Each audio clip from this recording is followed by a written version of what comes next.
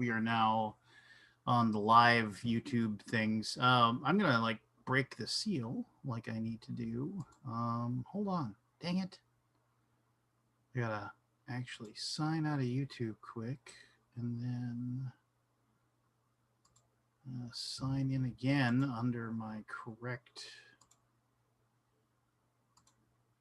paraphernalia guy. There we go. Perfect. Um, and then I'm going to break the seal with the chat.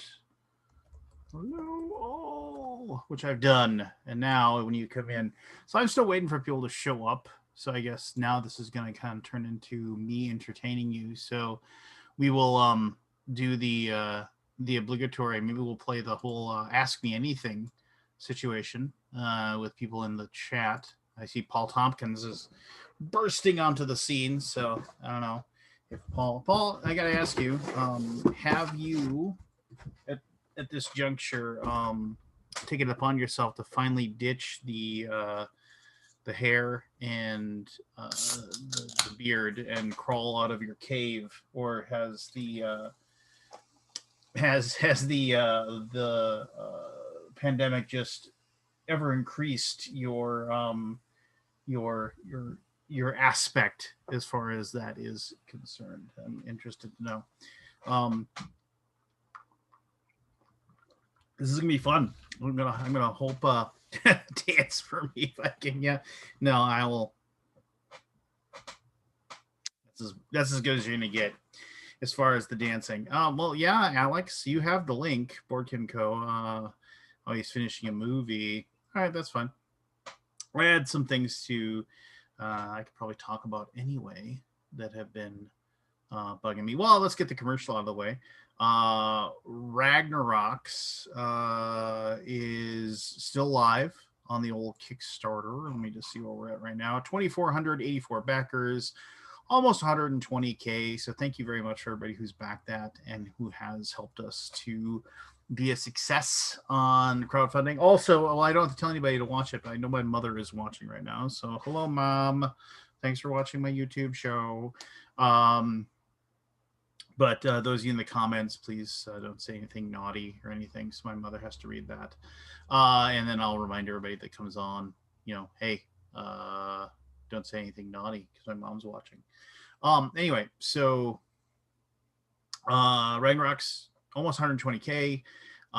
We just announced some more exclusive stuff for your copy. The timed releases thing on Kickstarter, I think that works really, really well. I think we've kind of gotten to the point I talked about. We've kind of talked about some of this a little bit here. So, but the time releases, I think we've gotten to the point now, at least with board game projects and on crowdfunding, we've gotten to the point now where I don't think people really buy into the idea that there really are stretch goals. Like, if we hit 35K, we'll give you one more miniature. And if we hit 40K, we'll give you one more exclusive story, or, what have you. And I think what has happened there is that, I think a little bit of has happened as far as going behind the curtain, if you will, and like people know that, like, okay, more or less likely, like most companies, if they've done a Kickstarter before, they have planned like that you're going to hit a certain level of funding. Like, like right now Ragnarok's is pretty much doing what we thought it would do. I mean, like all of our testing, all of our feedback and everything like that. I have a prognostication of what I think Ragnarok's will end in the final week that we're in. We're in the last 6 days, and I have a pretty good idea of where we're going to end as far as the funding goes. And I'm pretty good at that. I mean, I'm not trying to toot my horn, but I usually it's a combination of what the game looks like, what the audience is, and then go by like that first 2 days that it's alive and how quickly and efficiently like the campaign's running and how it goes up. So they we can talk about Everdell. I'll happily talk about Everdell. Um, so hey Cookie Kid, hello to everybody. Hello Roger, hello King Fat, hello Robert, hello Alan, Marvin. Good to have you all here. So thank you so much. I'm flying solo for a little bit. Alex will be here, I know for sure. Scott will be here for sure a little bit later. Um, so anyway, all this being said, just foot it, Lance. Wait, that sounds just toot it. Oh, toot my horn. Yeah. Okay. It's so weird because this is like it's like a good like I think it's a good like 45 seconds behind as far as that goes. But anyway, so what I was saying was that this is weird because I know that there's like 24 of you watching me and like it isn't anybody else, which is weird that it is that. And it's just me blathering at this point. So where was I? Oh yes. So stretch goals just don't really exist anymore. I will say this. I think stretch goals do exist in some ways. I think there's sometimes when people like have a massive stretch goal, like, oh, if we hit 200,000, we'll like totally pimp out all of this stuff. We'll replace all of the, wooden cubes with shaped resources, because that's obviously that's a jump up. If you're just going to throw a bunch of like wooden cubes with different colors in, that's pretty cheap. If you were like, okay, I want all the red cubes to look like peppers now, I want all of the brown cubes to look like poop, I want all of the yellow cubes to look like corn, you start going like that. That starts costing some money. And then if you like want to do screen printing on those, I mean, here's a story. I can actually go back. If anybody has any questions, like as far as I am, just whatever. If anybody has any questions about anything, just go ahead and ask. I'll try to answer those. But now's my chance. Bigfoot. Bigfoot's real. We all know it. Anyway. So the big thing there is that when I was with TMG way back in the day, I remember the process to get a wooden meeple or a wooden thing with a screen print on it. The process to have that done was so yes, and I have seen the Oat Studio Anthology on Prime. It's great. Was so Richard, perhaps at some point in the future. I mean, I don't know. Richard is a friend, and I'm going to. I was and then hey, Skunk Ape is a real thing too. Successful Geek. Don't forget Skunk Ape. And I just there's some problems that I want to divulge and talk about in greater detail. And I'm like, I have to definitely figure out how I'm going to present these. But let me finish what I'm saying about stretch goals. And like, so when we were talking about, like way back in the day when I was with TMG, I remember when we were doing Yokohama and we were looking at trying to screen print certain things that were like in Yokohama. And like we could only do one or two because it was super super expensive to have that done. It wasn't until later like the technology and it became more and more easy. Now, I mean, I don't know what the exact numbers are in comparison offhand, but to get your wooden piece with either the heat image or screen printing on each one is far cheaper now than it was. I mean, mostly because not only the technology or whatever is just more widespread, but a lot of it is has to do with the fact that more companies offer it, right? And so if like only one, I think like only Panda could do it for the longest time. But as soon as like other places like Boda or Longpack or things like that realize that, oh, this technology is there, they start offering it because people wanted it, then that drives the price down, right? If there's more options and things like that. So I hope Barry will be along. I mean, obviously I love the Barry. So Barry is usually good to be on here or whatever, which I appreciate about him. But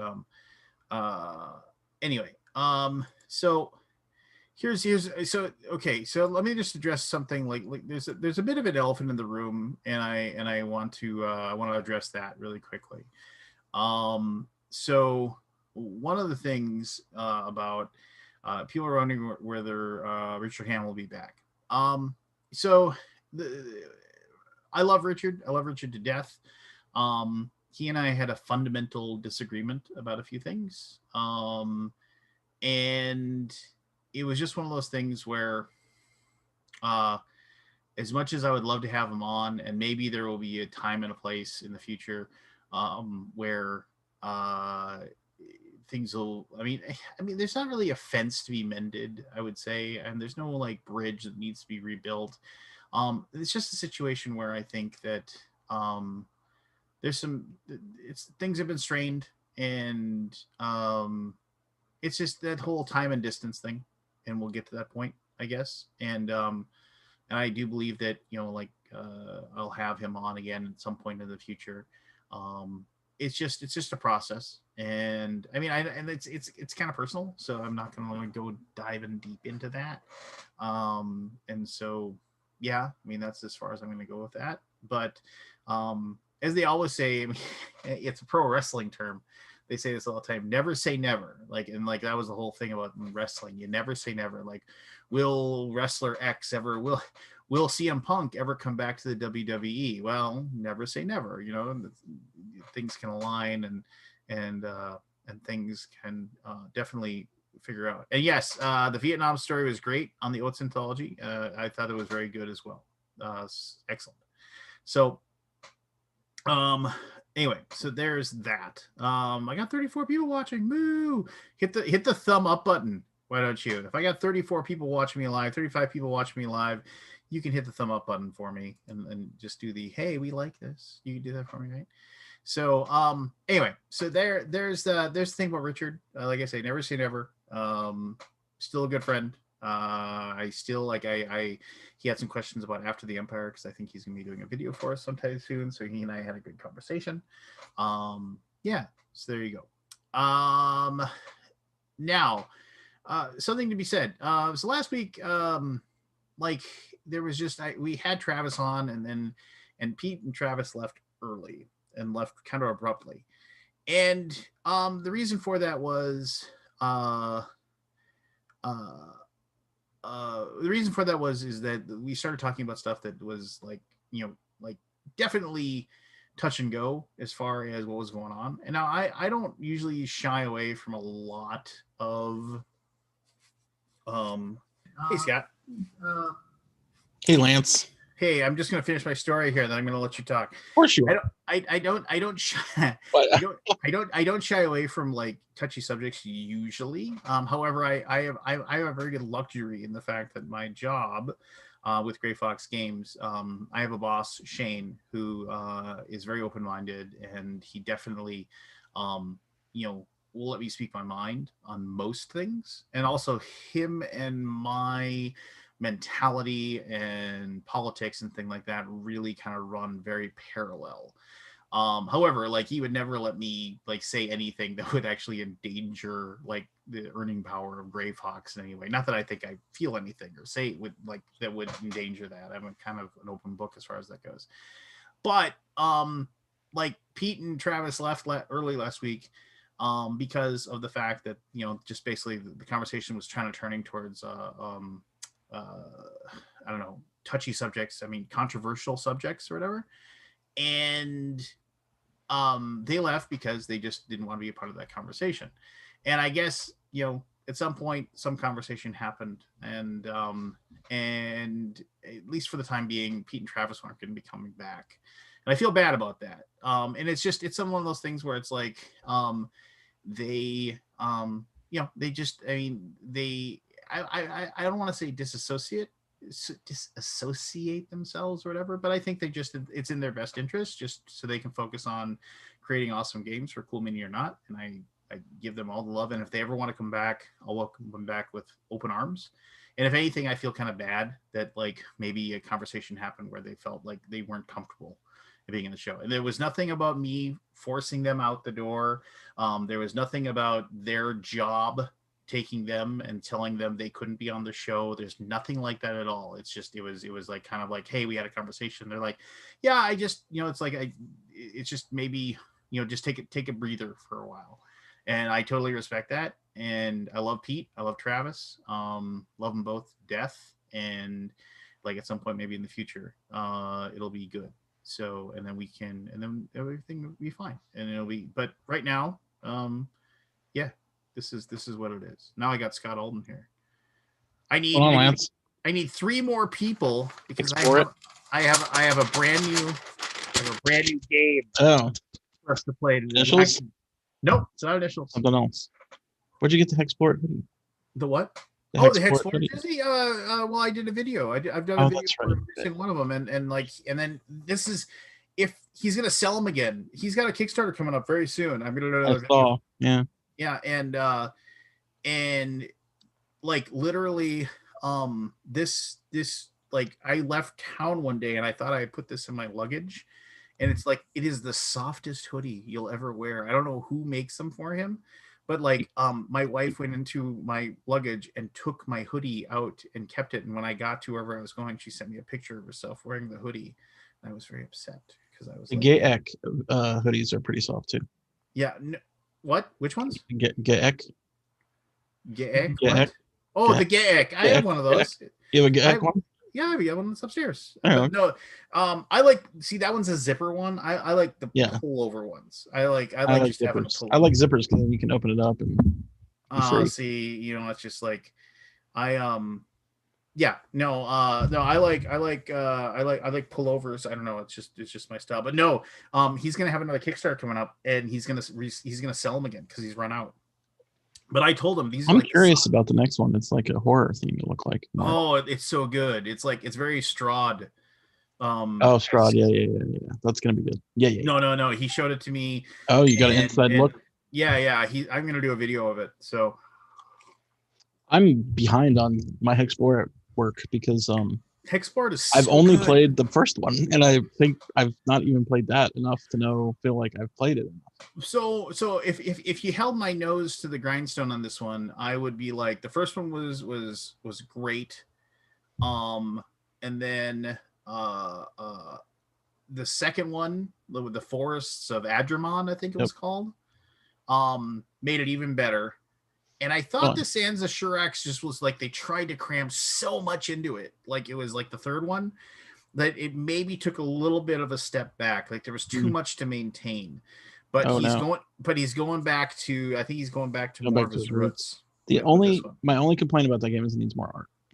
It does. I mean, like somehow redesign the cards to put art on them. But here's the deal. I mean, I know he's got the template and everything. Everybody talks about, oh, I want to make a sandbox game. Yeah, he did it. He made a sandbox game. Yeah. Like that game is completely 100% totally sandbox. And the thing is that it's totally based off of old school OSR D&D hex crawls, where it was like, okay, it's like where you created a map and you had multiple hexes, and in each hex there was like something cool going on, and the idea was that was back when there wasn't some big overarching plot to your D&D campaign. It was like, oh, you went into this, there's a village, there's an orc fort, and there's a hag in the swamp, and your players just messed everything up and destroyed things, and then once they were done messing up that hex, they moved on to the next hex and made problems for themselves there. And I mean that's the where they're going. So no, I mean, I'll take it. I mean, I'm not gonna turn it down. Believe me, I it's my favorite kind of games these days. Yeah. I'm a little Euro'd out. Oh, really? Why? I don't know. I just don't get the feels. I mean, unless the game is like really spectacular, and that's like 1 in 100, right? I just feel like, yeah. Yeah, no, I. But I mean, I'm not playing with my group and stuff, so. Yeah, that's probably it too. I've got a grievance that's like not anything new. It's just I'm experiencing the grievance now more than anything else. So I am trying to put together. I want to build a new PC, like a new gaming PC / work PC, whatever, like a true desktop instead of a laptop. And like I'm experiencing what everybody else is experiencing. I just want to buy a RTX 3080 Yep. And like literally, unless you want to go third market and pay out the nose and possibly get screwed, and just check check NZXT build. Well, like that's just it though. I see every single one of those builds, like where you like actually like put it together and you build it out and everything like that. They don't have the 3080. No, they don't have 3080. It's always 3060, 3070, or 3070. It's all the 3090. Yeah. I mean, 3080. I mean, I can understand paying $1,000 for that. And have true 4K, and just like, and that's what I want to do. And the thing is that eventually there'll be enough of them, right? There'll be enough of them at some point. Eventually. It's nothing I have to get right now, and there's no way I'm gonna get a 3060. I'm just not. I mean, you can get a 3060. Easy well, I mean, you could get it and then upgrade. Yeah, but I mean, I'm just not going to do that. I mean, it isn't like I'm playing anything like right now that I can't play on my. I mean, most of the stuff I play right now, I'm playing like I'm playing Skyrim still. I'm like, it's just like I'm playing like stuff that's old anyway. So, I mean, it's there's nothing out there that I just have to have. It's just one of those things where I find it really annoying that like I would probably be like buying all this stuff from you, and I'm not going to buy a motherboard and a bunch of other stuff when I could just wait for, like, what if the motherboard I get isn't really optimized for like the 3080 that I managed to get, and it's just and then I'm just like, what, I should just buy one that somebody's put together already, kind of thing. Go to Newegg or go to wherever and get a desktop PC kind of thing, and just do that process. But I'm also just like, I haven't built one in so long, and it's so much fun. Is it fun? I'm done. Yeah, it is. I'm never building it again. Oh, really? I built an NZXT, their Let's BLD or whatever. Yeah. Configured it, pushed the button, done. Really? So NZXT is the way to go, huh? Let's BLD.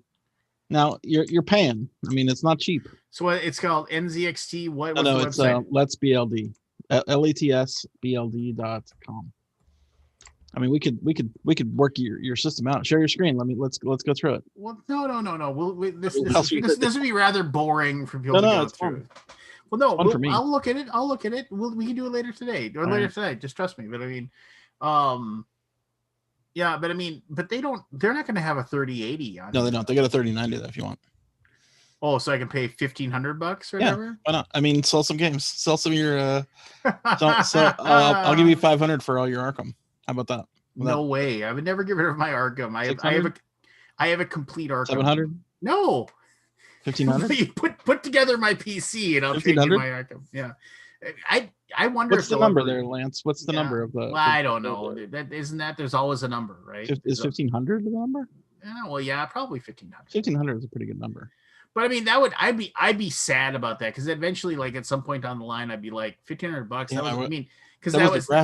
Yeah, That copy of Arkham I have is as we say, well loved, and it is.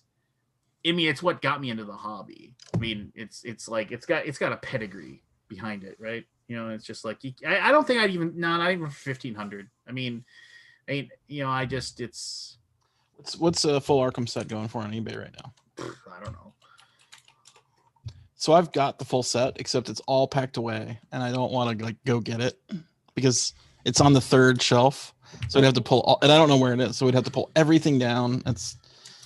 I was actually pretty proud of myself, because I actually I remember like about a year ago, I think I said this to you. I got the Miskatonic University expansion. I found one for like $65 in shrink on eBay, shipped to me, and I was so proud. I was like, yeah, I got this. And you were like, why'd you do that? I was like, because it was the last piece that I needed. Which thing? Oh yeah, the Miskatonic. Yeah, which was kind of like the worst expansion. It's not a good expansion, because it's just cards. It just reprints a lot of the stuff. And so a full set second edition on eBay right now, used $850. Yeah, I could see that. And like now you can't even find like the Miskatonic University by itself. You just can't find it. You can't find any of this stuff. I mean, it's gone. It's been sold through. Man, what a disappointment it is that they got rid of the system. I don't understand it. Well, no, and then Battlestar Galactica Daybreak. I mean, Well, yeah, that's understandable because that's a license, but this is not a license. They own this product, right? This is all their own stuff. Well, they did the third edition that nobody likes, and it's then okay, but I still want second edition because third edition is a totally different game.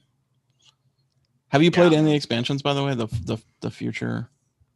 Oh, for third edition, yeah, I played third edition Arkham Horror once, and I was like, well, this is garbage. And the first scenario is not great, but apparently the stuff after that is really good, according to a buddy. Well, I got like Dead of Night or whatever it is, or Underdark. I did the handoff. I was like, yep, this is gone. See you later. I'm out. Yep. Yeah.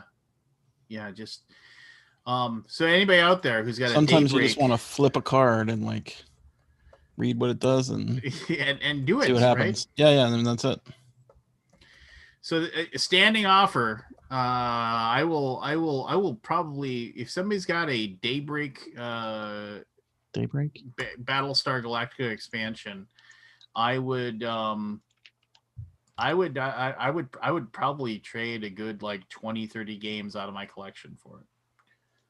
What's the number though? What's the price? Or you just want to trade? Well, if somebody's got one, there's somebody who wants $500 for one on, and I'm not paying $500 for one expansion, but so there's a full set of the whole game for $1,000 on eBay.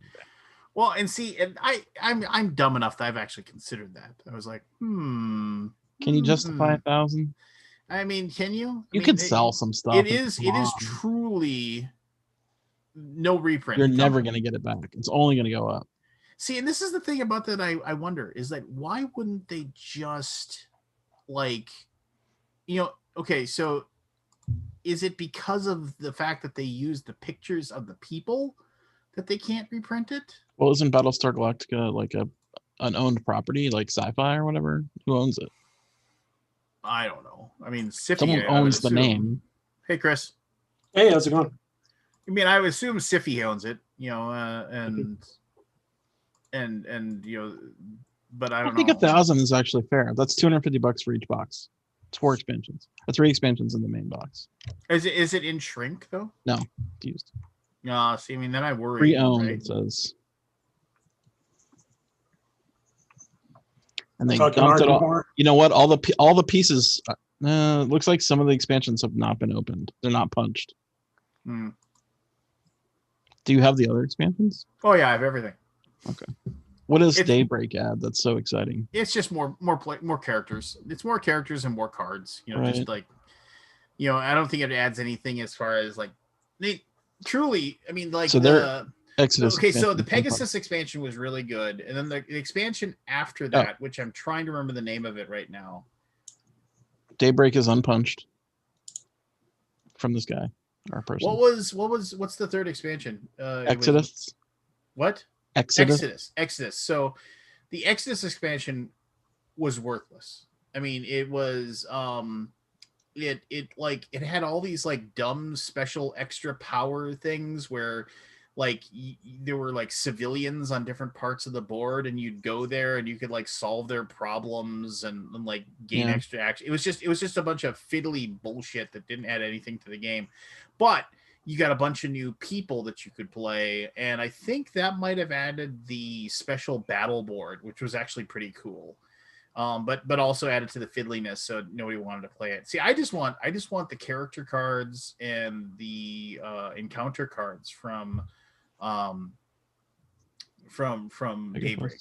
I could care less about anything else. I guess I'd want everything for completionist things, but because when we play it, we just we mix and match what we want to use. We add the Pegasus onto the board. So we have a separate ship that you can use, which helps the human players a little bit because they can just choose to damage the Pegasus instead of damaging Galactica, which helps them a little bit. We rarely, if ever, use the planet when you get to, because it just adds another like hour to the game. The game is already 2.5 hours long, so adding another hour doesn't seem like a lot of fun. Yeah. But no, Battlestar is just a really good game. It's fantastic. So Do you have the Warhammer board game? Not Warhammer. Do you have the World of Warcraft board game with the Yes, expansions? with all the expansions, Shadows of Trade that War away. and Burning Crusade. That's like What? $1,000 right there, right? Well, so that's funny because that was weird because I was BGG Con, the last convention before Yes, the last. The whole the gamma last was technically the the last. last convention. So at the flea market, there's the one guy that as soon as I walk in, he's like, Lance, I got your thing that you're gonna want. And like, he always says that as soon as I walk in. You I know have who no it idea is? what that guy is, but as soon as he sees me, he's like, Lance, I got the thing you want. And so the last BGG Con was like the was like four things happened at that flea market that I thought were like just absolute genius. First of all, that guy called me, Lance, I got the thing you want. And I was like, well, what is it? And he said he had the World of Warcraft board game with the Burning Crusade expansion inside of it for $100. And I was just like, and it Yeah, was it's a good deal. it was in good condition. I mean, I haven't even played it, but I bought it. I was like, here you go, $100, I'll take it. It was mine. So I walked in a little further, and that was where there was the girl that had first edition. What's the Cthulhu Sherlock Holmes game? Oh, Emerald. Emerald something or other. I have it right here. Study in Emerald. Study in Emerald, yeah. So The first Martin Wallace. Yeah, yeah. The first Martin Wallace. Everybody says the second edition kind of ruined the game, but the first edition one. So then I had played it once at a convention. I really liked it, but of course you couldn't get it. And she's like, it was an unpunched Study in Emerald, and she was like, and it said, "Make me an offer," and I walked up and I said, "I'll give you $80," and she said, "I don't know," and I'll give you 100. Okay. I think it cost 80. Yeah, and I was like, "I'll give you 100." She's like, "Okay, fine." And I did, and a long time ago, my stepfather once told me, he said, if whenever you're dealing with anybody and you're talking cash, have the cash in your hand when you make the offer, because the people see the cash and they're like, that could be mine. That could be my money. That could be in my hand. Or she could hold on some cardboard. Yeah. Who was that? Do you know the names? Just it was some lady. I don't know. I mean, she was nice enough, but I gave her $100 and we were both happy. So then a little while later, I ran to that guy that was doing the draw the suckers thing. And that guy was for suckers. Oh my God, that guy made a mint. But remember, he had the 3 grand prizes. Yes. And only 2 of them would be picked. And I forget what the 3rd grand prize was, but one was like Gloomhaven. What? Wasn't one of them Wingspan? I don't think so. One was definitely Gloomhaven. The second was an unpunched cartoon version of Glory to Rome, of which I have the black box. The black box one, which I backed on Kickstarter. One of the few people actually got it, I think. I got mine. But I remember I traded away my cartoon version. I was like, man, I'd really like a cartoon version again. And then so he said, well, come back, like at 5 minutes to, he said, you can come back, and the people that drew the grand prizes will pick, and only one person that drew the grand prize sucker, and so that guy picked Gloomhaven. And then the guy was like, and then so there was a guy there, and he's like, hey, I'd like to buy the Glory to Rome. And he was like, well, what do you give me for it? And the guy was like, I'll give you $50 for it. And he's like, I don't know. And then he's like, I'll give you $60 for it. He's like, I don't know. And I still feel kind of bad about this, but I walked up and I just had $100 bills. I gave $100 for it. And he was just like, on top of the other guy. Yeah, like and the other guy didn't get the counter. Well, he could have said 110. I mean, but okay. I said, I'll give you $100. That's kind of a dick move. I'll give you $100 for it. He's in the middle of negotiations. You broke in and took it. Well, I mean, I was like, and I really wanted it, and I asked, I'll give you $100 for it. And he said, and he looked at the other guy. The other guy went, he was like, he wasn't going to pay that. I was like, all right. What's your name, Lance Mixter? I'll remember that name. Yeah, I'll remember you. So right now, let's see. Oh, you made out at that year, last year. So $125 right now for a very good copy of the Cambridge Games Factory edition. I don't like that version.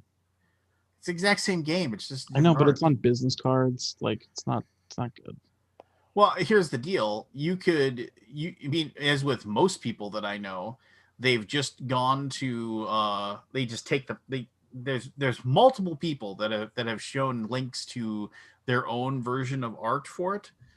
And like Oh, you like just take those and go to Arts Cow and right. make your own. It's simple enough. Hey Evan, you're muted, so you can't talk right now. You have to unmute yourself.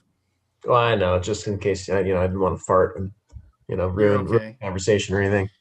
So everybody, this is Evan. Evan Halbert. Halbert. I like saying Halbert. Yeah, I like it. Evan Halbert is one of the designers of some game. I don't know. Yeah, one of those games. Hey guys, how's it going? Okay. Which game? Evan. I don't know, something Gray Fox made, some piece of garbage. After the Empire. After the Empire. Oh, the one where I tried to get a copy from you and you were out. That probably is the one. I got like 20 copies. Who wants one? And I think I waited like a few hours, and then I wrote to him. And said, oh, nope, don't anymore. Yes, dude, they were gone in. Yep. Boom. Of course they were. I tried to. It's like that scene in Finding Nemo with the pelicans. Yeah, right. Yeah, exactly. Birds. Yeah, I think we had 50 Kickstarter versions with the neoprene mats, and for like $140 or $150, and they sold. I don't know out how like I missed the Kickstarter. 25 minutes or something like that. It was just ridiculous. But for those of you who missed out, we are planning a reprint. We're in the process of getting something. I can't really say much more about that, and if you have a retail version, we will be making upgrade packs so you can like buy the army men if you want to add the army men. You can buy the cool cubes if you want to get the cool cubes. So just don't worry, it'll be back. Looks like it's doing well. People seem to like it. Cool. So I don't know why. I mean, right. All right. Hey, we got 5 people. What does that mean? Yeah. It means we can play. Oh no. No. Oh no! Let me get my. I need my soup for this, whatever it is. Your soup. I need to get stoned for this, whatever it is. Well, then nobody's gonna want you for a teammate. I'm just gonna say that. And just so everybody I'm knows, cool with that. Barry is our medicinal using member of the. Not today. Barry, you're not helping. I'm not trying to. It wasn't on purpose. There's a weed shortage. Damn it. Barry has, because he got run over by a train. He's got a bad back and stuff like that. So I don't need anybody coming at me and having an issue. So plus it's just tobacco anyway. What is the issue, Lance? 60% of the country is for it. Well, but YouTube 60% of the states, I should say, is for it. YouTube, the YouTube I'm talking about. YouTube's cool with it. It's Facebook you got to watch. Anywho, my point is that he's just using tobacco anyway, so it doesn't matter. Yeah, there is tobacco here. Yeah. So, all right. So this is what it is.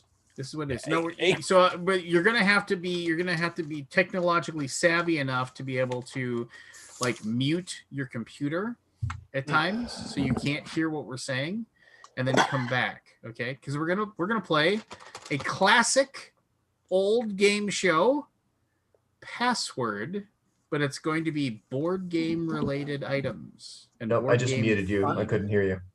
Oh, it's an option. So okay, so does everyone remember Password, where like you have you no? Did you say no? No. Okay, I know it.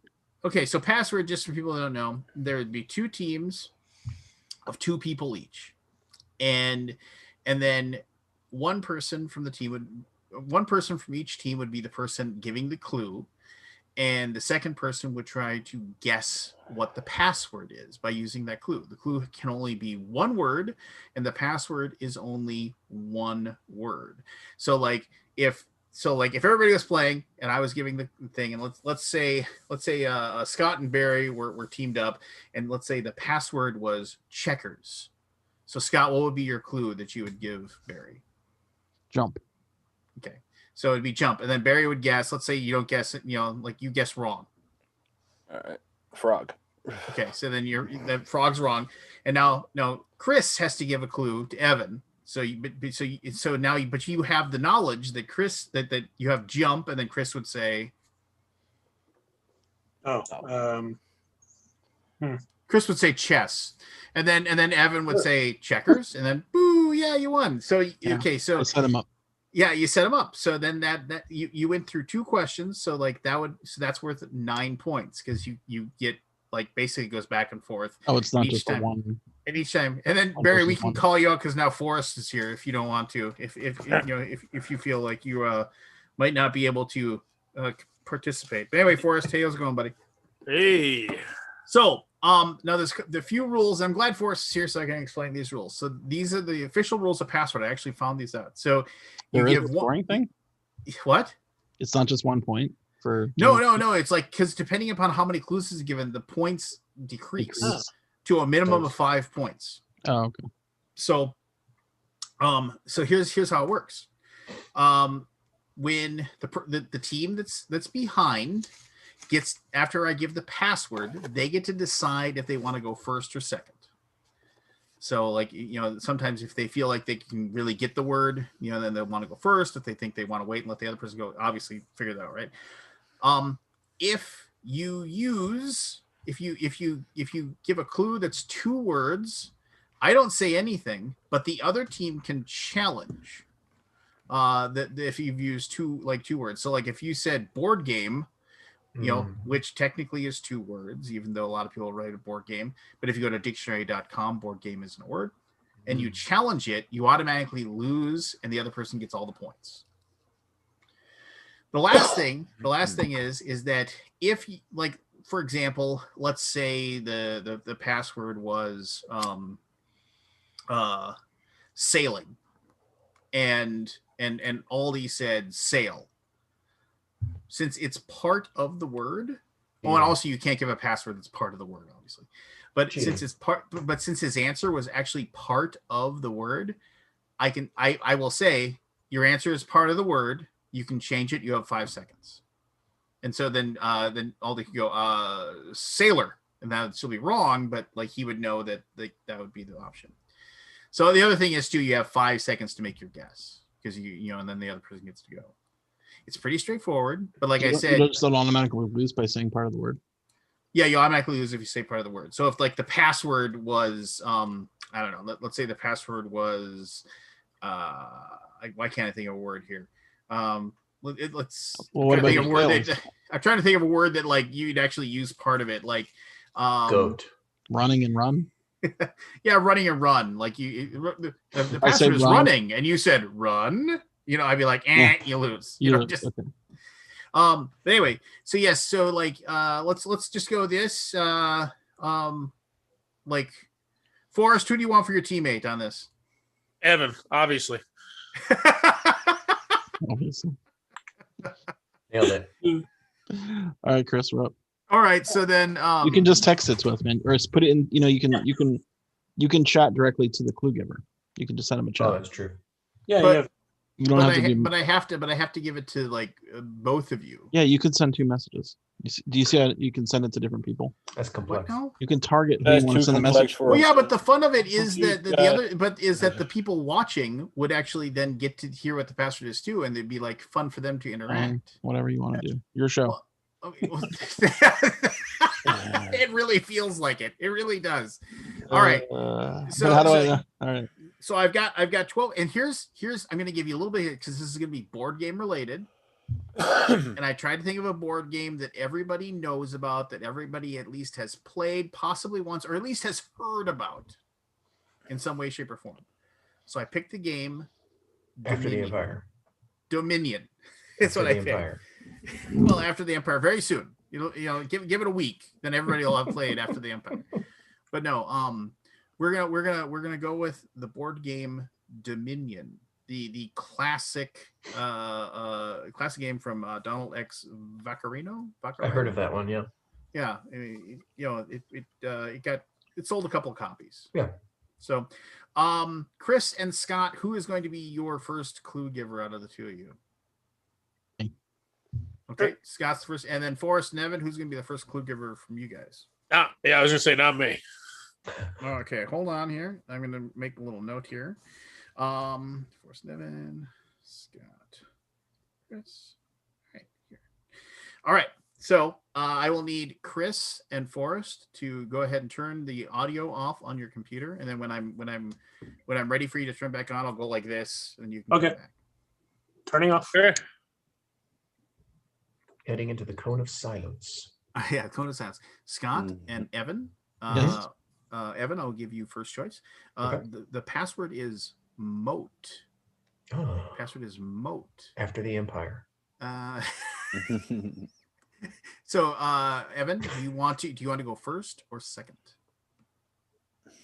I will go first. All right. That's probably the wrong choice.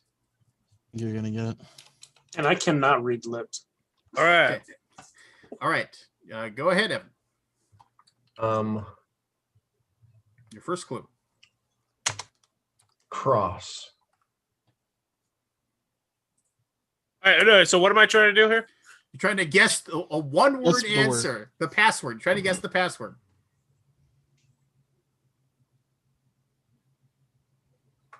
Got Scott, your first clue. Drawbridge.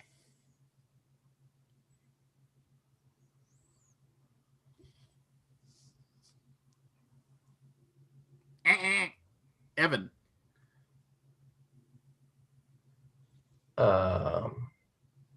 These clues are all going to be applicable to Water. the one word, correct? Yes. Okay. Water. Cross. Water.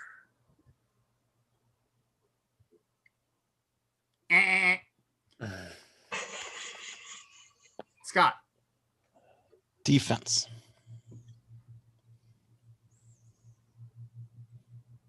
Oh, sure. I don't know what this is. Evan. Wow. Deep. What'd you say? Deep. Blue card. It's amazing It's the blue cards, right? Whatever they're called. It's amazing how hard that is. Scott.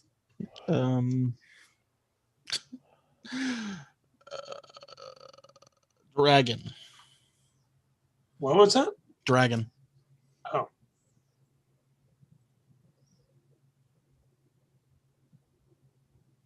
Tower. You are missing out here, Barry. I tell you what.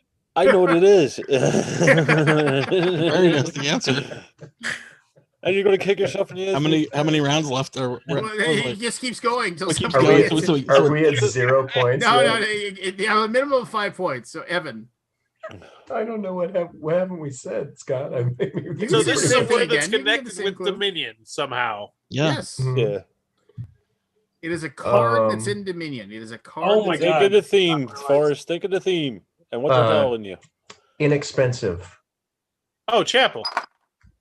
Eh. Scott. Oh, I know what it is. Water. I already said that one. You can say things again. Okay. Castle. Eh. Moat. There we go. All right. Okay. I there said you it was a go. blue card. I just forgot the name of it. I almost said moat. All right. I was about to say, I didn't remember Oh. that as a card. It's been so long since I played. That's awesome. All right. Somebody said they can read lips. So I'm going to cover my mouth when I say. Oh, that. I said I couldn't read lips. Oh, okay. No, okay. So, all right. Evan, was Scott. awesome. I'm at 0. Now it's yeah, yeah. Evan. So I got to mute. All right. Yeah, Evan, Scott. And then after I give the quote, then Chris, you have to decide if you want to go first or second. Okay. Okay. The password is builder. Builder. You want to go first or second, Chris? I'll go first. I'm back. I'm back. All right. Chris, your first clue. Construction. Carpenter.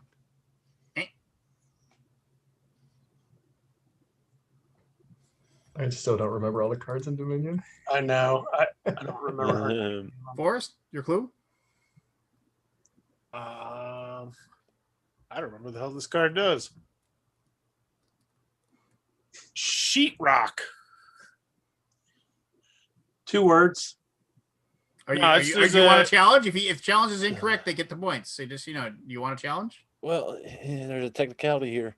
Let it go. Let's let it go.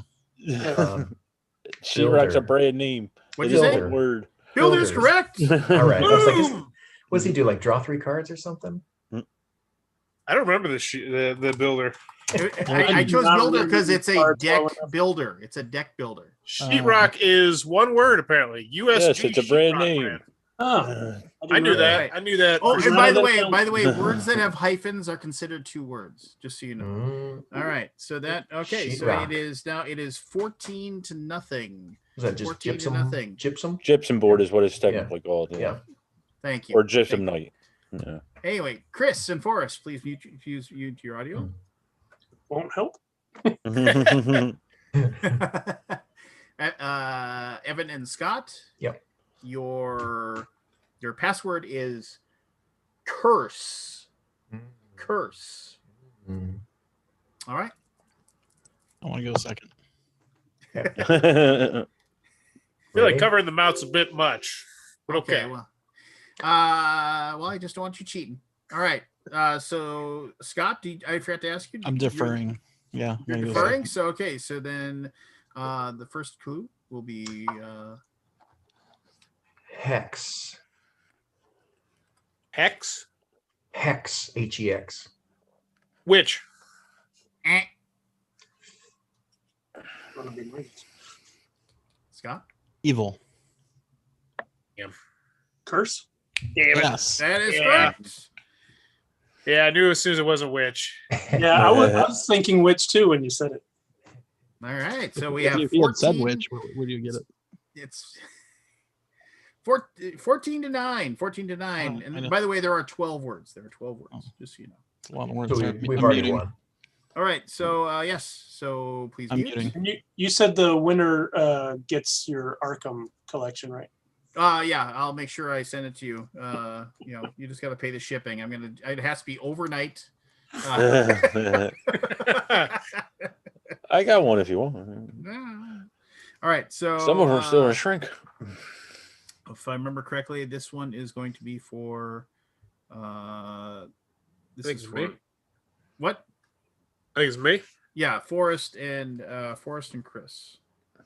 All right, Forrest and Chris, Yeah. your password is province. Province. Chris, you are still behind by 5 points. Do you want to go first or second? Oh man, that's hard. Seems like second's the way to go. But I'll go first. All right, go ahead. Place. Throne room. Oh, it's one word.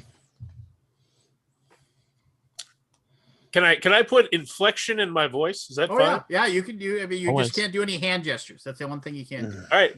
8. What? I don't know that reference. Feast hall. No, that's 2 words. My turn. Yep.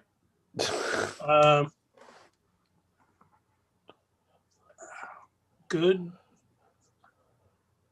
Estate. Oh, Best. province. Correct. That one was worth 7 points. So. I couldn't remember which one was. I couldn't remember either.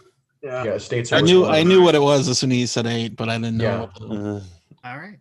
which one. I it was. didn't make the connection, thankfully. All right, See, Evan another and chance. Scott, this is going to be your password. Oh yeah. Let me mute. Oop. Oh, Your yeah, go on to mute. password is festival. Oh, Scott, do you want to go first or second? Yeah, I want to go first. All right.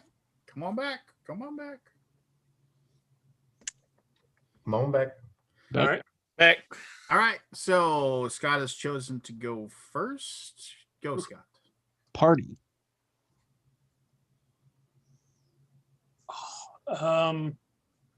Festival. Hey, there you go. A 10-point swing. Look at that. Nice, 10, nice one. full 10 Nice pull. points. Saw the picture in my head. I was like, I can't. You had it, yeah. Yeah. Very good. Oh my gosh. All right. Festival's Fool's Gold. Hate that card. All right. Chris and Forrest, you're up. I'm muted. Oh, I'm supposed to mute. Hold on. Yeah, please do so. There we go. All right. Chris and Forrest, your password is draw. What? Oh wait, I heard that for some reason. Sorry. Well, I got some backup ones in case we ended up at a tie. So no worries. Draw card. What's the draw? Because you buy it, you get draws. It has something to do with the game. It doesn't. There aren't all the just cards. Doesn't have to be a card name. Gotcha. All right, Aldi, are you muted now? He's not muted now. All right. So then your password now instead is militia.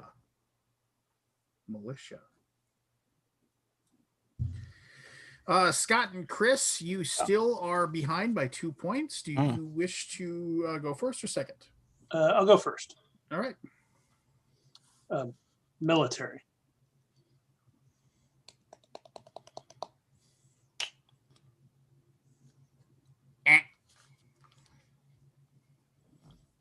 Attack. I know that's the type of card. I don't know the name of that card. You have to discard 2 cards. Right? Yeah.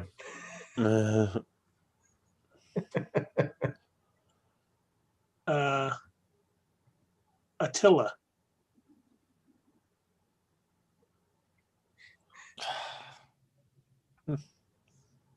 Night. It's been like 4 years since I played Dominion. It's been a while for me too. I actually I started researching it and I was like, man, I want to play Dominion now. It's a good game. Guns. Nuns? Guns. Guns. Arquebusiers. This is a hard one. Arquebusier. All right. Mercenaries. Militia? Yeah. Correct. That's what it is. You said military in the first word, didn't you? Yeah. No one challenged you, I guess. Yeah, nobody challenged. Challenge. It's too late. It's too late now. It's I too late. challenge. I was surprised that nobody challenged it. Well, I I was didn't like- know I if said it I was was like- the root. Yeah, it was like Yeah. that's pretty close. If somebody had challenged that, I would have given the points, but it went past, so too late. Scott and Chris take the lead with 25 to 21. Oh, dirty. All right. Okay, so who was given? I get so excited. I forget who was given the clues. Oh, and I'm muted. I'm giving the kids a clue. Yeah, All right. Scott and Evan. Me and Evan. Scott and Evan. Quiet down. I'm muting. Okay. Yeah, Yes. you're muting. You and Forrest. Don't pull an Aldi. I double tapped the mute button or something. All right. Uh-huh. Here is your clue. Your clue is shuffle. Shuffle. That's a card? No, it just has something to do with the game. Oh, okay.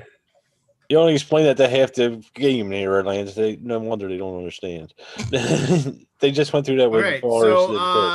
So, Forrest and Evan, you are behind by 4 points. Do you want to go first or second? Take first. All right. Okay. I think it's First Evan's it is. decision, isn't it? Oh, Yeah, it is technically I'll Evan's, defer to but- Evan. You can have input. Always try and exude confidence. I'll go first. We're gonna go first. We're gonna get it for sure. There you go. Obviously, we're totally crushing. We're gonna gonna see the we're gonna course. take the ball and we're gonna win. First team Oh. to get to the. All right. Renew.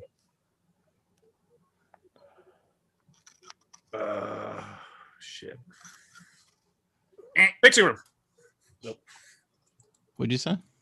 I It just doesn't say matter. It doesn't matter. It was It was wrong. a cough. It was a Oh, cough. yeah, okay. Ready? Taking you out, Odie.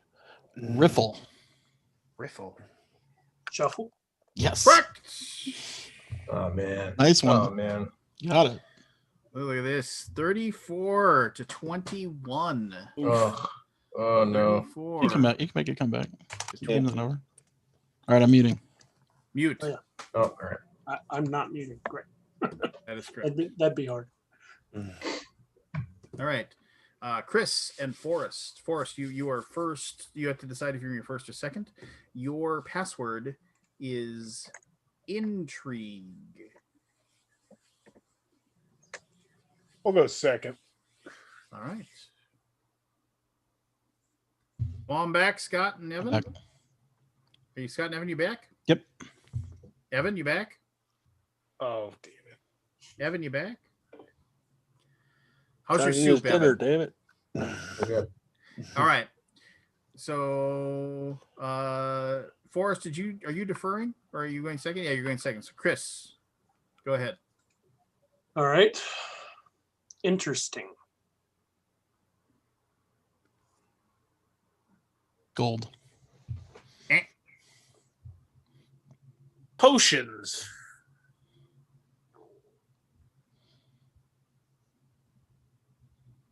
Laboratory.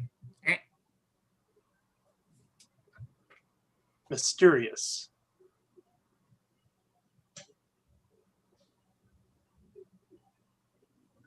Observatory. Fourth clue. I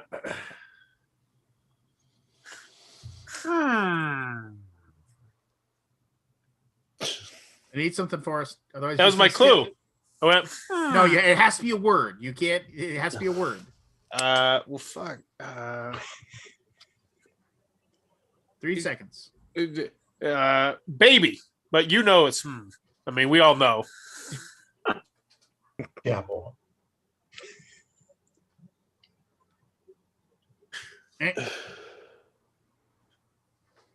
Okay. Fascinating. That's a good fucking word. You got nothing. Forrest.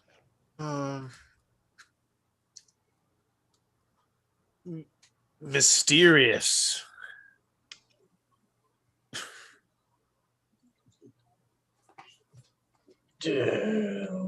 Library.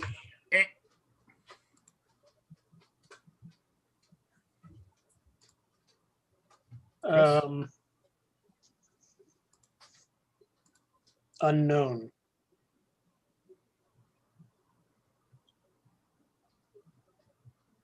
Research. This might go on for like half an hour. I don't know. I got nothing. Yeah, I'm This is like the gonna- first one. Can we pass? No. You eventually you'll zero in. Like you'll zero. I don't in. think we will. I don't think think we will. Christian might. No. Yes. Okay.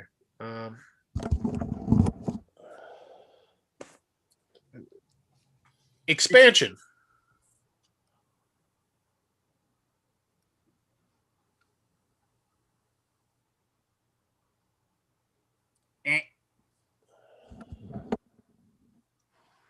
I think I know what you're talking about, at least. Chris?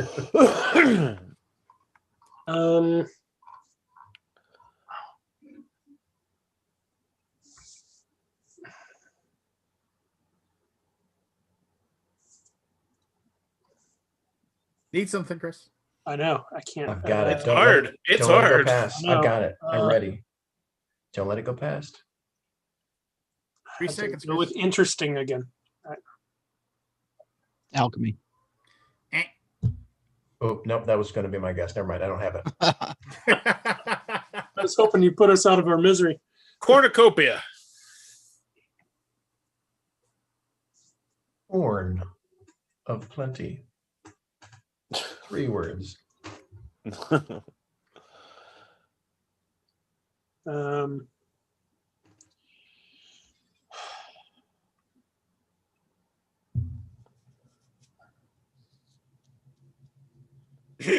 I'm just curious how long Lance is going to let this go on. I know. I'm loving it. How I'm about curious how long you're gonna I'll let give it a go hint on. pretty soon. I'll give a hint pretty soon.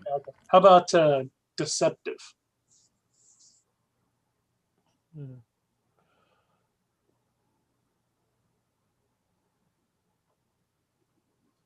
Nothing. You're overthinking it. Ing. What? That's not a word. It's not a word. It's not a word. What did you say? you got to use a word for it. And he teaches our children. Not anymore. He doesn't. Not anymore. There is a God. I teach my honor roll kid.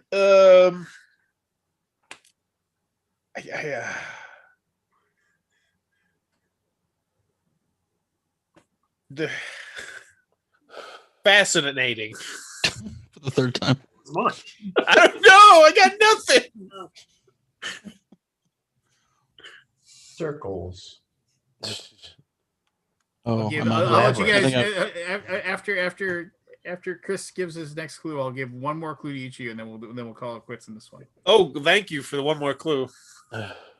Okay. Okay.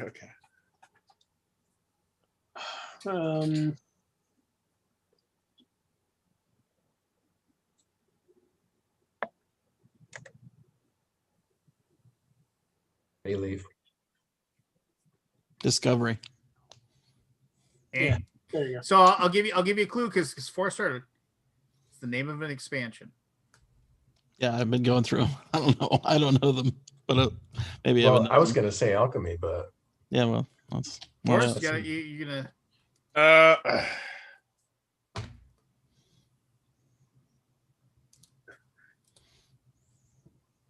mean, intrigue?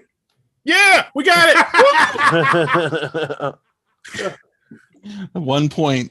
Oh yeah. It's a minimum of 5. Yeah, I know. Whoa, that's a big swing.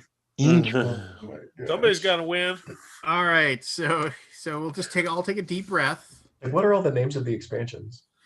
And everyone pays the Entry- base. Well, I'm not going to because who knows? Maybe there's another one on there. Intrigue was the small box one with the cornucopia, right? No, Intrigue was the Intrigue standalone. was the second one. It was like Yeah. the only way I'll Standalone. play. I played Dominion with Dominion and Intrigue. I don't play with all the other garbage that they had. That's just my opinion. You guys mute. Oh yeah, mute. Oh, mute. Oh. Mute. No, you're live, Evan. We're Scott and Evan. Yeah, it's it's your been time so for a long. clue. I forgot. All right, you're down by 8. right. Well, here, like cross this one off. So let's see here. Who's down by 8? We are, I think. Oh, you guys- Evan is down. Yeah, you guys took a big lead there. There's 4 left. All right. Your clue is envoy. Envoy. Kidding. Okay. All right, come on back. Do you want to go first or second, Evan? I will go first for the win. All right, I'm first ready. for the win. Okay. Consigliere. Ooh, I don't know what that word means. That's a rough one. We're gonna go with throne room. You don't know the mayonnaise rule with him? No word bigger than mayonnaise. All right, Scott.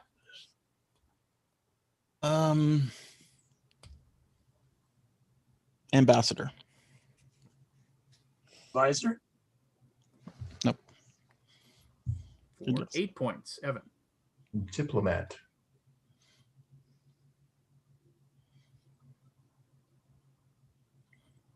King. No. For 7 points, Scott. Vinny.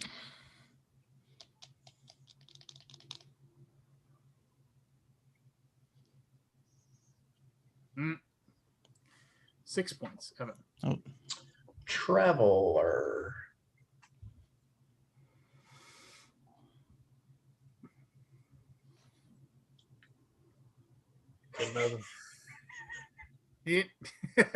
Scott for 5 points. representative. Counselor. All right, one clue here. This is a card. This is the I name don't of think the it's gonna card. help. Messenger.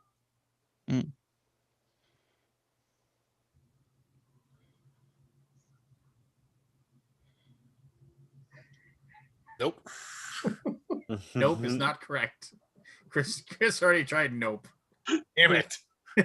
Still not right, Forrest. Exposure.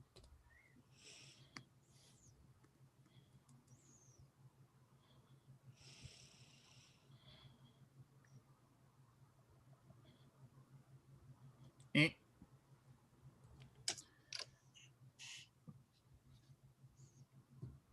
Evan. Did you already say representative? Representative. Pound that word till it means something. Chancellor.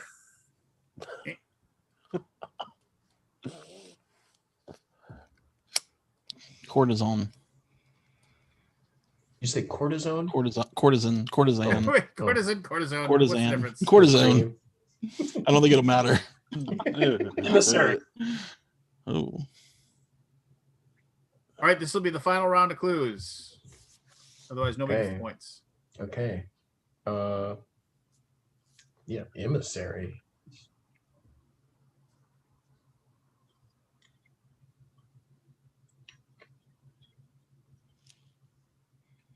Oh, all right. Your chance to take the 5 points and give yourself a comfortable lead. Representative. Oh, There's no better clues. I mean, unless I'm totally blanking on Lawyer. it. What'd you say? Lawyer. All right. Envoy. That's a really hard one, Lance. That was. I I was trying to probably get you. I was trying to get you thinking of Vinny from Double Exposure. When you said Vinny, I thought my yeah. cousin Vinny, a lawyer, Yeah. counselor. Yeah. Danny DeVito. Oh no, that wasn't Danny DeVito. That was what's his name? Joe Pesci. What is the definition of Pesci. an envoy? All those words we used. Like a ship Emissary. thing? A boat? Yeah. I think it's like a group of people that A are minister plenipotentiary credited to a foreign government who ranks between an ambassador and a minister. Oh, I would have got it if you said that. All Yeah, that. totally. Yeah. Oh, yeah. A representative of a government to another government, a messenger. We had All we right, had all the so, words. That word wasn't Evan and Scott, please mute yourself. Yeah. Okay. Scores are 34 to 26. 34 to 26. Okay. All right, Forrest, it'll be up to you to decide if you want to go first or second. Your password is market. We'll go first. All right, Forrest is going to go first. His first clue for Evan for 10 points in the lead. Well, we got this. Vegetables. Feast. Ooh, it's good. Yes. 9 points and a commanding lead. purchase.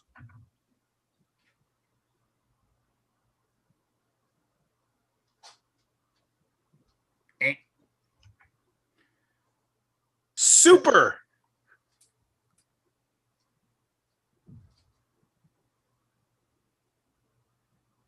Village.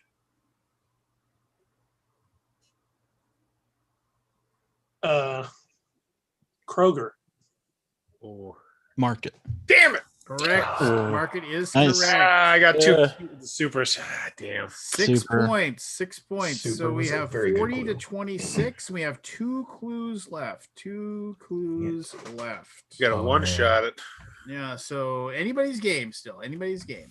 But you guys, you have to get both of the last two if you have any shot Anybody's at it. game, but probably not. But you yours. gotta get But no, you have to get the last two. It's just the way it works. It's just gonna have to be the way it is.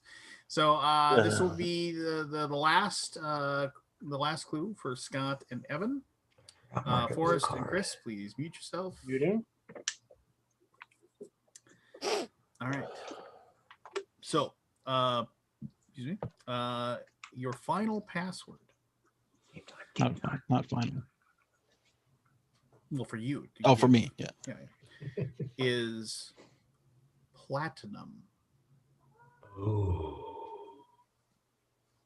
Evan, do you want to go first or second? I will go second. All right. Bring on back. Evan has chosen to go second, possibly handing the win to Scott. If Scott and Chris can get it on the first try, Don't do it. they can Not put it happening. away. Scott, your first clue for Give me a your second. for your first clue for Chris, please. Don't crumble under pressure. Shiny. What was that? Sorry. Shiny.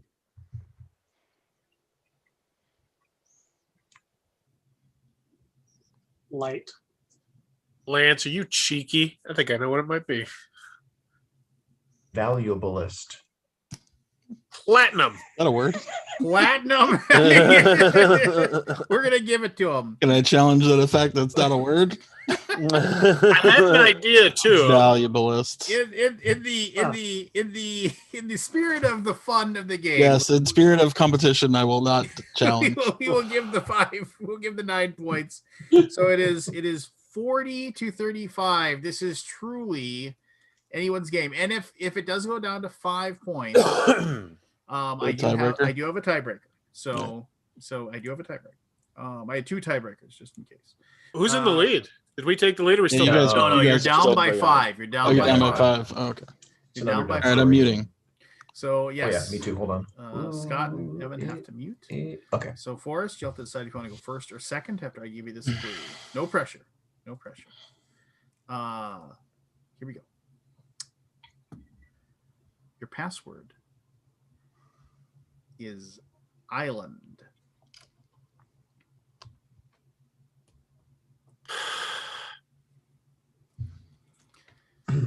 Jesus. Do you want to go first or second, Forrest? Do you want to give them a chance to win the game with the first clue, or do you want to? Do you think No you got pressure, it Roars. yourself? No pressure. We'll go first. All right. So Forrest chosen to go first. So Forrest, for your first clue and the win All the money. and the glory, go ahead. Your first clue. Mackinac. Mackinac. Oh shit. I would have I went don't- with another one. I don't know what that is. Eh. Tennis player. It's almost like McEnroe. I see your Yes, logic. it was tennis player. I just threw it away. The Scots are all the same. Yeah. All right, Scott. Oh, it's my turn to give. Oh, it sorry, it's Chris. Chris. Your clue. Fantasy. Fantasy. Dragon. All right, we 7 got this points now, and Evan. the win. 7 points and the win. Forrest. I'm a moron. Mackinac. I still don't know what that is. Shit. We have one as Forrest. Eh. 6 points and the win. All Mr. right. Alden. Hawaii. Or Chris, sorry. Say it again. Hawaii. Hawaii. Island. Island is correct and the I would have went win. with Forrest. Yeah. Hawaii was the choice. Well, Mackinac is not an island. It's Mackinac. Yeah, that's the top island part of Michigan. Yeah, but I don't know. I don't know. Oh, that's all right. Double What is- down on the Mackinac. Is Island from the base game? Island is in the I don't seaside think so. expansion. Yeah. Yeah, that's. I never yeah, played I that don't card. know that one, but I yeah, like that expansion. this went That's for the the orange cards, right? playing outside of the game there. Oh, GG. Yeah, it was fun. It was good.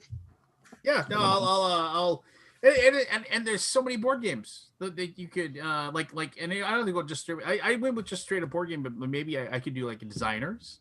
I could do I could easily do like genres, like definitely. It doesn't necessarily all have to be from the same game. It can just be random board game stuff. Yeah, random board game stuff. Just like so. Yeah, but I just figured a theme would Fun. help that out a little bit. I like it. So, Lance, you mentioned you got the. Well, no, complete- hold on. I was just going to ask you this. Do you want me to give you I can try? I mean, you guys can try to guess like the one that you didn't get. Sure. Or the type. Why don't you give the clues? Well, I'll just give the clue, and then you can all guess. Okay. Condition. Oh.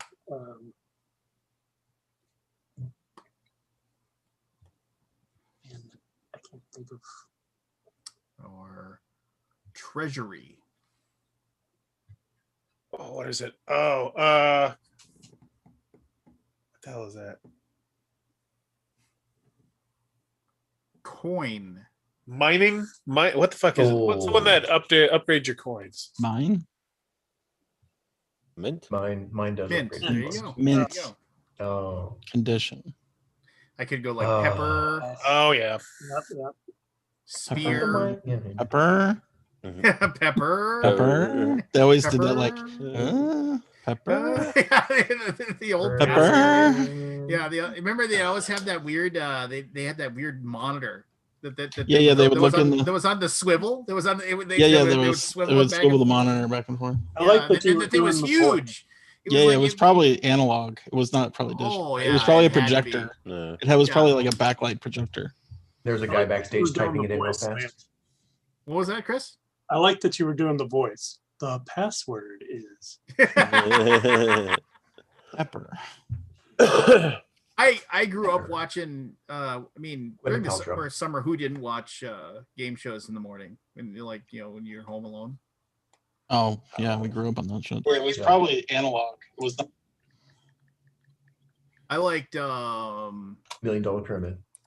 I mean, like, and then there were those like the prime time game shows were crazy. Like, remember like the what was the one with the Joker's Wild or whatever? Joker. And then Surprised you didn't use laboratory as a card.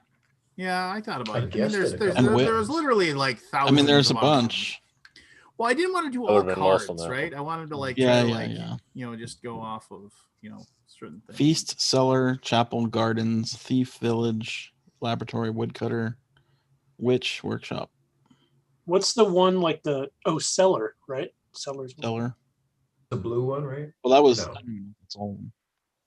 That's a Oh, that's the one. It was like a zero Oh, cost cellar, one. You could, like discard and apple. draw. Zero, yeah. Moat, It was chance, Yeah. basically a way to trash your cards. village, woodcutter, workshop, bureaucrat, I almost used trash as one of Thief. the things. Yeah. I mean, Oh, well, that's why we garden, lost. militia, military militia. Forrest money wasn't lender. wearing his, Well, we each had like a little Forrest wasn't wearing his game pants.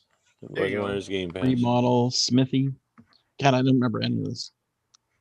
Spy, thief. I never heard of half of it. I only played the base game on that. yeah. When was the last time anybody? I mean, this Festival. should be I haven't played it when's- in years. out of the people here right now. When was the last time you played Dominion? I It's can't been remember the Yeah. last. It's time. been three, long time ago. 4 years. Last something like month. I The like that. last thing 5-6 I months ago. played. Arctic Scavengers better, so I never About a really year went and a back to it. Oh, you're that guy. I just I came after Dominion was out for a while. Scavengers was the better first deck builder. No, I'm not saying it's the better you version. go and play your Dominion there. I'll play the true challenging game. Lance, but I feel like you were the biggest board game hipster Yeah, ever, and yeah. you're calling out Barry. Oh, Yeah. am I the biggest board game hipster? was the Literally, one- what was 85% of the games that are popular, you shit on. It feels like. He What was does. the Just for shitting expansion on where you would Satan. upgrade the card? Like every time you went around, it would upgrade. Do you remember that expansion? I don't think I played that one. Yeah. I think it was before Dark Ages. Hinterlands, maybe. But first That of all, sounds like one. let's go back to Forrest Claim here. Name me what Pandemic. 85% of game. Pandemic isn't a good game. Next. All right. I think The other Dominion thousands and expansions that other thousands of people people love. have That's gone like to 6 of them Well, they right there. can, but the thing is that it just starts glutting up. There's no way you can play with all. I mean, like literally, there's like 160 different cards, right? So it's like, and you're literally supposed to like randomly draw like 10 of those, and then those are the ones you're going to play with in the center. Absolutely, yes. Arkham Horror 4th edition. Give me 1 second. I'll show you. Arkham Horror, first of all, doesn't have a 4th edition. third. And Arkham Horror 3rd edition is a shallow is a next edition in name only. It has nothing to do with the original. D&D 5e. What I actually You like you want me to, I'll actually defend D&D. Yeah, you have a lot of cards, Alex. Great. No. Super, So awesome. here's how it works. You grab I up don't- any pack, and it's What the sleeves hell? within sleeves. So you have a larger sleeve, and you take the cards, and then you just literally pull any card and just put it back wherever you want. You're actually like Is that a box my you whole point got? is the fact that you have a chest of drawers full of different cards. That's How just does that- that's too much, and that's how does just that work? garbage. So hold you that up. like it. Hold that up Yeah, so- horizontally. So Well, it's what's the literally difference just between that and dozens the- of packs. Oh, of it's a cards, box. Okay. and each one is But- sleeved cards within a larger sleeve.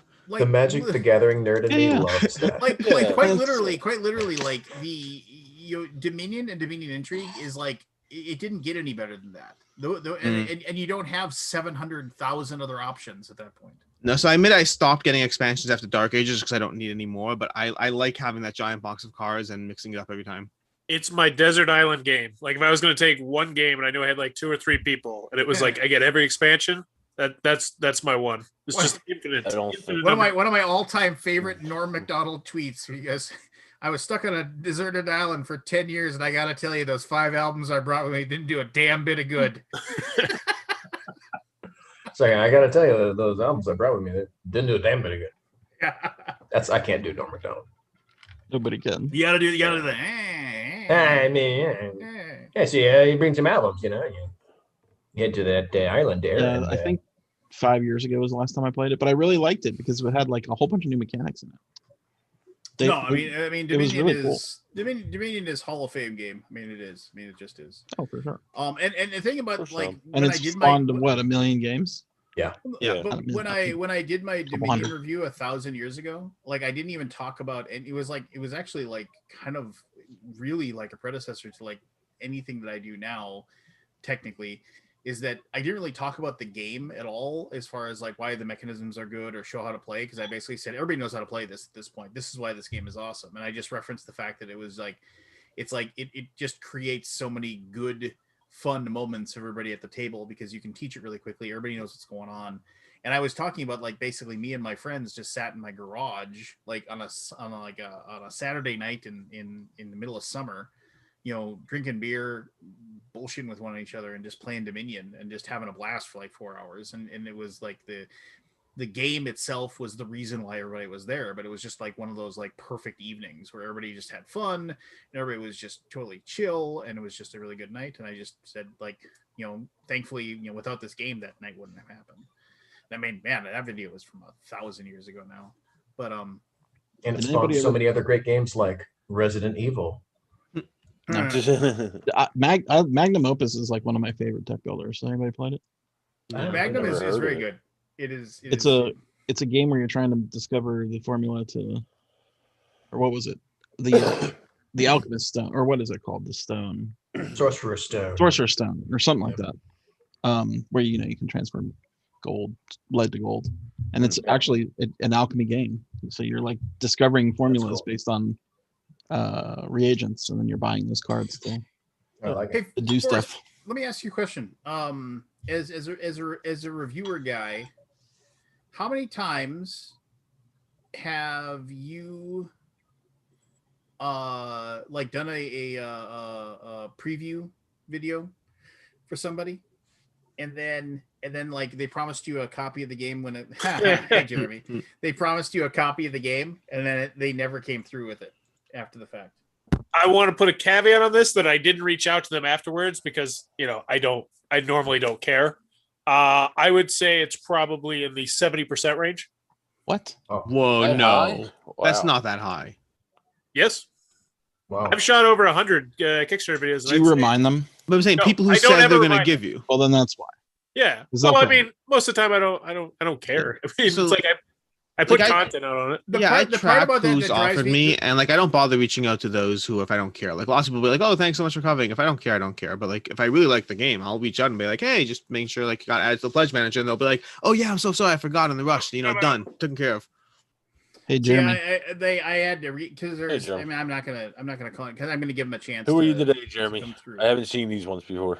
But it was definitely one of those things where it was a I'm just game going that for I Boots was Dallas that I was today. like, oh wow, this game was really fun, and then I had to send my copy off, and then I was like, hey, I really like this. I mean, it's like I and they were like, oh no, you did a great job. We'll get you we'll get you the all in everything. We'll send it out to you. And I was like, cool.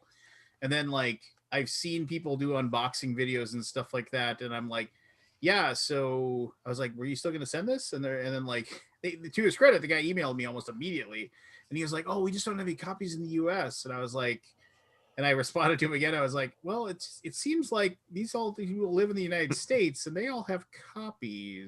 Do you go there? What? Do you go there and challenge them? Well, if the guy's gonna tell me a lie, I was Yeah. just like, and I just You're said, gonna look, it challenge looks like the he's lie? I have zero problem with someone not giving a game. Like I don't charge for content. It's completely free. I will ask for a game if I liked it, but like I don't charge. It's not part of the deal. But like if you say no, I don't care. But don't tell me yes and play games.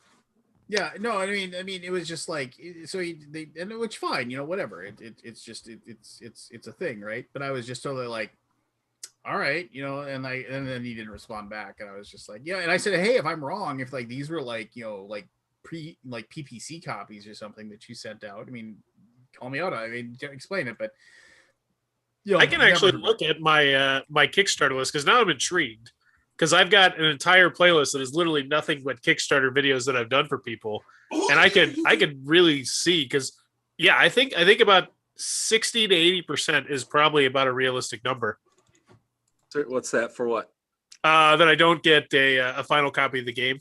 But that they told you. People who told you would. Yeah, because that used to be all I asked for. I used to not charge anything. Be like, oh, I asked you for a final copy of the game. And just the overwhelming majority of people just didn't send it. And I was like, I don't give a shit. You know what? Now that I think about like that, I think if people know that I'm very interested about the game, like after I do the preview, like they can just tell. They may say, hey, like, hey, you want a free copy of the game? I'll shoot you one. But like nobody will say that's part of the deal or anything like that. I guess I used to do that back in the day, but it's like, all right, well, at least I'm getting some form of whatever. Not anymore. I don't want that. But yeah, I just feel like, like if people know that you like the game, you covered it. They probably want you to cover the final copy. Like I remember when I covered Youthia this year, they were just like, you just seem so passionate about this game. You talked about it during the campaign. Why don't we just shoot you a copy when it's done? And I'm like, that's fine. It's not like. I mean, shit. It's a damn near final. It's a final game from another country. They just brought it here to the U.S. Like they're gonna change some lettering and clear up the words on it in the book, which is the only, issue I had with it. So it's like I don't mind that.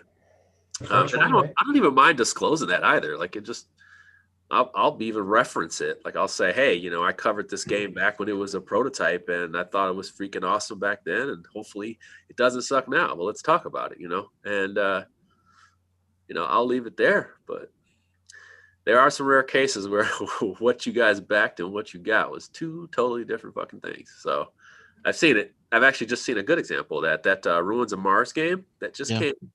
That just it's a real light box. I just got mine. I mean, I don't even know if had there's anything in it. Piece of shit stapled together. Oh no! Prototype that was like blockety blocks. I had to wrap the tape around it, put the board together, and that's the life, right, of Kickstarter. Not everybody can afford these awesome kits. And then he was explaining like, this is how it's going to be. This is what it's like.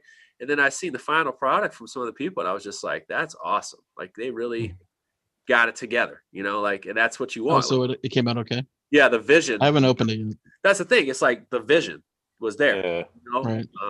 Dwellings of Eldervale was like that too. It actually looked close to the final product. They just didn't have the miniatures at the time, but you could see like what would possibly happen at the end, and it turned out to be great. Arena of the Contest was a good one too. Like I had that one on like paper. They sent me an envelope, like a big envelope with all the stuff in it cut out. And he was like, put it on this size board. And I got like a board and I put it on top of it, sticked it down, took the standees. I had to make standees. So I had to bend the guys and then put them in standees. So they were like all little warriors fighting around in paper standees that would fall out. And because I didn't know how to make prototypes on my own at that time that were worth a damn. So like I couldn't even DIY because I didn't know how to DIY. I was just starting out. And it's so funny to see like the final product, to see the final product. And, when I talked about that final product, even though it was a top 10 game, the miniatures were ass. So, and they addressed that. They addressed that and more in the Kickstarter, which is even awesome, and they actually addressed their backers and hooked them up. And I was like, God damn, that's exactly how you do it, man. Dragora Games, shout out to them, man. Like great customer service. That's the kind of shit you want to see. Can't always be done. That's the kind of shit you want to see. So yeah. I don't know. I just came in on a tangent. How about that shit, huh? What's with these glasses? Oh, hey, my latest Facebook purchase, Jeremy. What is this? What is I got suckered in. I got suckered in. Let's see it. What is it? Hold on, I'll give you the name. It's called a Shashibo. What the fuck is that? It's just like a fidget toy. It's like a puzzle box thing. You just Awesome. Okay. it opens up and Is that the one you can turn into a dodecahedron? yeah. Yeah. If I know how to do Okay. it. I mean, it's kind of hard to manipulate because it's all one piece. Okay. You grab it by the diamond ends and then push the diamond ends together and then it goes into a dodecahedron. So Dodecahedron. Dodecahedron. Something like that. Yeah, I mean, I've only made one shape with it. That's in the book. Good job. It's already worth I it. want to get it back to the It's already cube worth form, and it. I can't remember I can't do it. Oh, fuck. Oh, They don't give you it's it. back to where that's not the way it comes. It comes in as cube. They don't give you a But I fell for that stupid video, like those Facebook don't give fucking you the videos. instructions. So I was thinking about stuff. My next Facebook purchase, and it's only because it's so subliminal that it's ridiculous. Once you say something, it keeps popping up. Yeah. Well, Rob keeps sending me these llama ads, and he links me to them. He does not You buying a llama? Oh, so you have to do not click buy it? a llama. He keeps sending me all these llama and alpaca things. But you were posting alpaca and I pictures. told him to stop sending them to me because they stay in my feed. And he he'll send me hugging the picture. He just does all this silly shit. So now I'm gonna probably end up buying some fucking llama sneakers. Or I swear to God, if I'm wearing the sneakers every time I come on here, but because I know they're not gonna be cheap. And or the other one comes up where it's like llama pillows, and it's like this really small woman hugging a gigantic llama. And I'm gonna sit with it too. It's coming with me. It's gonna be in the chair. It's coming with me in the chair every fucking Wednesday if I buy it. I'm sorry. That's awesome. Yeah. Hey, So I played Stardew Valley. Anybody play it yet? No, not yet. Yeah. It's all right. It's all right. Nothing wrong with it. I mean, it's got a lot of randomness, and it's very tight. I've heard it's very like Fisher Price. Hey, I played my first board game. No, it is hard. We spent 30 minutes on rules. Yeah, I was gonna say Really? It's not easy. it's I not. read the Complexity rules. does and not it equal didn't- depth. I read the easy at rules, all. and I wasn't all that blown away. I guess. No. I mean, maybe that's just because There's a lot of rules. amazing board. It's a game player, 34-page rule book. 34-page rule. 24. Complexity does not 24, equal 34. depth. Damn. Is there a lot of pictures or is it words? I mean, it's just like there's a good amount of pictures. I would say if you boiled it down, Go like probably this. like half Go like that. this. It's not as dismissively light as people think it is. I mean, That's it's a worker placement game, but there's it's a game that you 15 actually have to actions. pay attention what the fuck you're doing. You're gonna lose. And every little action has rules, right? Like if you're Right. farming, you have to follow these rules, and if you're doing mining, you follow these rules, and if you're meeting friends, you follow these rules. So there's a lot of little rules, hate to but tell it's you, cool. I Stardew mean, I Valley, don't think it's the best kind of that game, but it's pretty fun. So But somebody you- mentioned this before. If you zonk out, you will lose. When I was all by myself, oh and I was doing this, and nobody else had shown up at 9:00, and I was sad. my god. Like somebody asked me if I would talk about the Everdell most recent Kickstarter. I sold all my Elverdale. What about it? I sold all of it last night. It was awesome. A little bit of drama around it. Oh, is Nothing there? crazy. Nothing crazy. Nothing crazy. Okay. Really? Pricing Wow. drama. Pricing. Drama around Starling Games. So you can for 200. So basically, if you want to get in and get everything, like for basically, if you backed everything beforehand, you paid way more money. Right. And now you can just give them $200 and get everything. In Oh, one. yeah, you I saw paid that. 50, 60 per. You know what I did? Yeah. I just You sold your stuff. That's 100% right. That's the way to go. I'm done with this. I'm done with them. Has And anybody by the way, played and the people who expansions? don't want to do that because they want to play with Everdell for the next year while they wait, those Yeah. people are playing with the Everdell for the next year while they wait. I'm So- like, I'll just give it to somebody who really Yeah. wants it that bad. I'm like, I'm done with Everdell. But also, I think people don't understand how expensive. Like, I mean, Lance, you can obviously speak to this. Like, boxes are a factor. When you the savings they have by giving you literally 5 different boxes in a single box, there's a savings there, and people are not factoring that at all. As well, See, as the fact combining that everything into one box. they're going to use This game- everything this- all at once. Boom. Really? This Kickstarter is so much about business Mhm. that nobody is paying attention to, and they're just so worried about having everything stuffed in a box. I'm like, dude, they are really fucking with you guys. Like, Yeah. I don't think you understand. Like, this is actually the culminating event of like how they've handled their business over this last year. So what's your issue with it? Just out of curiosity. Oh, the issue returning backers have is, you know, like all the things they do, and it's like people sign up for that shit so quick. Are you talking about Game Salute? yeah, Starling, Game Salute. Yeah, I mean they're not consumer friendly. They never really have been. I don't think they're the worst company, but I don't think they're the best. And honestly, I'm impressed. Or I expected them to literally just phone this thing in. I expected the all in to be like $300 because it's Everdell and people will pay for it. Yeah. Honestly, I understand why returning backers are upset and they feel like they're a commodity that we used and left behind. But honestly, I'm just impressed that they are not completely just riding that cash cow to the bank. I mean, we literally have Root and Terraforming Mars that literally just said, hey, we got good properties. There's no reason to give a discount. We're just going to keep going with it. And Starling Games is coming in and saying, hey, here's all this Everdell for a pretty good price. Yeah, but I think at the same time, they're kind of creating this weird confusion. I mean, you got Oh, absolutely they are. This is not like, this would be like, dude, this would be like Root coming out with a big box. Even for a comfort, like even affordable price, it'd be like just a shitty move. Like, It'll probably. I don't think agree. it really is. I don't agree. I feel like it's tough to support But Root it's two now. new. I thought it had new expansions though. It's not just. They do. They have new expansions. They have new content. Right. The problem is the old backers are getting okay at best deal, and new backers are getting a great deal to the point that many old backers, myself included, are going all in on the new collection and just selling or trading or gifting away their old stuff. Yeah, I just said fuck that. Okay. So from a marketing perspective, more people are going to have the game. Correct. And the market's going to be flooded to a degree, not crazily so. I mean, I think people don't anticipate just how much Everdell sells at retail because it's such a popular game. Well, they like I said, they Nintendo portion it, so they create that. You know, it's not even like you know what? It's not like V Commandos where I don't think they were ready for any success. Correct. It's more like they just print so many, and then they kind of just come back to it. Just go like, all right, now we're gonna pump some in here, and Kickstarter, and then like that's kind of how they do it. And then it like what was that? The Belfair and Spider one, whatever it was. They didn't even announce it. Like it was like maybe the day before or something like that, and they just launched it. Yeah. I was like, holy shit! I'll never forget it because my friend was working for them. She was about to leave. She was like, I was like, what happened? Like, why don't you guys announce this? She was like, yeah, we're just launching. I'm like, what are you talking about?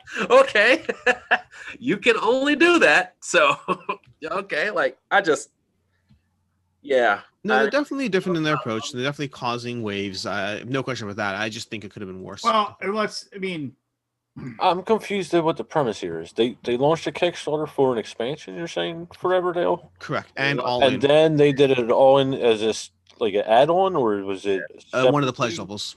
So if I bought okay. I bought all the pledges, it's somewhere in the neighborhood of almost $300. Yeah, it's a little shy. I think like 270, 260, somewhere in that range. I would say it's somewhere in the neighborhood of $300. You know, of course, shipping on each. If you piecemealed all the expansions over time. Right. Talking about all that because like I have collector's editions for everything that has collector's editions except Belfair did not. So Jeremy, where did you sell them? I sold them on Facebook in less than 10 minutes. Yep. Because Everdell's darn hot. When I tell people, you got to sell games at the midnight hour, past the midnight. When people are looking for some shit to buy right before they go to sleep, just like I think I bought this at like 1 a.m. or something. Yeah. So I was like, all right, I'm sitting there, I'm drinking, I'm looking at my Everdell. I'm like, you know what, man, fuck this.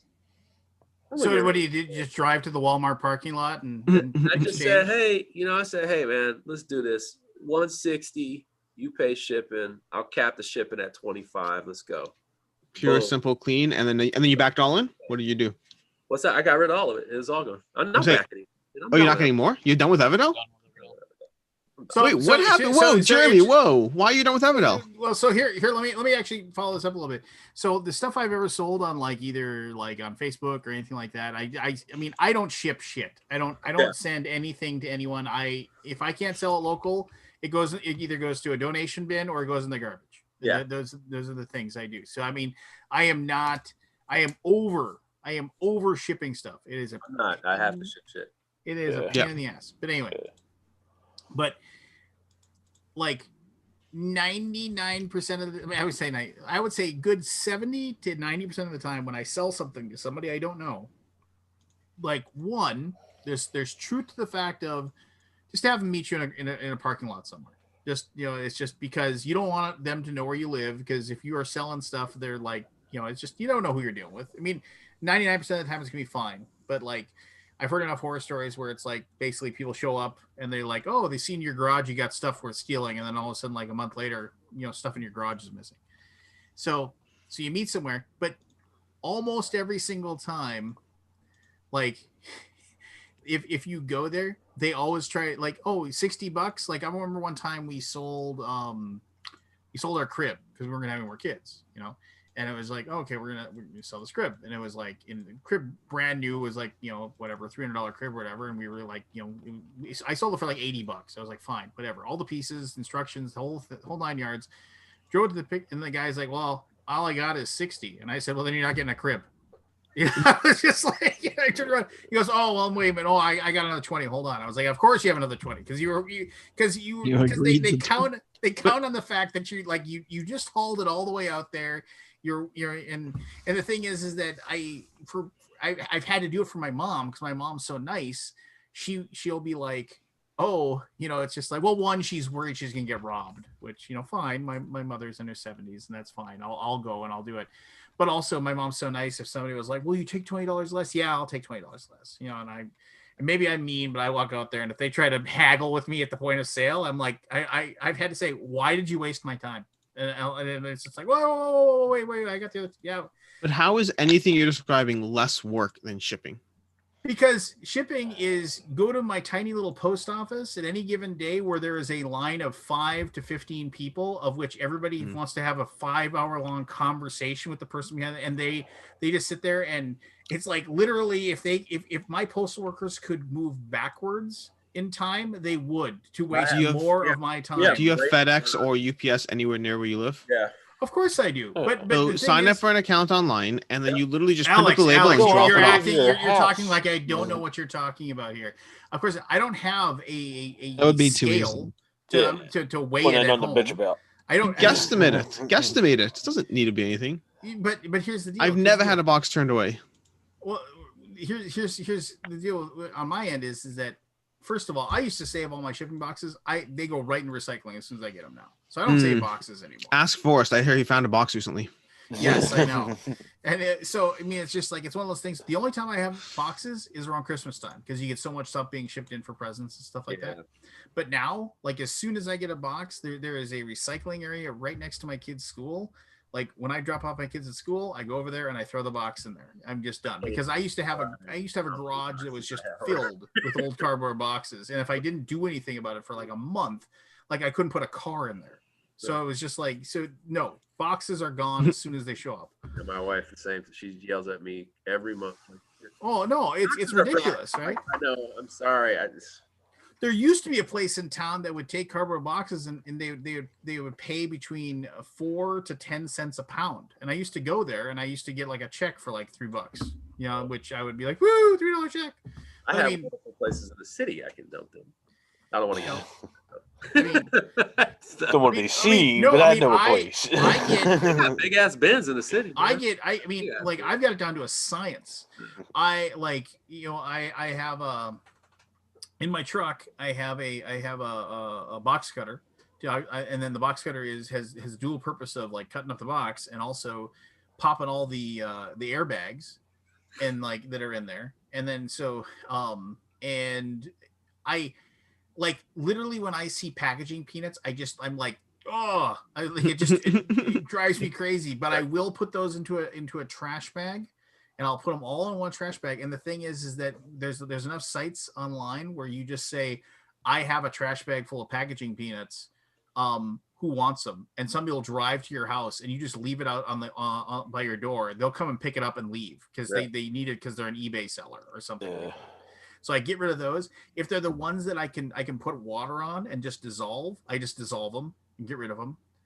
I mean, and then the best ones are the ones that use the brown paper as the packaging because I'll save some of that for my fire pit to wrap logs in and put the kerosene on so you can light up and get my fire pit going. But other than that, man, no, gone. See you later. I find these transactions to be very easy. I just tell Yeah. people like I will send things out on a certain day of the week. Like I'll say, hey, Friday or Saturday it's going on. Like I told this guy, I said it'll be at the earliest Friday or Saturday. I will send them out. I'll get you a tracking here. I'll get you a tracking in your PayPal, and then it'll be going. And I said I can send you a picture before when I pack it, so you can see beforehand. You need more pictures, I'll send it. Other than that, thank you, and I'm gone. Like it's done, and it's get their shit, and it's done. Like that's all there is to it. Now, when I donate stuff, I take my fucking time because there's a lot of shit you got, like logistics of how things. My wife was looking at this receipt I had 53 items on it. Go on a different like you got 100. You like it. That's something where I'm like, oh, I don't want to go to the I don't want to go to the thing, but. No man, like this stuff is not that hard. It's almost machine like because some people are just flip all the time, like some people just do that all the time. And I kind of did that when I first got into the hobby. It was like just kind of flipping games back and forth. And it's just easier and easier. I know people don't like to go to post office, but I'm a small talker, so I can go small talk with anybody. Yeah. Well, you're the person in front of me that I hate. Because you're talking to you hold up the line, damn it! You're holding up the line. I don't talk at all. No, I'm the best person when it comes to fucking cattle, man. In and out. I'm the best person when it comes to transactions. You know why I'm the best person when it comes to transactions? One, you know who I am because I send shit all the time, and I know exactly what you know to do. I don't need to rewrite stuff. I didn't put the wrong priority sticker on. I don't do all that. Like I just put it on there. I know the lady. I know, Kim. I put it on there. She knows what's up. She's like, "Oh, you only got a couple this time." She knows exactly who I am. So it's just like. Well, no, I mean, my transaction at the post office is over and done. It's like, boom. It's like, nope. It doesn't have any of that stuff in it. Just send it. It doesn't have cheapest possible way, and no insurance needed. Thank you very much. See you later. Okay, done. Here's your money. Let's get the hell out of here. And I'm done. I'm not the person in front of me who's like, well, what kind of stamps do you have? What options do I have? Oh, look at all the stamps. Like literally, or the person that walks up that has that little slip that they want. They're supposed to like drop something off, and they give it, and then the one person decides, well, let me go see if I can find it in the back, which is their cue for I'm going to go have a sandwich and a smoke, and then I'm going to come back and I'm going to say, oh, I couldn't find it. You're just leaving one person for a line of 19 people in this podunk rural post office in the middle of nowhere. No, thank you. I'm not. Do you guys have bulky trash pickups for boxes? I don't know. I do. I have. They do with recycling, so I can only get rid of one box a week. And really? Yeah. I've got so many fucking boxes coming out. Like a year and a half, 2 years ago in Minnesota, everybody got like a giant, like 120-gallon recycling bin that you could put anything that can be recycled. You can put in that bin, and they'll take it. Scott, we have that. Can you get a burn barrel? I know we used to burn a lot of our. I don't think I can burn stuff in Dallas. Damn. Yeah, they usually don't know you do that in the city. I'd be burning cardboard all day. Yeah. No. We have to stack it separately now. They did some shit with COVID, but they still take it with the recycling here. Well, I mean, there's some research been done into like the people that have to work at those. What is he doing? Don't the people that have to work at those recycling areas, like how horrible that job is. The sorting, and like how like the people that work in those recycle sorting areas. Like the level of like sickness that they have is like 300% more just because they're going through all because there's always those jackasses that are like, whatever, I don't care if this is recycling or not, I'm just gonna put it in this thing. They just and then it's like put the food in there too, and so they're just getting all these like chemicals and inhalants and just stuff. Yeah, no. I mean, it's great. Obviously, we feel good about it, right? For a moment, like, oh yeah, I'm recycling, I'm saving the earth, and I guess it maybe saves me a couple of trips to the like the recycling area for me. But I mean, you guys get the coins, like weird ass coins? They shut down the dump here. You like coins like this? These coin collection? Yeah, they're all right. What's wrong with those? But what are you gonna do with those? What are you gonna do with those? They go with the game, don't they? Here, No, them, that's Lance, stop. I Lance, can tell you exactly what those are. Lance, stop. This is my promotional video for the Legendary coins video. Yes, legendary coins. Yeah. Check out these coins. They're awesome. They're very high quality. They are. But what are you going to do with one coin right what now? are you going to do with one coin of each for each? For your preview video? Yeah. I'm not gonna lie to you. They are pretty fucking cool. You just look at them, man. They're awesome. They're really Just fucking stick them in a box. No, they are cool. And you just shake them and like feel them in your hand. I have they are bags nuts. and bags and bags of metal coins that I'm never going to use for anything. Oh, you can send them to me, man. I love metal coins. Yeah, I love to look at them and on the floor. Do you want a giant bin filled with wooden cubes too? Oh God, no! Actually, no. You know what? When I gave these boxes. Speaking of going to shipping, I went in like the designer group, and I was like, I have 4 like boxes like this size of component bits, and I said, hey, you send me $20 and I'll send you a box. Dude, that took less than 5 minutes. Those had 20 comments in less than 5 minutes. Oh no, but here's the deal. Like that's mine. a dream. I was like, dude, I had all kinds of components in there. Oh yeah, I would take that deal in a heartbeat. Yeah, I know. I was gonna go and get one of my tubs, but it's in a closet. It's behind a bunch of stuff. There's no way I'd be able to dig it out. It is yeah, I have a ton of that stuff. It is like, and the thing weighs like 35 pounds. Oh, yeah. It's just full of, little, plastic bits, wooden bits, coins, just from every single prototype that I was sent. That when I decided to finally destroy it, a week later they asked me if I could send it back. Yeah, whatever happened to that, by the way? You know what? The one that. Oh, okay. Yeah, makes me feel better. I will say one of the most liberating days I ever had was I used to have this. It was a water heater box, gigantic box, like I could fit in the box, and it got to the point where I had so much fucking prototype components that water beater, the water beater box, was like 3/4 of the way full with nothing but just components and boards and cards. And so one day I just decided to drag that all into work, and I literally just dumped everything. I made sure it was all appropriate. And I dumped everything into the water table, and the kids for like the next few weeks just did nothing but make games with it, and it was just out of my house, and it felt so good. That's awesome. I want to play that key game. Oh my God! Do you understand? It looks pretty cool, actually. Those are fun. You played them? Yeah, I played the other one, like at the fair or something like that. What game are we talking about? It's like the key or something. This is the next game. This is the next Haba Game Night things, and it's like basically a deduction game, but it's got more strategy than you think it does. But yeah, it's really, really slick. I hope these games do well and they do more, because this can make them real competitive in those kind of like mystery game things like that. But I actually think it's more of my. I got it back to its original state. All these. Good for you, Scott. It only took me half an hour. Yes, I'm really excited about those key games. They got 3 coming out, and I saw that they were for sale because they had that Gen Con thing, and I just bought one. I know they're kind of. Oh, did they sell them through Gen Con? They were selling them through Gen Con. So I couldn't see how to buy anything on that. I just clicked on a link and hope for the best, because it said we're partnering with Gen Con. I just clicked the link after that. Right. And and anybody? Did you guys watch the Gen Con stuff? Like Wildlands? You like Wildlands? So Wildlands, great. I haven't played it. A great game, man. I own all the shit. I think I got. What kind of game is it? Okay, so this is weird skirmish type game where it's like.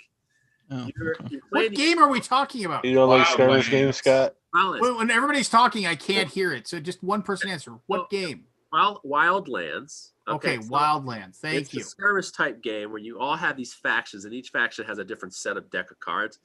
And what you're doing is you're playing the cards, but the cards they have different movement sets on that card, so you can use that card for a movement for one person or the other person, but it kind of gives you like more abilities for one person for that card.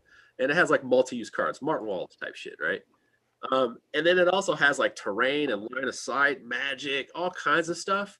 And they have a whole bunch of different maps. So they've gone all in on this thing. They've created 3 more factions. So I think there's 7 now. There's 8 in this one. This is this one, I believe. And now this one is 2-player and cooperative. So It's this got mini- Nice. it's got Cool. minis, right? big box in it. So yeah, this one right here is solo How's the cooperative work? player mode with 2 maps, team mode, and 6 players and a new faction. This is gonna be fucking lit. I cannot wait to play this. I love that game. What is it, like capture the each flag type one of the things? maps Or? has like these cool little mechanics to it too. Dude, I'm so pumped for this shit now, and it is in my permanent collection. So let me go ahead and just put it right back there, where it belongs. Yeah, I got all that shit stacked back. I got to figure it out. They're actually taking up a portion of my calyx now. Good portion of my This calyx. is my first time visiting. Has anyone ever called out that notebook poster? Which notebook No, poster? never. We've never noticed it. Never. We should have totally like, You said, guys, there's not- you we should broke have it. been like the Matrix. It's like what notebook poster? We're behind Forest. There's no notebook poster back First of there. all, What are I you want you talking to about? respect the blue shutters. Okay, respect the blue shutters. That's true love. It's true love. You're not wrong. You're not wrong. True love. She's also a bitch. I can't believe Really? she did that, man. You know. Well, I don't know about it. Yeah. Oh, you don't know about? Well, the movie is about this chick who, really, really did this dude wrong. Oh He yeah. loved her very much, and he built a house. He restored a house for this woman that they did things in, and she didn't even feel him when he came back. He was like, "I made this house, your dream house, this shitty house. I put my whole life.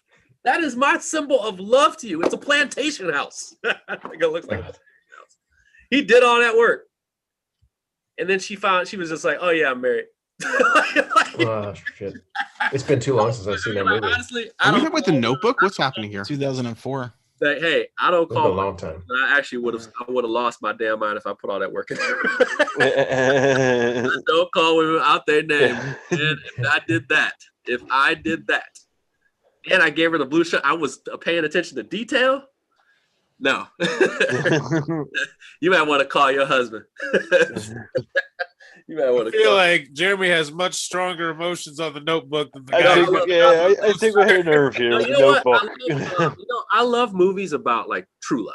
Like that feeling of like when a guy really cares and he does the work. Because I'm built like that. Like I believe in telling somebody how you feel and confessing your love. And if you love them, then you should be able to confess that, or you care about them, you should be able to tell them. What's a good example? He made a symbol of that for her, and I was like, that's a man. Like that's a man. I love you. Fuck this. He didn't have much. He didn't have nothing, but he had that, and he was giving it to her, and she was just like, "Yeah, but I'm married." Like, no. That's not how it works. Yeah, man, I like that kind of stuff. That was a really good movie, man. That was a really good movie. I don't know why. I don't know how you're connected to it. It just looks like it's filling a hole in the wall. No idea. That's where he digs out. By the way, I'm expecting the forest comeback to be. Oh yeah, actually, it's just covering a gigantic hole in the wall. I ran through the wall on accident one night, and just How do you think it did the kill closet? that we're not waiting for, but we should know that we've been ready. Yeah. What's the song that references them in the? Oh, that was Lazy Sunday, right? Is it Lazy Sunday? Yeah. Right? Is it? Yeah, like McAdams loves Gosling. Right. Yeah. That's right. What was the name of that damn movie too that I Which really one? love? It's with Robert De Niro. It's with the kid. Bronx Tale. I never saw it. Don't know that one. You have never seen yeah. Mm-mm. Holy shit. Oh my God. What a movie. Yeah. What a great. It's a shame what happened to that kid, though, man. Yeah, no, man. In real life. Yeah, it is. What? But yeah, that right there. What movie? Like Bronx Tale. Bronx Tale. Like that's good young De Niro, you know what I'm saying? Yeah. And it's just basically about like Italian gangs and territories, and it's like New York, so it's kind of split, Yeah. You got Italian folks and black folks living on the same side, so they ain't even, they going back and forth with each other, whatever, stay on your side and my side. And so the son who, and it's, oh man, it's so good, because it's like that there's a part of the movie, there's actually two parts to this movie in a sense. Like there's the gangster and the son who is just finding himself between his dad and the gangster. And his dad is a hardworking man, he's an honest man, but this kid, the gangster like kind of falls in love with him because he looks like he's a hardworking kid and he's a hard charger. So it's like a pull between him and his dad. And man, let me tell you something. His dad, Robert De Niro, dropped some real fucking jewels about being a man. Like some real fucking jewels. Like when you hear that, you're like, that's some real shit, man. Like dude, Dad, you are the shit. Like, but his son was also still drawn in because his gangster dad, gangster, I'm just gonna call him gangster dad. His gangster dad was just teaching him real good principles about life and like how to watch out for people. So it was like he was getting both. He was getting the equal parts street game and equal parts like, hey man, this is how you be a good man and make an honest living, right? So he was giving them both. And it came to a point where the movie sort of shifted and it became about this Italian boy and this black girl. And like literally, like the movie almost shifts, like it slowly shifts. Yeah. Like, and it's just like, hey, but then all in my kid life, all of a sudden I saw this girl. And they even play like music to it. Like, it's not even corny. It's just like, holy shit. Like, so he's a boy. He's kind of been falling in love, right? And his dad dropped some straight up jewels about like one of my favorite ones. And it's so old school, by the way. He's like, hey, when you go pick her up, you open a car door for the woman. When you get in, when she gets in, you close the door. You go behind the car and you wait for her. And he was like, why would you wait? He was like, he unlocks the door. And then he's like, she unlocks the door and she's the one we're keeping. I was like, this is wild. But like, I mean, like, but when his dad is spitting game about like how to treat a woman and be right. And like, I mean, he's so passionate about how to, like about his growth and like, being a good person. I was like, this is awesome. It's just really good jewels. It's really good writing. It's just great writing all around. And of course they're So I'll have to watch it. Performances. Yeah. And it's perfect, man. It's not even slow. It just keeps going. Yeah. I can't remember the gangster guy's name, but like none of them are like on 10. It's just straight. Palminteri. Yeah, I can't remember. Chaz Palminteri. Yeah, that's him. But yeah, he was in his. That guy was kind of in his heyday too. So yeah, it was. Yeah, it wasn't like any of those over the top type movies. It was just like real gangster shit over here. Common kid, just common hardworking man over there. And they collide a little bit. But they're both teaching the son, this kid. Who plays the kid? I can't remember that kid's name, but boy, goddamn, did he have a rough one. Oh yeah, he went to prison and all sorts. Yeah, damn, did he have a rough one. Yeah, I can't remember his name. Yeah. Did you guys all finish WandaVision? Nope. No spoilers. I have 2 episodes left. What is the I haven't problem? seen anything. I better Two gamble. episodes left. Leave me alone. I watch it with my wife and my son. Mandalorian. Yep, I watched with my wife. We just have to sync up our schedules. Yep. Damn you. I've got a 15-month-old. I can walk off for a minute or two if you want to. Like, I'll just. No, it's fine. No, we wouldn't do it anyway. We'd have to have a spoiler episode. Jenna actually got me into this The Wilds on Amazon. It's basically Lost with a group of teenage girls. Say what? I'm glad you reminded me of that because I was looking for a series to start tonight, and I think that's what I wanted to watch. I couldn't remember the name of that one. I couldn't remember the name of that one. I was just blank. I was like, something's on Amazon I'm looking for. I saw the other shitty ones. Where's I definitely need something. What's the next one that got single signature that shouldn't have? Let's go. It's got girls. It's got a smoke monster. Good I to go. can't watch Bling Empire. Not really smoke monsters. Hey, you know what? I told my friend to watch Bling Empire. I was like, It's kind of addictive. It's kind of dumb. Let me tell you something. I was like, What the hell is Bling Empire? you have to watch Really rich episode. Asian people that are partying all the time. So the first 2 I episodes couldn't do that. do a really good job of showing you what I always talk about. Like, there's some people who are so rich that like money doesn't exist. It actually exists to them. Like, I was telling that to my friend. He was just like, I'm like, Dinos, you got to understand. There are people I don't think even sign for anything. Like, they don't physically take a pen and then sign their name for a credit card swipe. I don't think there are, like, I think they only do that when they make business deals only. And I was like, these people go to the store, they get what they get, and they leave. Like, they leave.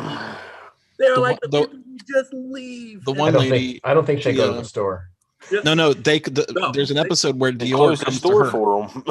The Dior guy comes over and says, "Here's all our clothes. What do you want? We'll try it all on." There was a place they did like the Rodeo Drive in like Paris or whatever. I think it was Paris. Oh yeah, they flew to Paris on a whim. By the way, private jet. Woke up in the morning. We're flying to Paris. Yep. Okay. She touches down to Paris. She's got 10 luggages. She says, choose one outfit for today. She's like, oh, you'll probably fit in all my old dresses, so you can wear this. I haven't worn any of these. So she lays them all out. You don't even see that part. It's just laid out there. And then this guy comes out of nowhere. They go on like the Paris Rodeo. By the way, shut it down. Shut it all down. Nobody on the street. Nobody. Not on the street. Not on the walk, nothing. Get them out. And she walks out. The guys are already jewelry, everything, full access. I mean, everybody knows her name. I mean, how do you turn I'm a person back on? I mean, really. Like, and the guy who was the Power Ranger, they don't give a shit about him. That's the they best leave him part. behind. They leave him behind. They're like, we're gonna go spend money. My favorite part of that, and it just shows you like there just can't be extra bullshit on top of this, because when you don't hang out with just those people and you're around the other people who just aren't just a little bit less rich than they are. He was hanging out with these two ladies, and they're really cute ladies. They're sitting by the pool. This guy's a good looking guy too, by the way. He's like a model dude, right? And he's like, yeah, he's like, I'm talking about LA, and I'm an actor, and I live with 4 people. And she's like, where do you live? He's like, downtown in LA, which is expensive. And he's like, I have to share. It's like, it's 4 people in one place. A month, right? And she was like, she giggled. They giggled like an anime giggle. And she was like, he's like, where do you say? She's like, up there. He's like, how much? She's like, $18,000 a month. And the rent was $18,000. Yeah, 18 a month.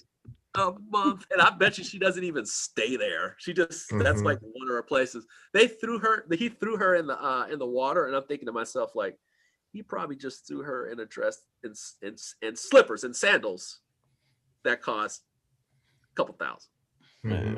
And they're having fun. They're having fun. No, it's not their vacation clothes. It's just a Tuesday. Yep. And nobody works. Not that I've seen. Oh no, nobody works. Nobody works. That one guy. The doctor works. No, the doctor. The guy who is like basically, he was basically like royalty in China. He's supposed to be royalty. Yeah. Does not He's in the emperor line. He just works. Yeah, but he does work. Like, he literally could not work and be fine, but he like stays locked in, works, and his wife is all like, he's royalty. He could be this and that, and he's just like, baby, like take the bracelet off, please. Like, this is ridiculous. Anyway, it's like Brain Candy Show. So is this in English or is it? Yeah, it's in English. Believe me, they're very Americanized. They're very American. Oh, very. It's almost like you hate them. Yeah, like they almost like you hate them. Well, I mean, they're so rich and so out of touch. The opening, everything. Like, their problems are basically ridiculously stupid. They said, what did he say? He said something like, think of every rich person you know and put them together, and I have more money than them. Oh yeah, I believe it. No, some of them Chinese, I know. Yeah, so they come from deep money, like deep money.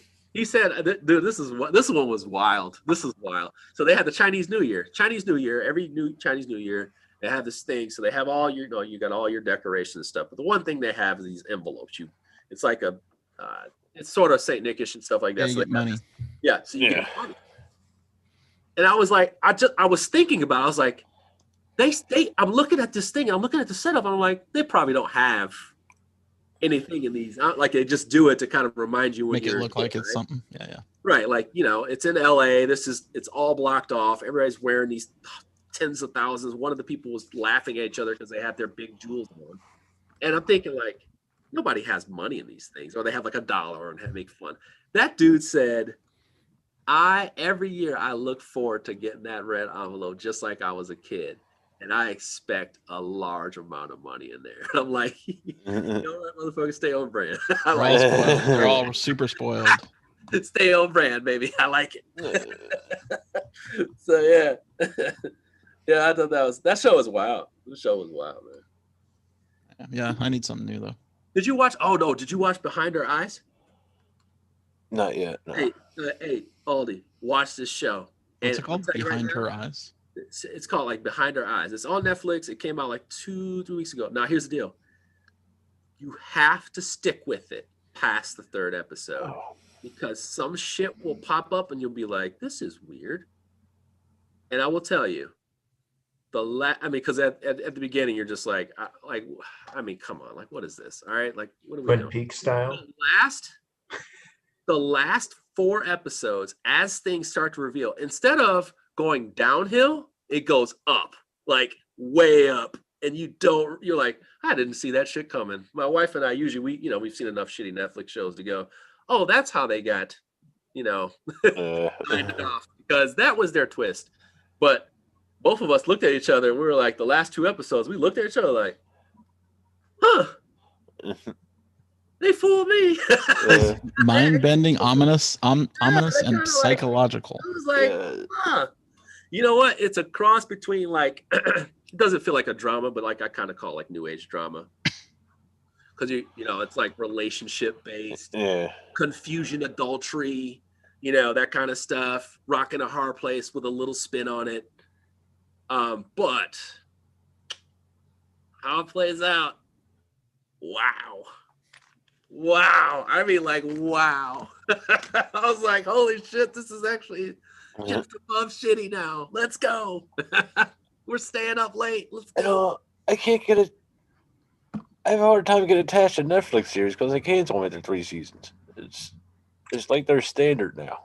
No, I don't. I just need the one shots. I don't care. Yeah, I like one shots. I'm a BBC watcher, so I've been a BBC since a long time ago. 1 season, 2 seasons. Now we're done. Let's stop. Let's not do it anymore. Like, let's stop it. Stop it. Like. Have you watched the Biggie Smalls story thing? I'm not watching that. I don't care about it. You don't care about that? Nah, seen enough of it. Seen enough. Yeah. I've seen enough Biggie Smalls stuff to know a lot of different angles. I'm good. Netflix does that too. I'm just like, I have done enough. Snyder's bringing the what is it called? Army of the Dead to Netflix. Oh, really? Next month, I think. I think it's April. Army of the Dead. Army of the Dead. It's like Is Vegas it a new based. It's like I guess a sequel to the Day of the Dead. Is that what he did back in 2011? He rebooted the. I haven't. Night of the Dead. He rebooted the old time one. You're talking about Army of Darkness? No, it's Army of the Dead. Snyder rebooted the Rodriguez thing back in the 70s and all. The Night of the Living Dead, was it? Texas Chainsaw Massacre? I didn't hear that, Jeremy. Texas Chainsaw Massacre? No, it's the zombies. It's okay. Was it the zombies then? It was the Night of the Living Dead. Is that the one back in the original one was like back in the 60s? Yeah. You think of Dawn of the Dead? Dawn of the Dead. Okay. Snyder redid one of these. I think it was like in 2011 or something. That did pretty well, and this is a sequel to that one. Shaun of the Dead. It's got Dave Bautista in it. Yeah. I have to watch it. Yeah, but was it? But it doesn't have zombies. Yes. Looks like Are you cold, Forrest? It's like you're all bundled up over there. Oh yeah, like, I'm going to bed. All right, no, okay. Actually, I'm glad Forrest is still here because I actually I came up with another thing. No, I came up with like this. This won't take long, and this is everybody can play this, but Forrest is kind of be the focal point. So Forrest, I apologize. Okay. Okay, so I'm going to ask Forrest 10 questions. These are just random fact questions. This is just interesting stuff you guys might find interesting or not. And then after Forrest gives his answer, and there's no contest, it's just bragging rights, and people at home can play as well. But I'm gonna give him a thing like saying whatever 2 + 2 equals, and Forrest would say whatever he'd say, and then everybody else will have to say above or below, or did Forrest get it right on? Got it. Okay. So you can just kind of keep track. You can take out a piece of paper if you want, or open up a Google Doc. Something you can just see Forrest, how many. how do we feel about this game, Forrest? I'm excited. I love. Okay. I love making games. sure. That's why I'm a reviewer. I love games. Why did And you? then so for those of you at home, you can play as well. A wavelength kind of thing. I've got an idea that'll actually be based around Forrest. For next week, actually, that'll be kind of fun. It'll be another trivia type thing. I think Forrest will do well in it, but no. So I need to work out a couple of the kinks on it, but I mean, I think it'll work well. So next week, there's gonna be another game focused around Forrest here. That actually, I think we might be able to do prizes. We might actually be able to do prizes. Woo! So anyway, okay. So just if you got a piece of paper, got a Google Doc, you'll just, after Forrest gives his answer, you'll just say, did Forrest get it dead on, or is it above or below the number that Forrest gives? All right. Between 2006 and 2015, what percentage of bee species disappeared forever from the Earth? 34. 34%. We say it out loud or keep track privately? No, if you want to say, do you think if you can keep it private, or I don't care, doesn't matter. I'm gonna say it out loud. I privately. fucking hit that spot on. I think it's too low. It's too low. It's I think 30. it's- That from what percentage of bee species disappeared from the Earth between 2006 and 2015? Higher. Forrest has said 34%. That Correct. sounds Yeah, pretty right on. good. Second question. How many pounds of pressure must you put onto a standard 4x4 Lego block before it will break? Break. How many pounds of pressure Wow. must you put onto a 4x4 Lego block before it breaks? Whatever he says, it's lower. I mean, it's higher. 460. Higher. Higher. Higher. Pounds. All right.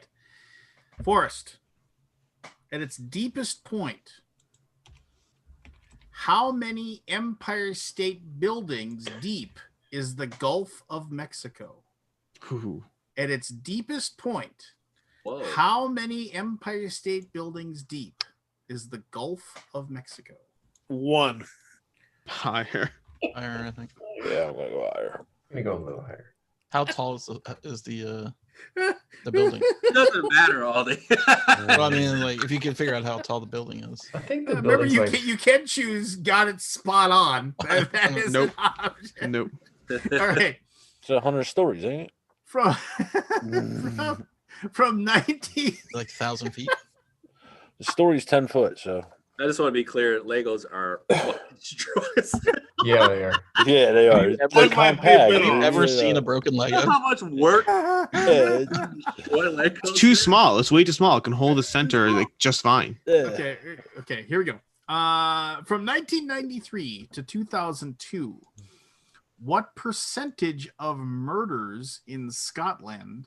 Let me start over. From 1993 to Yeah. 2002, what percentage of murders in Scotland were contract killings? And followed with there can only be one. Yes. Wait, From when to when? 1993 to 2002, what percentage of murders in Scotland were contract killings? 4.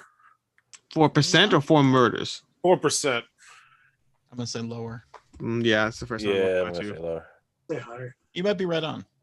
Such Yeah, an I'll odd give you. question. I'll give you a right on. I'll give you a right on. No, It's gonna go slight. Scott, it's probably- the odds it's gotta of be that are so bad. gotta be Never lower. guess right on. No, Gotta stick be with lower. it, Scott. Stick with it. No, with it it. I never was go just right trying to on. give him a bone. Trying to throw him a bone. All right, next one. I like it. How Must be many like 25. years? How many years did Charles Darwin's pet tortoise Harriet outlive her owner? Wait, so how many years did they live? How or many years years outlive? did Charles Darwin's pet tortoise Harriet outlive her owner? 63. Higher. They're pretty Yeah, nice I'm gonna guys. say higher. Oh, you said tortoise? Tortoise, yeah. Tortoise. Shit. Oh man, that's tough. I'm actually writing down my pretty nice. answers for all these as well, just as random guesses. All right. Yeah, We don't know what age when he was Where'd you get these alive. How questions old did he have the tortoise? yeah. We don't know how the You tortoise can was find, you when he can find got all it. kinds of crazy number Yeah. facts on the internet. You just take a few moments. Like last week we had some heated discussions, so I just wanted to have some fun this one. Focus on some games, have some fun games between friends. Maybe this is what we do going forward. Whatever. All right, so here we go. That's not possible. How much? right. The boarding How- game is changing. All right. Shut up. All right. How much taller in centimeters are South Koreans in comparison to their North Korean cousins? Not cousins, just like neighbors. Yeah. This is by average, right? Yeah. Yeah, by average. How much taller? No, in he'd like an average- individual broken down for each person in the population. Yeah. How much taller in centimeters are South Koreans in comparison to their North Korean neighbors? 0. Higher, dude. I'm gonna say I mean, higher. by the virtue of the question, it means it has to be greater than 0. Yes. Yeah. Is that true? So I can't say It has to this be, is it how has to be much higher higher? than 0. Yeah. It has to be then higher. 1. 1 centimeter. Sorry. Yeah. I mean, I'm still gonna say higher. They're negative 2.54 centimeters tall. centimeters is an inch. Yeah, okay. Why would I assume they're that much taller? You wouldn't, but the question's been asked. So We are literally playing Wits and Wagers. Can we just get Wits and Wagers out? Yeah, pretty much. That's what it is. Wait. All right. Somebody just said in the chat right after I said. Shut your mouth. Shut your mouth. This is just fun facts. Break All out right. the Fun. Since 2011, what percentage of divorce filings in the United States have included the word Facebook in their depositions? since 2011. Oh my gosh. percentage. Since 2011, what percentage since of 2011. divorce filings included the word Facebook in their depositions? That's a good one. 60. Lower. Lower. Oh, First time I've gone lower. yeah. I'm gonna agree with him. Come on, Forrest, make it interesting. You got to give me a good like a number. All right. Really, Gotta make us really, think. that really That makes was a me good think, one. You know, You'll probably be right though. I haven't had a double down at the table yet. Come on. Come on. In inches. Stop it. Stop it. In inches, what was the largest snowflake ever collected and reported? Oh, what the fuck? Lance, what are you actually saying at this point right here? All right. In inches. 14 what- inches.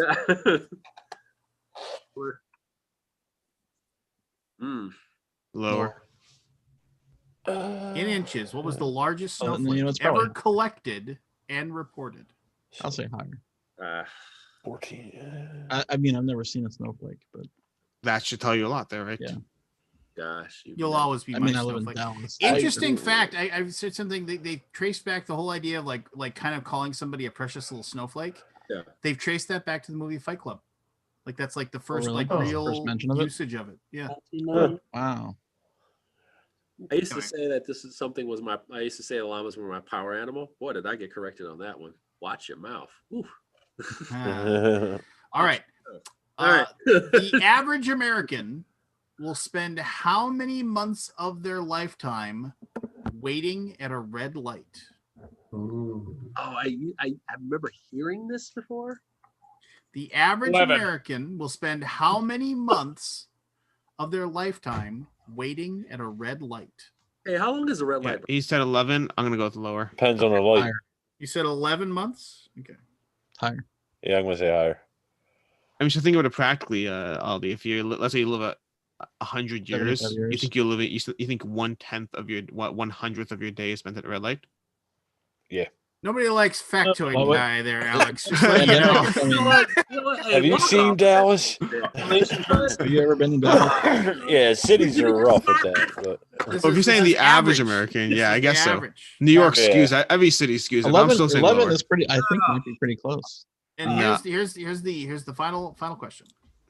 Some people commute an hour and a half to work every day. Trust me, they get. Yeah, I used to do an hour. Oh, that's a fun question. Is waiting in traffic considered as a red light? No. I assume not. No. Here you go. Final question. That's the final question. Maybe I'm No, this is the final question right here. This is the final.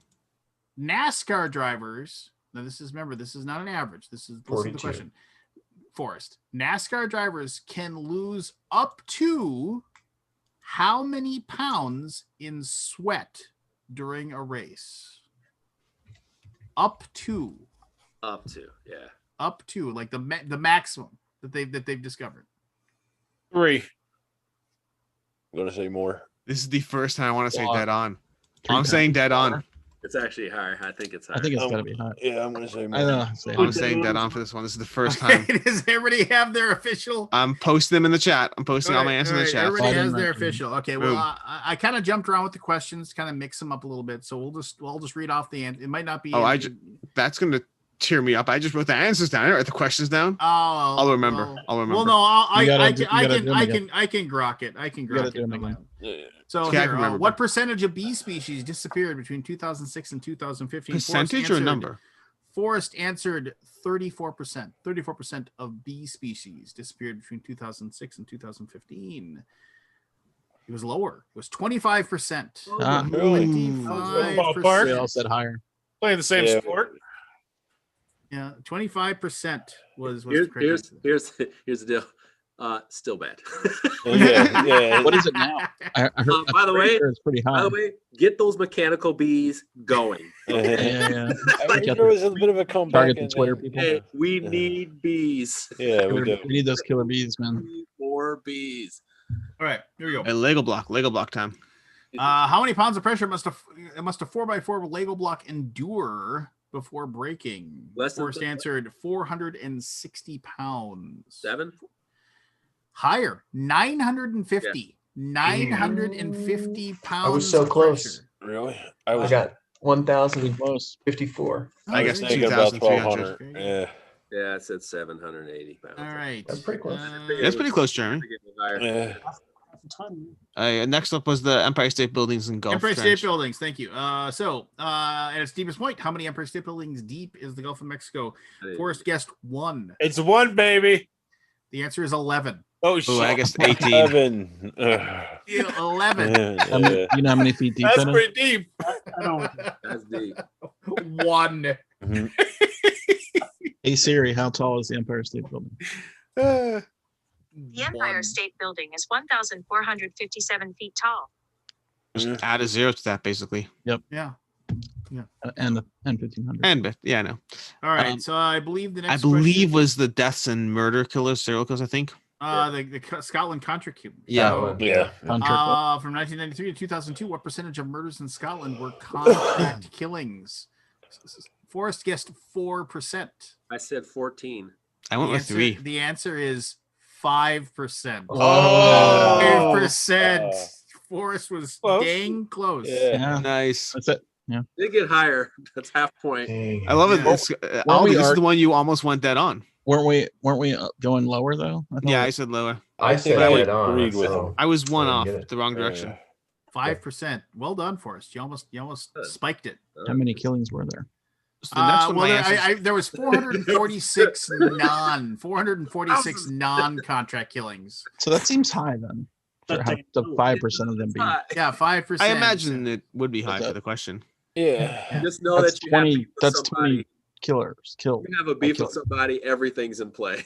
I believe the next question was how many years did Charles Darwin's pet tortoise Harriet Yes, outlive yes. their owner? 63. Forrest guessed 63. I say 73. I went The 134. answer was 37. 124 years. Oh, I'm close. I'm close. 124 Yeah, years. they live like 200 years. They don't live. they? Yeah, Harriet- that's what I did. Did you know how- Harriet was 5 years old, they think, when he got That was my Wow. key. I was like, well, let me see how many. and she years. died of I went with illness. 200 minus a rough number. I don't even know how old he lived. Yeah. Yeah. All right. So there you go. The next one was since 2011. What percentage of divorce filings included the word Facebook? No, we're missing one. Yeah, the There's next one one before then. about centimeters. Centimeters. Oh, centimeters. Sorry, Yes. yes. Yeah, yeah, South Korea. Just how much taller in centimeters are South Koreans in comparison to North Koreans? You Yeah. guessed 1. The answer is 4. Oh, I went with 7. And it's I guessed because of 3. the drastic difference in nutrition. I was going to say. Mhm. Oh yeah, that Like makes 2 inches. Yeah. Yeah. That's pretty close. Ish. Like I just didn't basically Yeah. access to like 3 inches. actual food and stuff So like we that. should, we should, Eat your spinach. yeah. And just protein and and vitamins. All right, but the next one was, I believe, since 2011, what percentage of divorce filings include the word Facebook? Mhm. He guessed 60%.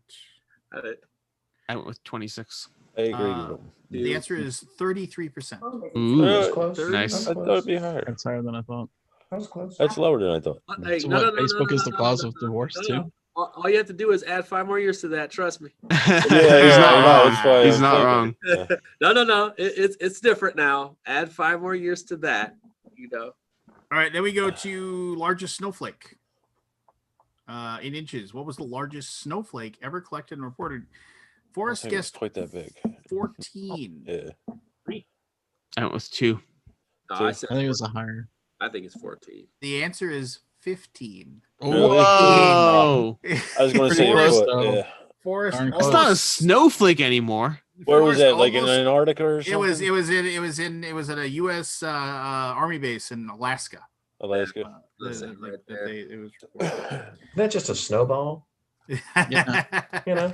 That's what I'm saying. It's not a snowflake in that place. They described it. I saw the pictures. They described it as basically they basically saw a snowflake that was just tumbling down like a frisbee, like just slowly like swirling around and tumbling down like a frisbee. It was like Wow. all right, and I think we have 2 left. I think or 1 left. Mhm. No, 2 left. We have the average American will spend how many months Yeah. waiting at a red light in their lifetime? Forrest guessed 11 months. The answer was 6. Ooh, I was close. Nice. 6 months. 6 months waiting at a red light in your life. That'll be just think about that for a while. That's crazy. Yeah. And then the final question: NASCAR drivers can lose up to how many pounds in sweat during a race? He said 3. I was thinking Forrest guessed 7. 3. Higher. He's not even close to the average. So it's between 5 to 10 pounds of sweat Jeez. during a race. I They had the had average, 10. 10 was the Don't those upper limit. boxers like wear that sweatsuit before the fight, Yeah. and then they just run and try to get all the water weight off them so they can weigh in correctly? Yeah. Yeah. they The do. cut-ins. You lose like I 5 used to pounds. know wrestlers in college and in high Big school cut. that would walk around with a bottle and just spit in the bottle all day long just so they could spit the water weight out. And then they That work? well no, so like if they had to make like 182 or whatever and then for the meet that night, they just wouldn't drink anything and they'd sit there and they'd spit into like a Mountain Dew bottle and dump out the Mountain Dew bottle after each class. Just getting rid of water weight. That's got to be rough on the body after a while. Oh, it's not good for you. Yeah. That's Well, what the no, and as soon actors, as you weigh in and you're fine, then you go and you guzzle a bunch of water. But I was just be like, Nah, but it's still just like the boxers on it. They cut the carbs out and then they fill up in carbs and all that. The back and Yes. forth they do. That can't be good for the body after a while. That's what not Hugh good for Jackman you. said. Not to So mention here's- the here's- feeding. Getting here- punched in the I'll- skull Yeah, probably also that's- bad. Yeah. So here's my idea. Here's my idea for the. I'm trying to come up with a good name for it. It'll be something like Forest Trivia kind of thing or something like that. So basically, we'll make Forrest like go into the cone of silence room, and then I'm gonna have 10 trivia questions. They're not gonna have any theme. They're just gonna be like trivia questions. They could totally be like pop culture. They could be history. They could be whatever. And I'm gonna read those questions off to everybody else that's here. And then you're going to guess how many you think Forrest is going to get right when I ask those 10 questions of Forrest. And then people could whatever, is he gonna get 3 right, 4 right? And then I don't know, there's something we could do to either to internally gamble or something like that. I don't know. Then gambling, but but if Forrest beats you all, I don't know. We'll have to think of fun prizes, something on the line. It's more fun when something's on the line. So I don't know. You can think of something. Make a point system. point system, or hey, Matt Paquette is in the chat. Matt Paquette still has the Hey, link. Matt. Matt can come He on come in and the- talk anytime come he in the- wants. I know that guy. He's hiring. By the way. 15 minutes. Bring your ass up That's here. why he was. We need the story, man. He is hiring. I saw He that. posted up a help Hiring? wanted. Dude, this dude is balling, man. Get his ass up in here. New money. Matt's got he has the link. New money, Matt. You know? Hey, I'm hiring for salary positions. I'm taking apps. I have an HR. You know what I'm saying? Yeah. Life is good. Life is good. ... Life is. Did you guys watch the Oprah thing with I watched Meghan clips. and Harry? No. You couldn't pay me to watch that. I didn't want to watch it, but then Michelle was telling me like you got to watch this. It's really crazy. Did you know that the royal family has an HR department? Yeah, makes Yeah. sense. Oh, yeah. Why wouldn't they? Makes Yeah. total sense. It's too much drama, man. More important than a lot of HR. businesses. Yeah. Okay, so this is okay. So I Okay. just want to. I do want to be completely insensitive for a minute. Why do we give a fuck about them? Like, what is in the U.S.? Why? I am with you. There's a mystery about the royal family, right? Like, to me. Filled with do you mystery. realize Filled that with when I was a kid, I still couldn't have a full-grown adult explain to me why we love Princess Diana. When I got older, I mean, other than like she died a tragic death, right? Yeah. Like that's just me being a kid and human and not knowing. Killed by the royal family. I will cry. I cried No. anybody that died when I was a kid. I'd cry at anybody to die. But when I got older and I pulled away from it, other than her tragic death, before that, I'm like, dude, this woman was like cheating on her husband, like just do all kinds of shit. And she got like exalted as this higher human being. And I'm like, in the US, like, what did she do? What did she do? And some of the things she was doing, I was like, that's not like, is that like, what are we? She was the people's princess. I just A never. candle maybe burned that's what- out long Like, before. no, maybe that's what it was. That was not. That was about Marilyn Monroe. That wasn't about. Oh, that was my No, Marilyn Monroe. Elton John converted it to her too. Yeah. Well, of course, because he He wanted to sang sell it. some more records. Yes. Yeah, I just never understand. And maybe it's Yeah. all pageantry. It was a tragic life. I mean, she dedicated her life to charity. Well, Okay. I think. I mean, I didn't follow her that closely, but as far as I know, Okay. And I want to stay insensitive for 1 minute. There are a lot of people who no, dedicate yeah. to charity. I mean, But she could have just I done don't nothing. disagree with you, but the same argument can be made about any celebrity, sports person, anyone whatsoever, anyone who's in the public life. People care. Talk so much shit about Tiger, and he's done so much fucking shit for everybody in the world. Yeah. And he has a medication problem, and he needs to address that shit. Yeah. And he can't pay enough people to cover it up for him. And as someone who takes his meds, like you can't just be driving when you're on your meds if you know you got a cocktail of meds going in your body. And you're trying to drift home.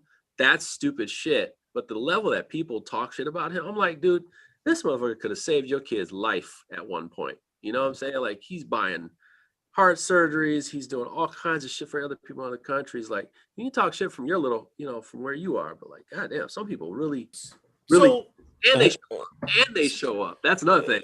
And they show up. They don't just. if I can prattle here just a little bit, and not to talk First of all, over what is Jeremy. prattle? First of all, what is prattle? First of Just all, talk, just to prattle? do Talk some aimlessly. naval.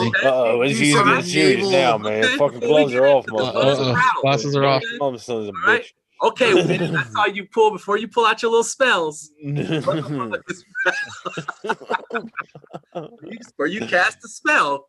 Right, exactly. I feel like you're about to say some of them enchanted ass words. So before you do that, So Jeremy, remind me after Liz makes his point. I want to get back to this royal family thing. no. I do. This I is do. in regards. This is I in need to get regards. No, because I agree with you, but from a different point, perspective. Go ahead, Liz.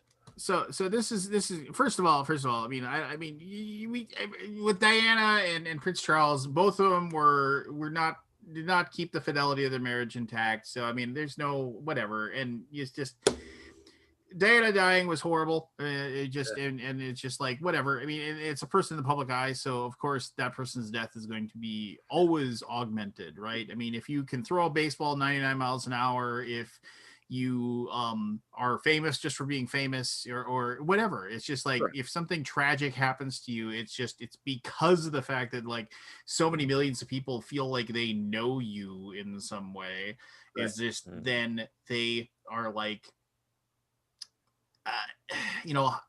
It's one of those things where it's a situation where I'm on the outside looking in on the vast majority of those things where I'm like, who is this person? I ask my wife that all the time. She's like, oh, it's so and so, and I'm like, who is that? And then she's like, oh, you know who that is? I was like, no, I don't. I have no clue who that is. I mean, I'm very insular. So we agree. There's some level of detachment. Okay. Here's so I genuinely, there are very few people that like interviews or things like that I enjoy. I have to really enjoy the person that's interviewing the person to enjoy it. And I'm not saying this has nothing to do with whether or not I like Oprah Winfrey or not. I think like obviously she's amazing. I mean, she's like got a hell of a career and everything like that. But I also like those interviews, like. It's to me, those are just like they haven't written out the questions beforehand. Like they haven't said, okay, this is what I'm going to ask you, so you can prep yourself. And I'm sure there's like there was no advance notice on this one. Oh, because they said so. What are they going to do? You think Oprah's going to lie? Yes. Really? Yes. I don't think she has integrity? I am 100% certain Oprah Winfrey at some point in her life has lied to make sure that her TV show is better. Based on me watching a shit ton of crime shows, and I don't know what that says about me, I will tell you. I watch them too. There were instances in history, like I just got done watching this one, and it was like about like this guy was talking about like being in a relationship. I can't remember the name of the guy, but it was a big profile case because he was fake dating the woman who was possibly the person who set up his wife's murder. And the daughter was like, wow. I can't believe this is happening live on TV. But they were making up their story. But the person was asking them some pretty hard-hitting questions, and they were going all in. Like, it can happen. Like, I think people do this, and they want the raw stuff. And it gets ugly. It gets ugly because they're so raw. And, like, and Oprah is raw. Like, the thing is that, I mean, and I can be wrong. Can kind of anticipate I can totally be wrong. And fine, I'm wrong. And maybe I am. But the thing is, nobody can guarantee that there's no prep. Well, they probably even if there's no prep, they could have edited left, right, and center. And people can go into those things saying these particular topics are off topic. You can't ask me questions about this. They said there was nothing off topic either. Well, and again, I did watch it. They said they were not paid for the interview. There was nothing off limits. And no questions ahead of time. I mean, whatever. I mean, I can only go by what they say. You believe it or not. Exactly. Well, no, and that's just it. I mean, what happened? Okay, so what do you got, Lance? I mean, whatever. Wait. Oh no, I didn't watch a single second of the interview, and because I just don't watch TV. If it isn't on stream. Well, I mean, I think then I'm not watching it. People when they had their wedding, it was like fucking fairy tale, right? And then to find out that it's like a horror show inside the castle or inside the palace or whatever she was going through. I mean, people want to see that. They want to hear that. There is absolutely no reason for her to go to the full extent she did to let people know what was going on in that house. Like, she basically, you gotta understand, like, she, in a sense, the way it really does play out, because since day one, it was like she infiltrated their world in a sense, right? It's what it is. But they sort of brought her in open arms, right? And it was like, right, they brought her in, and then it was like, all of a sudden, like, shit got weird. Like, after that wedding, things got weird. There's a great interview to watch with John Oliver where he basically calls this when they're getting married. He's like, she's about to marry into a whole bunch of dysfunctionality. Like, it's like, it's like, oh no, the queen's not going to knight me anymore. John, you naughty boy, you shouldn't have said that about us. Like, he's going on his whole thing. It's really like, John Oliver is great, but John Oliver did a really good job. But like all the stuff that I know on the periphery, it's just like it really. And the thing is, it's not exposing anything, but it's like now you can't turn away from it. It's like Yeah, it's There's- a distract. It's There's something to enough distract truth. There's enough truth in there. from the horror of pandemic. Not interpretation. That's why I tell people there's enough truth beyond like the interpretation of the person that's experienced it, right? Yeah. It's just like, and it, you can't pinpoint it to specific family members, but you can say the royal family, right? Because it's all hearsay at that point. But it's like you can say the royal family. Who was it? Well, at least they're They're not gonna respectful say. enough. They're respectful enough to not say it's not the queen, it's not this person. But then there's these other motherfuckers in the picture. Well, there's only like 6 other people. Right. There's only 6 I other mean, motherfuckers in here. Can so- narrow it down. you know, so it's like, hey, media, have at it. But what was that dude, Pierce Morgan, whatever? I just Piers Morgan. video of that today, and the guy was like, the guy who was his host with him, he said, dude, he said, I know you don't like Meghan. You were friends with her, and then ever since she became part of the royal family, you know, she turned away from you. So here's the funny story. Piers had a date with her Yeah. the night she met Prince Harry. Oh. He went to a bar with her, had drinks, Yeah. put her in a Do you cab. hear yourself right now? You're just like I love it. I want to what else I got? Lance? What else I got? Scott, I'm here for But you. I wanted to What know else? why Yeah. he was so after her. Like he Yeah. was tormenting her for years. Yeah. And that's the thing. And I wanted to dig up the story, and I found it.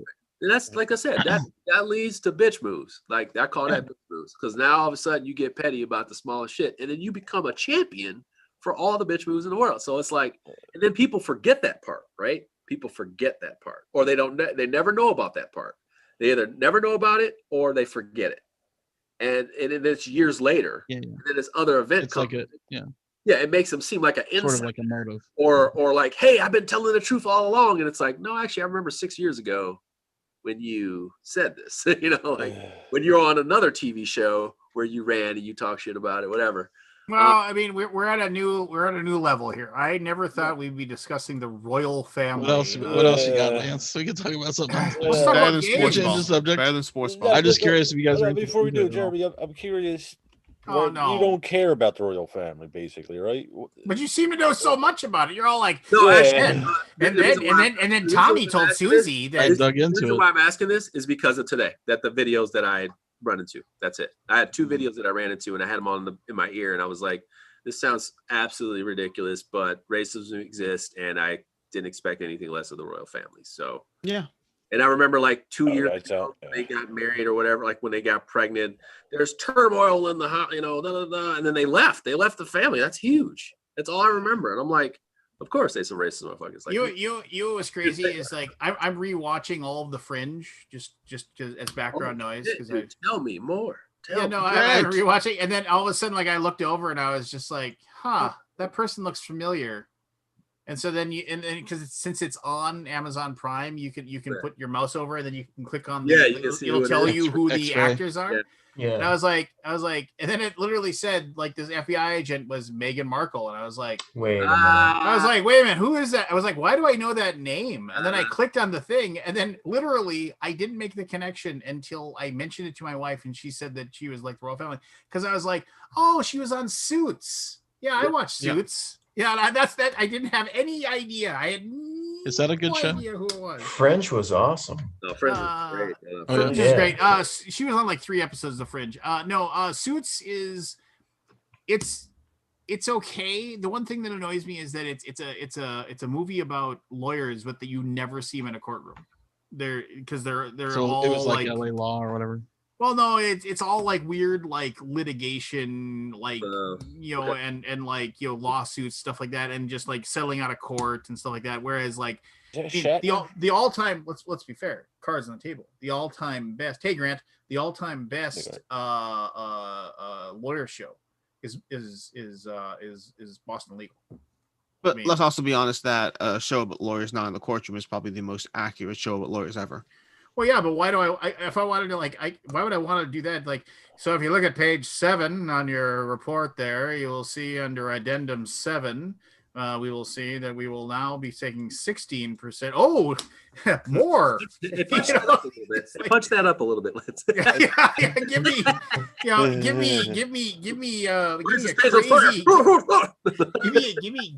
James Spader and let's just say in their madcap antics within the courtroom. What was that James Spader show that's been on forever?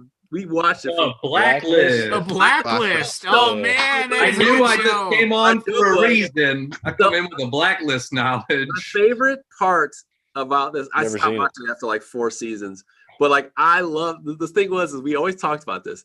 Whenever they ran out of like good dialogue or anything, they would just make an explosion. Like it was just I watched that show. I was like, I love this show.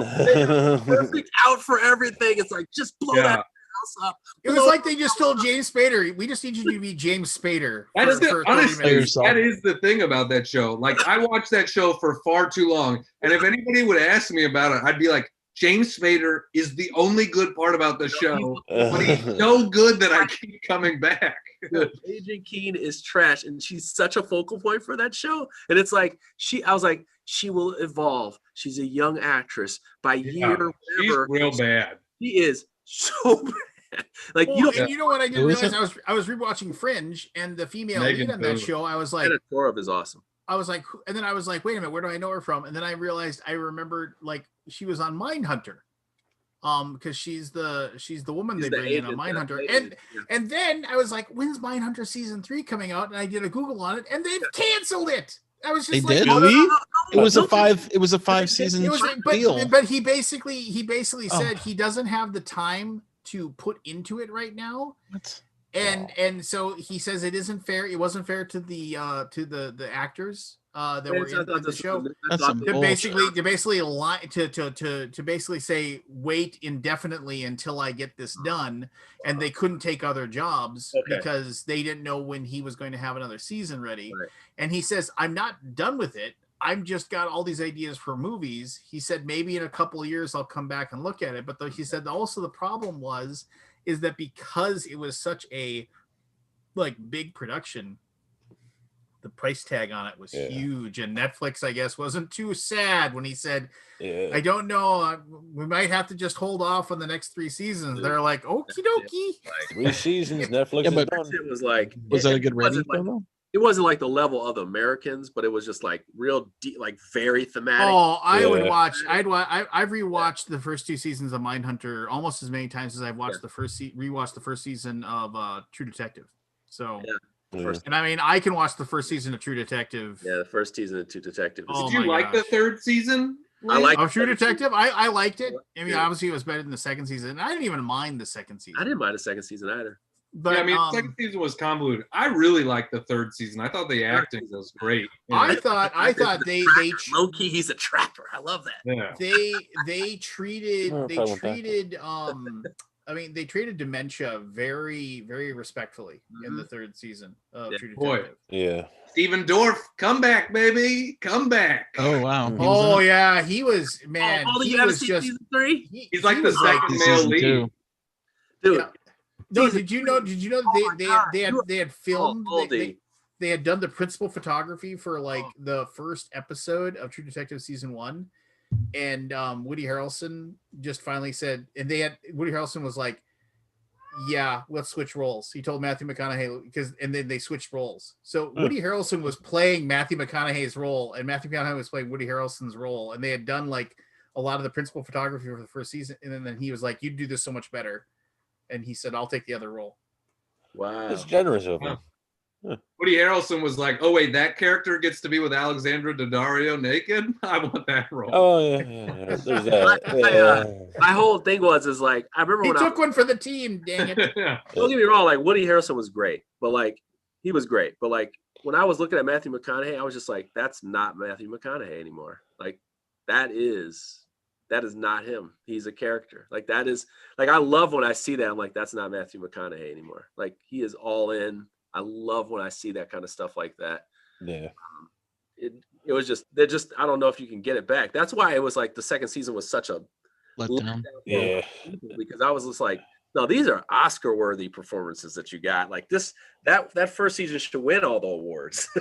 This one, I mean, that first season where spoilers. The first season when they get the whole thing done, they're like, "Well, we didn't get this guy, we didn't get that guy, we didn't get this guy," and then like Woody Harrelson was just like, "We got our guy. Yeah, that's all we can do. We got our guy." You know. By the way, the climax of that show. I mean, like, woo! That last episode is so. Yeah. It's you want to go make some flowers. In that movie, the music is just like. I kind of remember episode 4 being kick-ass too, right? Oh, like the single shot. Yeah. Was it a single shot? Well, the single shot for the raid on the drug den. The raid. I was just about to say that raid is nuts. That was awesome. Yeah. Hey, Forrest. You want to do here? I want you to do this. You want to do a flash Kickstarter critique? And I'll give you this one. Sure. Make Forrest up while he's napping. Okay. He looks so comfy. So look up Dungeon Alchemist on Kickstarter. It's got almost $3 million. Wow. Okay. Oh, Grant, I saw you on the live stream. I will, and to be fair, I'm going to say I backed this. I was going to look at this, but it was only like a week left. I saw this thing was huge. So I backed this. I backed this at like the $90 level. And I'm fully under the impression I might be throwing my money away. Oh, let's see it. Because I'll tell you, I'm not gonna put up spoiler. It is two guys, it's software. It's two software developers. They can pull it off. They might be able to pull it off, but this is it's one of those things where it's like it's only two dudes, and it's like this much money they can hire somebody. Maybe, but their eyes might be. Here's the thing. You know what? I'm gonna be honest with you. Like that is exactly how I feel, and it's not. I haven't even looked at the page. I haven't looked at whatever. That's exactly what I thought about two dudes who made Dice Throne, and look where they are now. Like they weren't game guys at all. There was one guy. They were from two different worlds, and they came together, and they made Dice Throne. The thing with software though is it's profit, right? I mean, it's all profit. So what is this? Because it doesn't share your screen or what? 500 more copies of the game of the thing. Are you sharing your screen, Lance? No, I'm having Forrest do it because he's gonna do this. What? No, I'm not doing that. His too tired sister's for not. that. Your screen, Oh, dude. jeez. Hold on. Fine, I'll share my screen. I've been on camera for like an hour and a half before I got on here.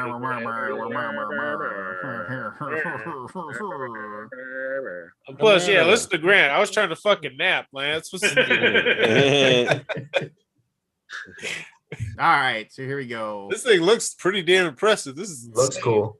Well, no, so like the whole They pull idea. off what they're planning. It's amazing. If you've Give done, it to me. Is it resin? Watch a video. Here we go. Yeah, the video. Will... So like basically the whole idea is that when you're using their map program, like you'll give the room a theme, as you can see here, and then you'll make the room, and then after you build the room on their programming thing, it'll then just populate the room with stuff.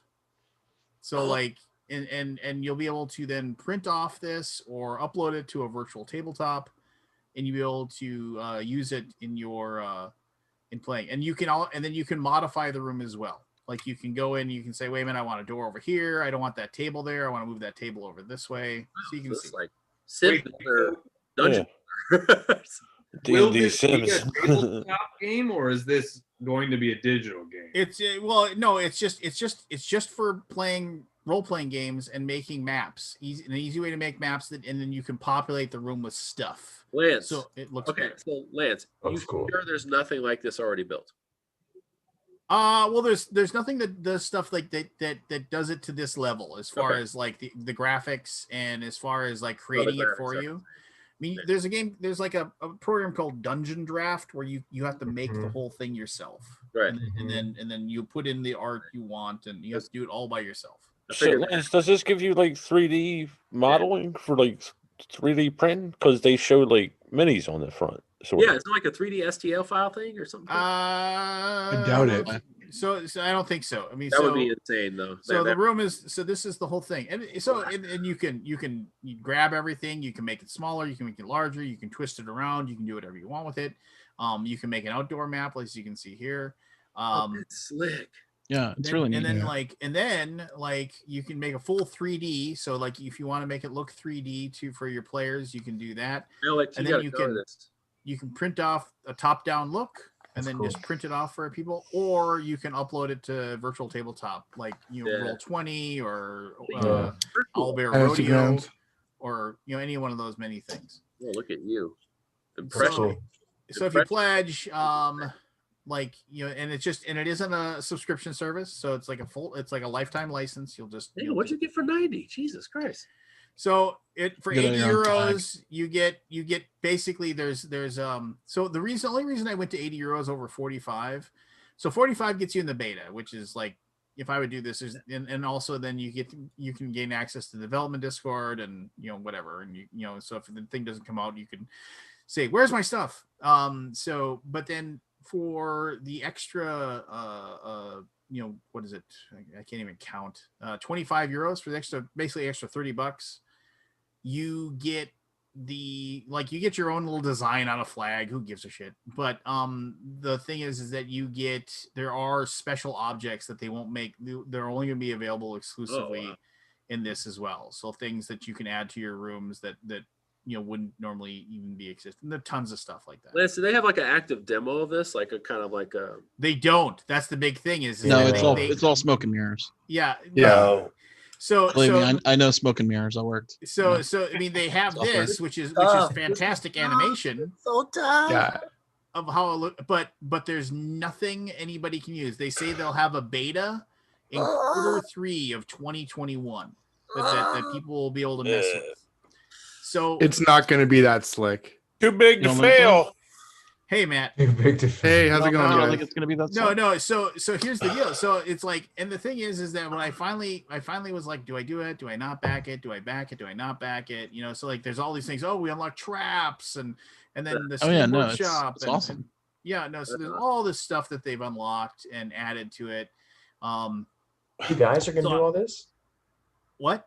Two guys are going to do all this? Well, yeah, theoretically they'd hire somebody else, right? They'd have to hire more. They'd have to hire a modeler. It's like with all this unlock stuff. Yeah. Now, they're gonna have so they basically all this stuff, and then once they hit 1 million, they were just like, we're not gonna have any more. We're not gonna add anything more, which is smart, right? Where are they at? Yeah. Where are they at?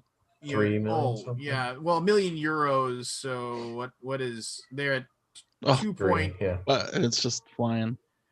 2.3 million. 6 hours to go. 2.8 million for two guys. It's the backing hour. What are you? They can hire to do models. I mean, so of course it's a project we love because we're making money off of it. Yeah. No. No, but like here's the one fact. The one question here is this one: can you actually pull this off? We are very confident about this. Wim is a very experienced 3D artist with plenty of successful projects under his belt. None of them are here though. This is their only thing here. And then Karel is an experienced graphics and AI programmer with several published video games, as well as a PhD in machine learning from the University of Antwerp. So I mean, they can pull this off. Yeah, yes, they can. But will they? I feel they're going to ride 2.8 million forever. They just want to get this done and move on. I mean, you make it sound like that is an unrealistic thing. 2.8 million. You know what? It's just where we're from. But like I said, I think Game of Thrones people. I mean, what's the name? I'm sorry. Same way. Like they had like a tech background, and you're just like, why the fuck are they making a board game? They can. But people. They seem like they have at least the ability. It's just like you just want to know the execution is going to look like what they have on here. Yeah. I don't expect. I think they're going to pull it off. I don't expect that. There's so much to be up to that level eventually. Like this is like one of those video game things where it's like it's a work in progress. So that beta version, just like Gloomhaven, is like it's a beta version. You'll have some cool shit, not all the cool shit. Yeah. And they will constantly update it and upgrade it. But the thing here's something where it's like, will there be support for 3D printing? We'd love to, but it's not on the immediate roadmap. It really depends on how well the Kickstarter campaign goes and how much budget we have. Well, they've raised double their maximum stretch goal, and they haven't come back to it. I agree. We got robot Jeremy again. Don't commit to that. Jeremy, you're roboting. Just so Twiggy, come on. Your voice, you're coming. You got that. Honestly, this looks not that hard to do. You're saying that working in the video game how long world, did it take Duke Nukem 3D to go I'm just on? saying that looks like a very basic editor. That's 30 years ago. It's not even a game, right? There's no physics. Yeah. There's no. No, the system, editing no, comes from the machine learning and the AI. That's the only part that's difficult. Yeah, they're not gonna, that'll be a challenge, but it sounds like the guy's an expert already. What's it gonna? I do print like this. though? I like. Can I only do square or rectangular rooms? Absolutely not. You can draw L or E or T shape or any similar shape you want. The only limitation is the walls have to remain at 90 degrees. Yeah, see, that's makes it easier for them. So it's difficult to make large around tower, for example. This is an unfortunate compromise. So one of the things that actually really stinks that you can't have an angle. You can't have like a 40 There's no angle. angles. Here's the deal. They're gonna put that in there. Yeah, I mean, they're just not grab the whole committing process. to it now. Yeah. They want to get MVP done. They want minimum viable product. This is a Yeah, lot. I love this. For this, how far along in the development is it currently? There you go. Good question. The goal is to gauge Yeah. interest in the product as well as find budget to finish development. Right now, the foundations are in place, but there's still a lot of work left to do. The AI algorithm is not fully trained yet, and all the That was objects. code for 2% in. Yeah. We feel like we have tackled the most challenging parts of development, but we're far from done. 5%. Yeah. So the current success of the Kickstarter, we are confident we can finish the app by the end of the year. Yeah, if this project was at like This is not- $100,000, I'd be questioning. And I'm it. not trying to 3 million. underplay what it is, but this is not even close to making a game. Like as far as like development expertise. No, it's not. Yeah. No. I agree. So a buddy of mine who plays D&D, like a local buddy of mine, we were talking about this, and he's like, "Did you back it?" I was like, "Yeah," and I said, "I backed it at the €80." And he's like, "Why?" And I said, "Well, I said so because if I'm gonna throw $70 away, I might as well throw $93 away and get the exclusive content. I mean, because like if it does come out and I'm like, oh, you missed out on the dragon and all the cool art that you never get, I'm like, well, why didn't I just give him the $25? You have to. Yeah, I Well, mean, I'd be really You interested. don't. You really don't. I really want to know if they're going to support it after. Like, are they going to release new object packs? Are they going to do this, Yeah. do that? This is a lifetime. Yeah, they're releasing angles apparently.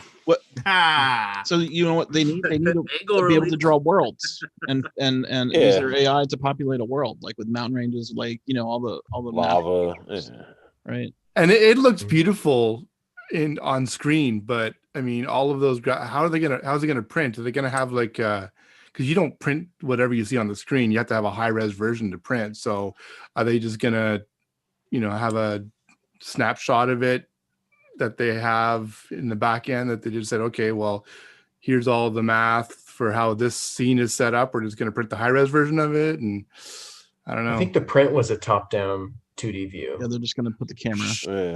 projected above. And that's fine, but it needs to be. I mean, if I get a printout and it's like all pixelated, Yeah, that's a good point. Yeah. Well, they said they're going to put in a low ink option for printing off the games and stuff like that, and so. Yeah, are you able to change the lighting model to make it look less dramatic? Man, you guys just pissing all over Lance's Cheerios tonight, man. Oh, it's beautiful. I mean, I can fire hose in this motherfucker. I'm basically saying I think it looks kind of cool, and I mean theoretically, my biggest problem with it is how long am I still going to be playing virtual tabletop like games? Because that's what I'd use it for. I'd use it for virtual tabletop creations till you die. But here's the deal. And here, theoretically, all my friends will eventually get a. So two things. One, eventually, all of us are going to have a vaccine, and I'm going to be able to have people over at my house, and I can actually play D&D in person again. Yeah. Secondly, I still might be able to use it because I am thinking about building one of those.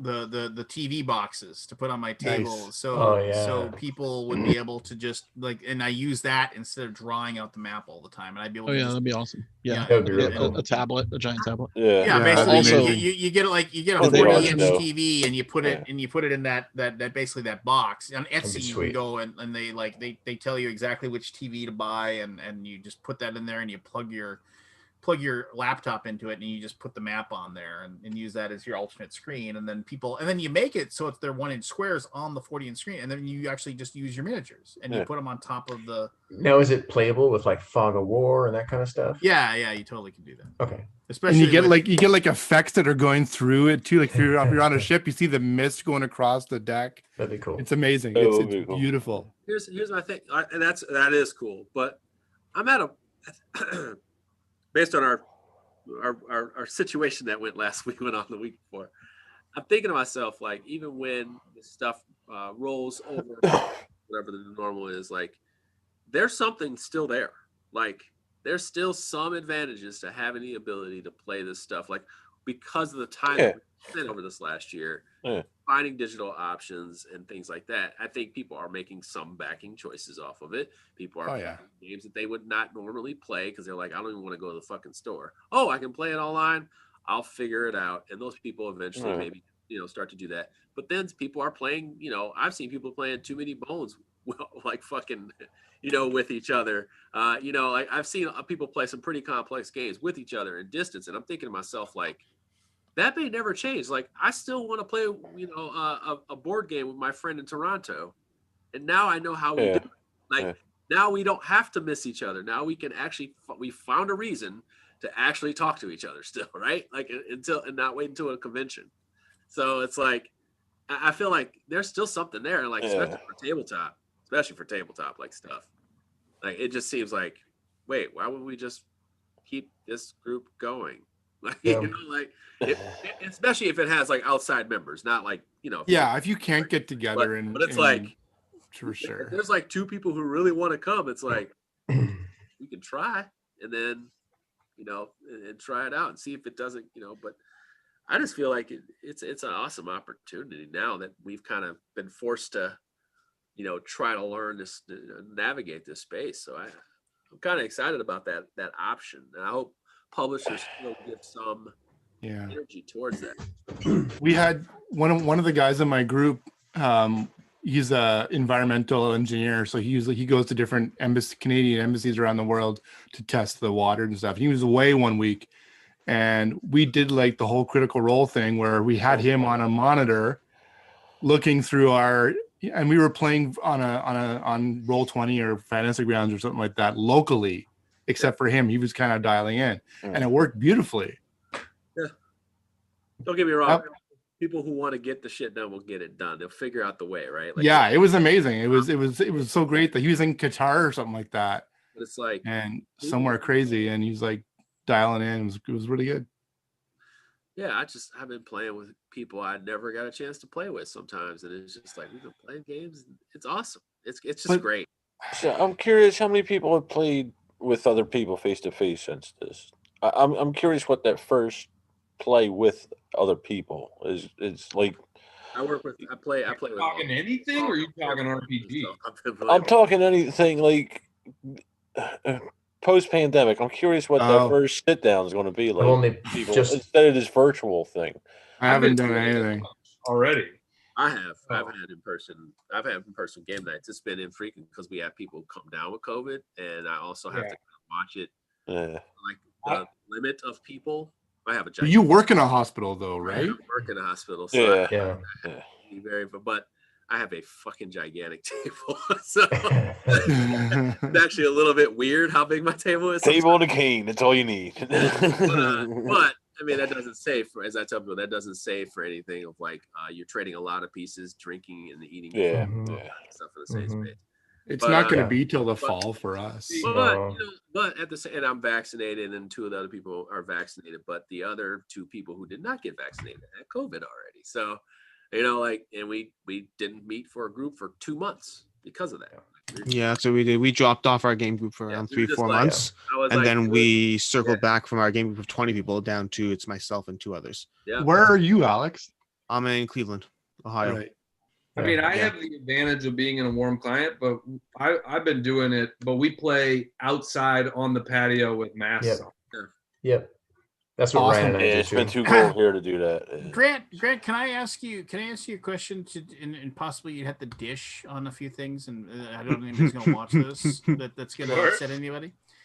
So okay, so the movie Killer Kate, where you play the guy, the inept assassin. Yeah. Okay. Yeah, bad guy.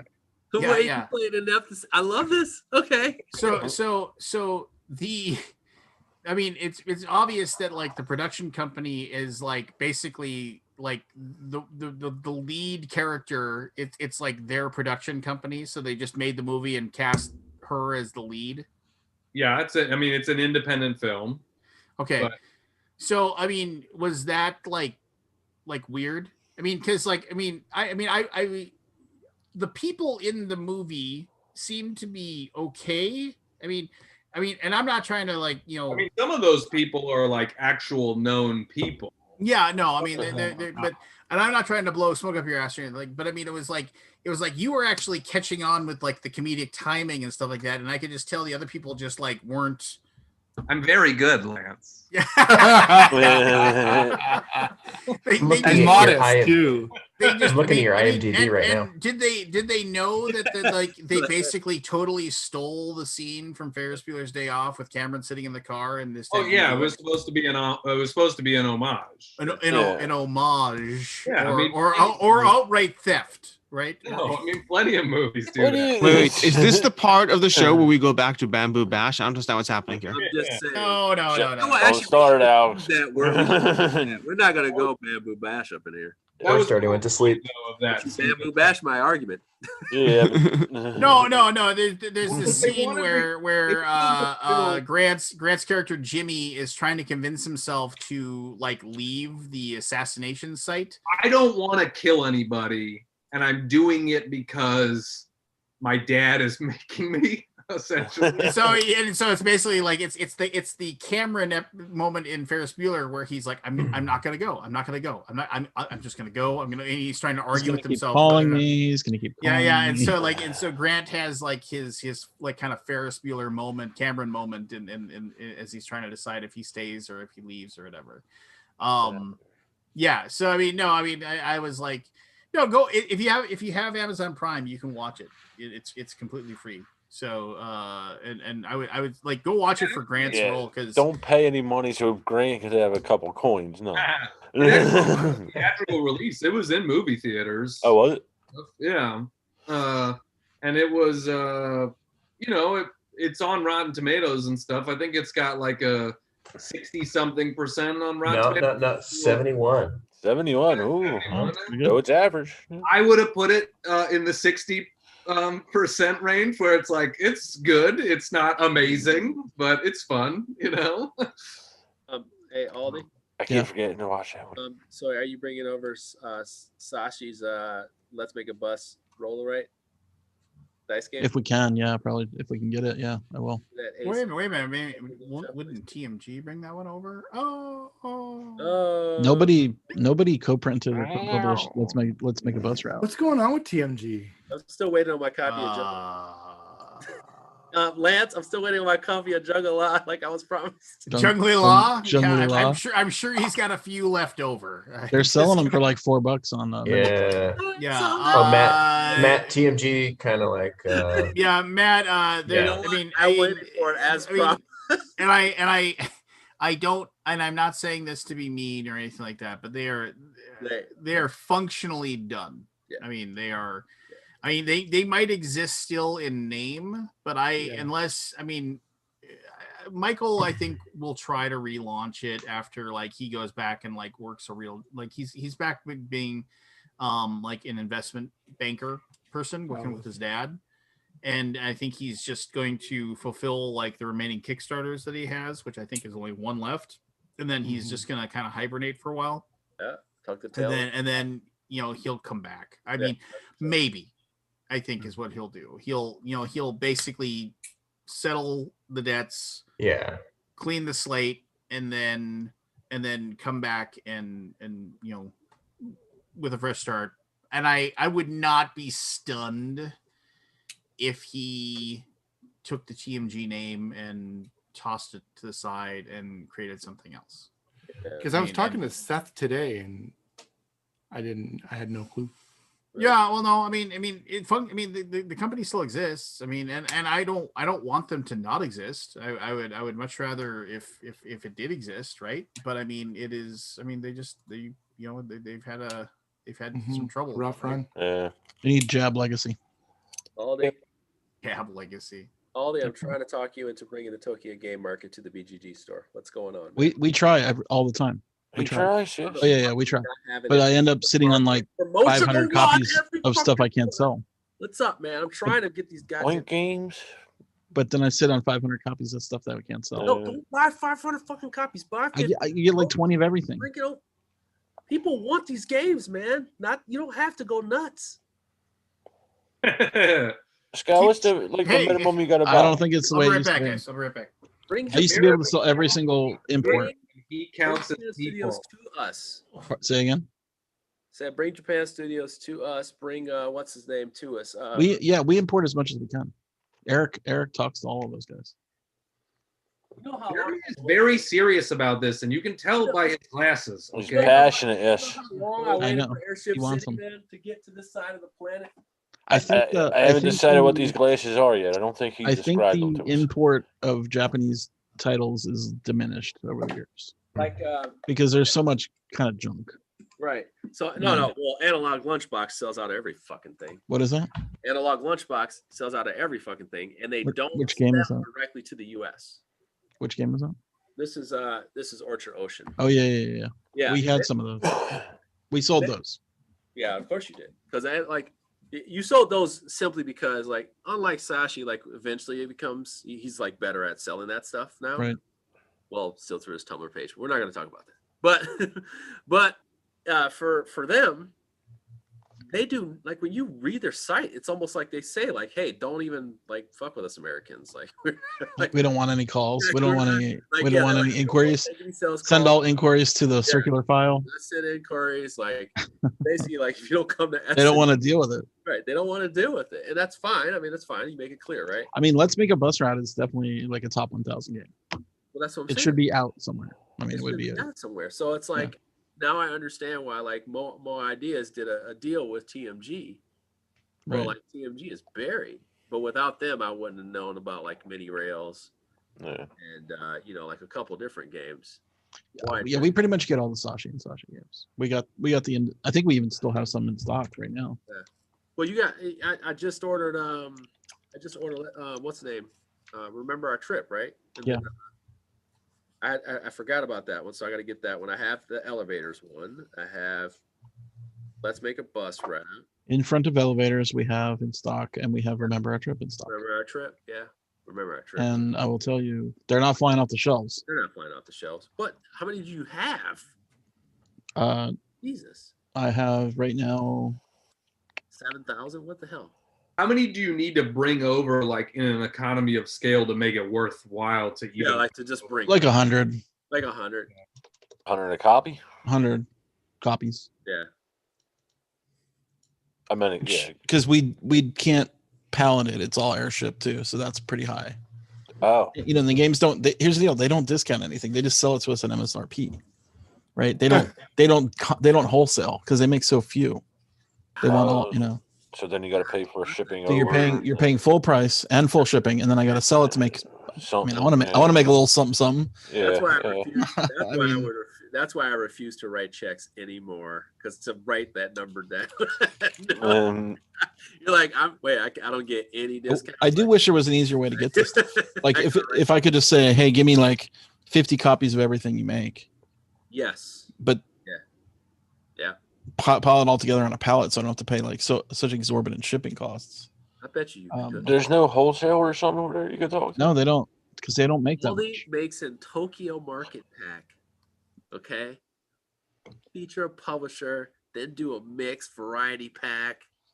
This shit is gone, dude. I'm serious. It's not though. It's you say gone. If you do a pack together instead of maybe. I'm serious. If you just I have 88 Remember Our Trips, and that's hot. No, that's hot. But I would say I've had 88 for but I would say this. Months. I would say this. I would say that you're son of a bitch, you lying, because I just ordered one the other day. No, I mean, well, you know what I mean. I've had 88 for a few months. I know what you're saying. Stimulus check is I coming. would say, hey, let's do this. And I'm not. I've sold You know the business. 13 in the past 3 months. Right. You know the business. Including say, Christmas. Hey, we're having a sashi. I know, through Christmas. Scott, not for nothing though. You don't really advertise like. Well, if you go to Sashi. the game page, there's a link to that game. So if you see the game, with a Sashi face, Sashi's 15% off. Put a bundle together. People go, holy shit! Oh, hey, Sashi games. Suzanne gets on it. She starts pumping the shit. I start pumping the shit. Yeah, but that's what I'm saying. Realistically, like most people, I don't think the average gamer is going to go right to BGG right away. They're going to hear from somebody like Jeremy or. But the average gamer is not going to buy a Sashi game. No, average gamer is not going to buy a Sashi. But if they hear somebody talking it up enough, they will. You know? Oh yeah, this game he's been talked about for months. I mean, I get little pockets of it. When I post about Sashi games, do you know how many people go like, "What the hell is this?" Like, yeah, that's I have what I'm no saying. idea what you're talking about. But they don't want to cough up. I don't know what you're But they talking don't want to cough up $50. But to be fair, Jeremy, you're like one in how many In voices? shipping. no, but what You I'm know, saying is that like I'm also in a group of people that like play these games and talk about them. Yeah. So it's like Yeah. you still have people in my feeds of places that I post that like generally just don't have a fucking idea what I'm talking about. Like when I say, okay, so here's an example. Here's a really good example. Coffee Roaster came out in 2015, 16. I learned about Coffee Roaster after it came out, maybe a year or two. Then I found Sashi. Then I realized the barrier it takes to get the game, but I wasn't foiled by that because I bought Japanese games when I was a kid for $90 and imported them. And we had that too. So it was like that one sold out very quickly. Right. So then I was emailing this guy. I was actually emailing, and then I got the game. Well, I had the game for a long time. So then I was like, what other games does this guy have? And then I started, buying the games as they came out. TMG made a partnership. I discovered more ideas in the same time. So then I had all these different games that were from that market. I was like, oh, this is an untapped market. But I don't feel like no matter what, or like Emperor S4, same thing. They all kind of came at the same time for me. And at the same time, nobody knows who the fuck they are. Like, it just is. Yeah. It just is. I remember this argument back like in 2014, 15, when that other guy was heavily in that. When Japanime games start to come over and all that. It was the same thing. It was just the exposure, nobody buying, I mean, like, when I say Emperor S4 makes solid to like very good games, like in that range, you could buy all of their titles that Deepwater Games brought over to the US for $80, free shipping on Deepwater Games. They still couldn't sell out of that shit. Like, you're talking about at least out of the. I mean, I think there used to be maybe like 400 or 500 people that would buy like everything. Right. Those people have moved on. No, they're not there anymore. Already. We already got it already. Like, they ran Kickstarter projects. I was like, I already imported that. The Asian, the desire for the Asian stuff is very dramatically lost or gone. Yeah. Well, the thing is now even now, like I mean, when you have like 15 Kickstarters every week now, like I have AAA. I have a Kickstarter for Embryo Machine, which was another game that I brought. It's from a publisher that brings over these small games. Yeah, I backed it. He loves, and I just support the guy, and like that's what they're doing now. Now they're like, hey, we're not you guys are making this shit happen. Like, Aqua Garden is not happening without you. Trust me, it's not. Oh no, for sure. And they have to do it up front because I think if you just made that game and brought it over, nobody buy it. It would die. You have to have you have to have this FOMO hype. Like, we're not doing this for anybody but the people who pay right now. So I haven't seen like the Japanese games in a while. What are the the quality of the components and all like that? Is it still basic like it used to be, or is it like quality can range? But I would say just generally they're good. They're just better because they're not using a lot of components. Okay. That's the thing. It's like they stick to like just wood simplicity. That's what I was getting at. Like, so because you were saying the price tag's kind of high on it, like $70 or $80. So sheets, lots of sheets. Paper. Remember, our trip is a little flimsy. Yeah. But you get a lot of stuff in the box for $50. Let's make a bus. And I think I'm not even making any money on that. I need to check the math. Check the math, Scott. I let the store people like kind of manipulate the prices a little bit to get some stuff sold. Nah, you gotta crack the whip on that. But, nah, can't do it. I just put in order. $86 million actually. man. You don't need. You don't need the money. What's a couple mil? I'm kidding, Scott. I'm messing with you. I just put an order in for something. Let me see what it is. No, I'm just because you mentioned. Believe me, I want all that stuff. It's just it really is. It's a hard sell these days. You mentioned you had a problem with. I think it was Wingspan at one point. Remember, it was a real popular game. He bought 10,000 Wingspans. No, no. Which one was it? It was a popular game. 1,000. No, Tapestry. I still have them. Tapestry. I'm sorry. You want a Tapestry? Anybody? You're gonna have those for a while. Oh, he said, "Give me Jamie's phone number." No. It's all good. I knew what I was getting into. No, you didn't. No, you didn't.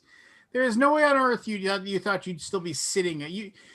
Yeah, no. I thought there was going to be a little bit. They were going to be a little scarcer than I had anticipated. You're gonna have a super flat. I mean, I'm not trying. I don't jack the price up. We just wanted them. Yeah. But I'm just curious why they don't move from your story, you know, like the Japanese games. So we don't discount and we charge full shipping. So.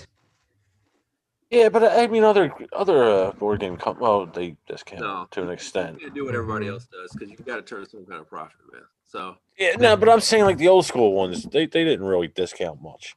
You know, so like a perfect example right now is Descent. Descent is on. It's $179.99, and the pre-order price right now on shops is $139.99. Now, when you get to $139.99 from a game that's $179, you got the base game, different art, all kinds of different stuff, but still very much a base game. That does pull you into a very tough decision. That's a tough retail decision. Yeah, it is. That's a tough one. That's a very tough one. So I got 3 Mandu games coming. Yeah. Mandu. Oh, really? What do you mean? Bandu? You got the Bandu license? Forrest, it came through. What do you got for Mandu? I want all left. So what we got? Merchants of Dunhuang. Okay, yeah, okay. Castello Mathoni. And Black Swan. The last couple lines, yeah, from the last year. Okay, cool.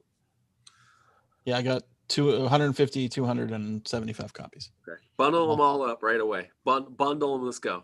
Make a bundle. Mandu, let's go. Okay. We do Mandu. Bundling 2 pieces of shit together is still just 2 pieces. You know what though? You know what bundles do? That buy it. But you think it's just one piece. That attach rate is real though. I also have 50 copies of Alluvium and Cooperation. Do you know those? Cooperation. I can't believe you have those. I mean, never heard of them. Hot ticket items. Exactly, because they're Japanese. Hey, Aldi, you know what I would? Alluvium. Said this. I can't say this now, but I would. But okay, but so here's sorry, we are French. That ketchup games.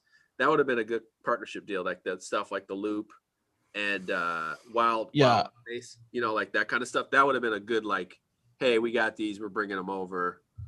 Because there wasn't a huge Eschen push, but it's you pick these ones. It's kind of if you had macro in your shop, people would. Oh God, I would have bought all the macro if I could have had, but that opportunity does not exist for me. How the fuck do you find this game? By the way, I don't know. I ordered it months ago and I still don't. I don't know where the fuck the game is. I've been looking.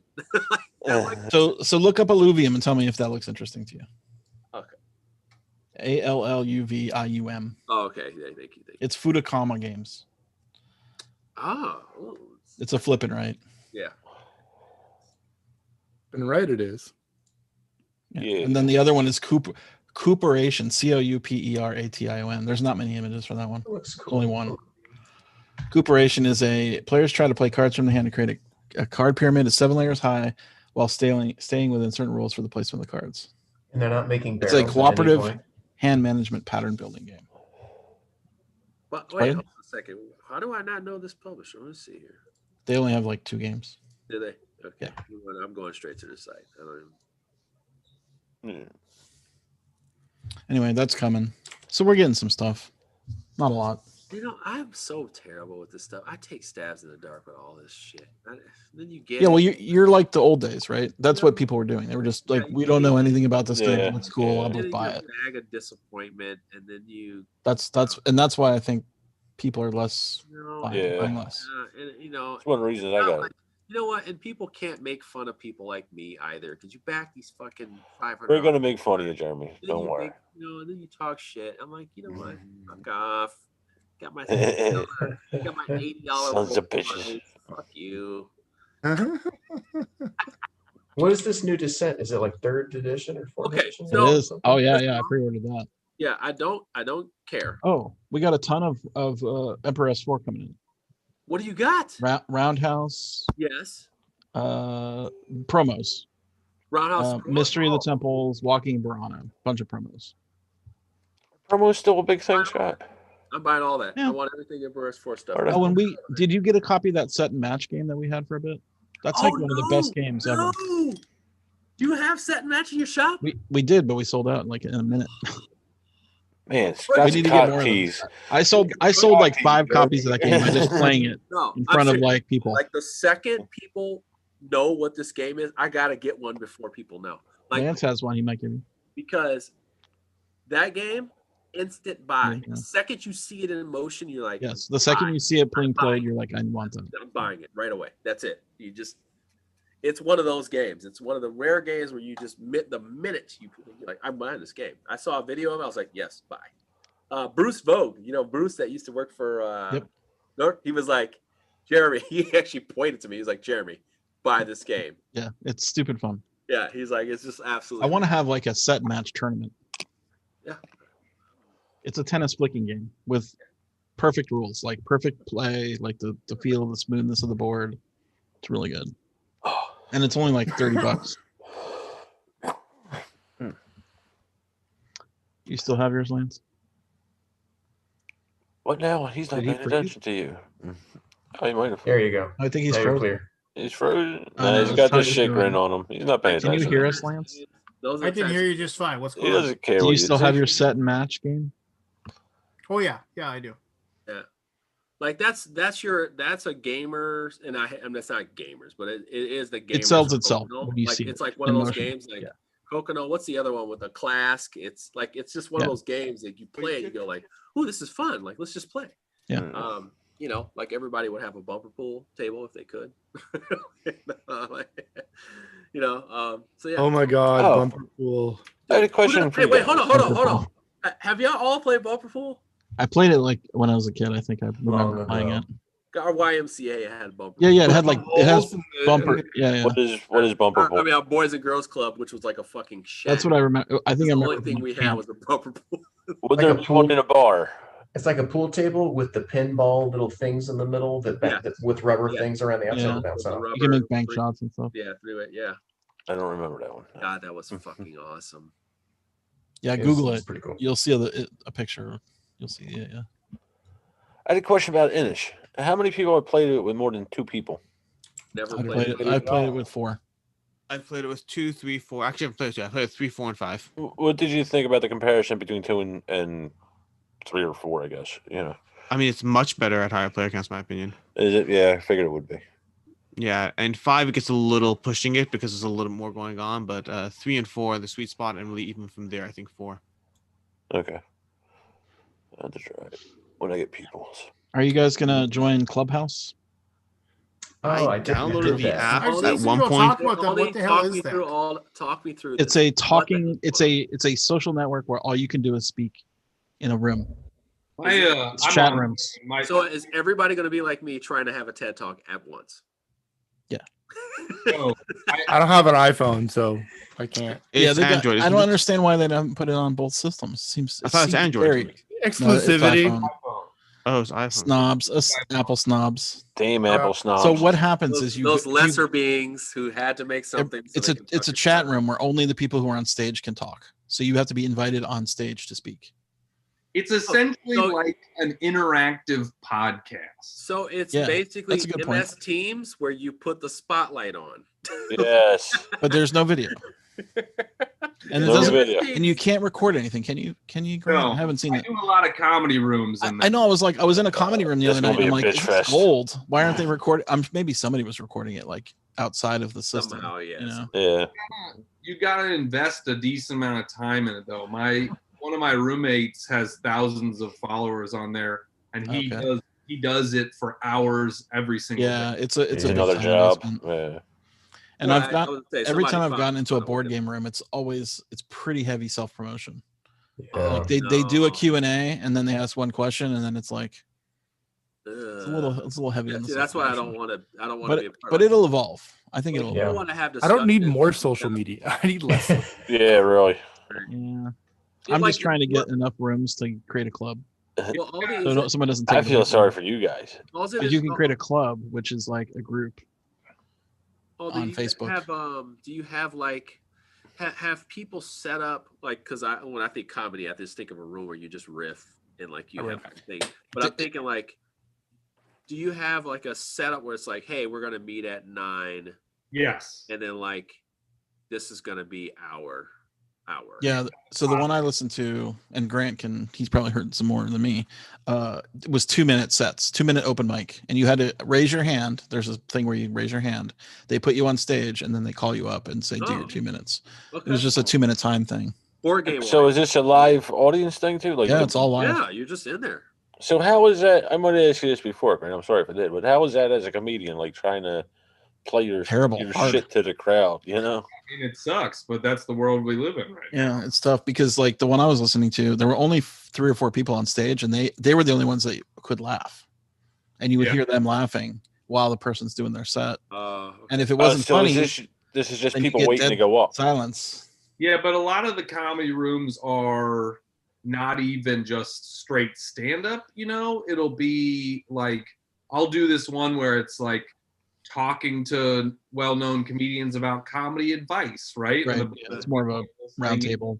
Yeah. And they'll hear comedy advice, or you know, someone throws a topic and people sing a song, make up a song on the spot, you know. It's kind of fun. I mean, I've been on it for like I just Karaoke turn it night. on. Yeah, and I don't speak much. I mean, I spoke a little. I guess I have to see it, so I can't access this unless I have Apple. You have an iPad? Yeah. Oh, I do. You can run off the iPad. I do. Yeah, don't I use it mean, I very think much at all. the theory is, I think it's probably here to stay. You know, just in its infancy. I mean, there was 1,000 people in the comedy room I was in. yeah. Yeah. I mean, It was like women's night. here to stay. It's, you know, obviously, I know a lot of people that put a lot of effort into Vine and a lot of effort to. Yeah, I'm just wondering how they're Let me tell you monetizing. something. Vine ruined a lot of good comedy stuff. Oh god. Yeah. God, when Vine went down, there were some epic things that left. I was like, Scott. God damn, there was some good stuff. Scott, you said you're looking for a new show. Sci-Fi has Resident Alien. I checked that out. Dude, I'm not watching it. I'm not falling in love with the damn show. That's another one. It's like I can tell. Is it good? Alan Tudyk is. I mean, yeah. that is a show that I hear you, Jeremy, but hard. I feel like it's hard to make me laugh, and that show makes me laugh out loud multiple times every episode. So good. He's so good in anything. I'm with you, Jeremy. I'm with that with Snowpiercer on. I think it's TNT or something. But They have it on TNT, HBO Max. well, you know what TNT does? They do go. They keep going, and they actually. Unlike a lot of shows, I feel like they listen to feedback on their shows and they respond. Under Falling Skies, they did. Like they straight up did. Like the shift between first season and second season was so different. I was just like, they basically listened to everything everybody was saying. They were like, "Is hey, it good? Show you got a Falling cool Skies, show, but change this." Yeah, And- Falling Skies was. Yeah, Fallen Skies got better, and then the last season, of course, you can tell they took a break because it went off the rails. Yeah. So, but it was a really good show. Like it was just a good show overall. Like they had, you know, like X-Files. Like after the first full hey, we're having an alien experience here. Yeah. The aliens are there. Like the show could have been over, but they found a way to keep the show going. Falling Skies had the same thing. It was like, all right, we see the reveal. Are we going to keep going? And they found a way to keep going. So, yeah, it survived that. And I was about to dismiss it, but after watching so many trailers during the NBA playoffs, I finally decided to watch it, and I'm glad I did because it lasted 5 seasons, I think. Yeah, it was 4 or 5. And I watched 4.5 of it. So I started watching. It's really new. It's like only 2 episodes out. Debris. Never heard of it. I've heard of So it. it's on NBC, I think. It's the premise is this spaceship. Yeah, they were advertising on blew Super up Bowl. blew up in orbit, and all of the bits have fallen to Earth, and they have these otherworldly properties to them. So when people come in contact with them, weird shit happens. Is it good? Jonathan Tucker's in it, who I really like as an actor. I can't picture it. Okay. Debris. Also, there's an actor named Scroobius Pip. Good name. I had to watch it just for that. Now I have a rule about like names. Whenever you name your kid, name them something that you would want to see, like on a desk or on a door. Like Scroobius. Like, when you said that name, I was like, I would want that fucking. That is a curious conversation that's about to happen. When I walk through that door, no matter what we're talking about, I'm curious. Okay. Or like crime fighter. Right. Yeah. I'm curious. Like you're curious like a cat. Right. Hey, so I've been. That's why we call you Whiskers. So I've been watching Batman. Which one? The original. No, not. I'm sorry. The Batman the animated series. Oh yeah. So I've been watching it again, and I found that I'm not familiar. No, I've watched. Not at all. I've watched all I've kind of gone back and watched through most of the stuff. I haven't watched Thundercats again, but I've watched Thundercats. Most Thundercats. I watched some of G.I. Joe. Thundercats. I watched Voltron. Oh. Transformers. You know, like almost none of them hold up. Right? Batman does. Batman Snarf. does and doesn't, but it works. Like it actually does work because and I have to watch that. You know what? I actually haven't watched this, and I believe that this is the same way too. I think the real Ghostbusters is the same thing as Batman.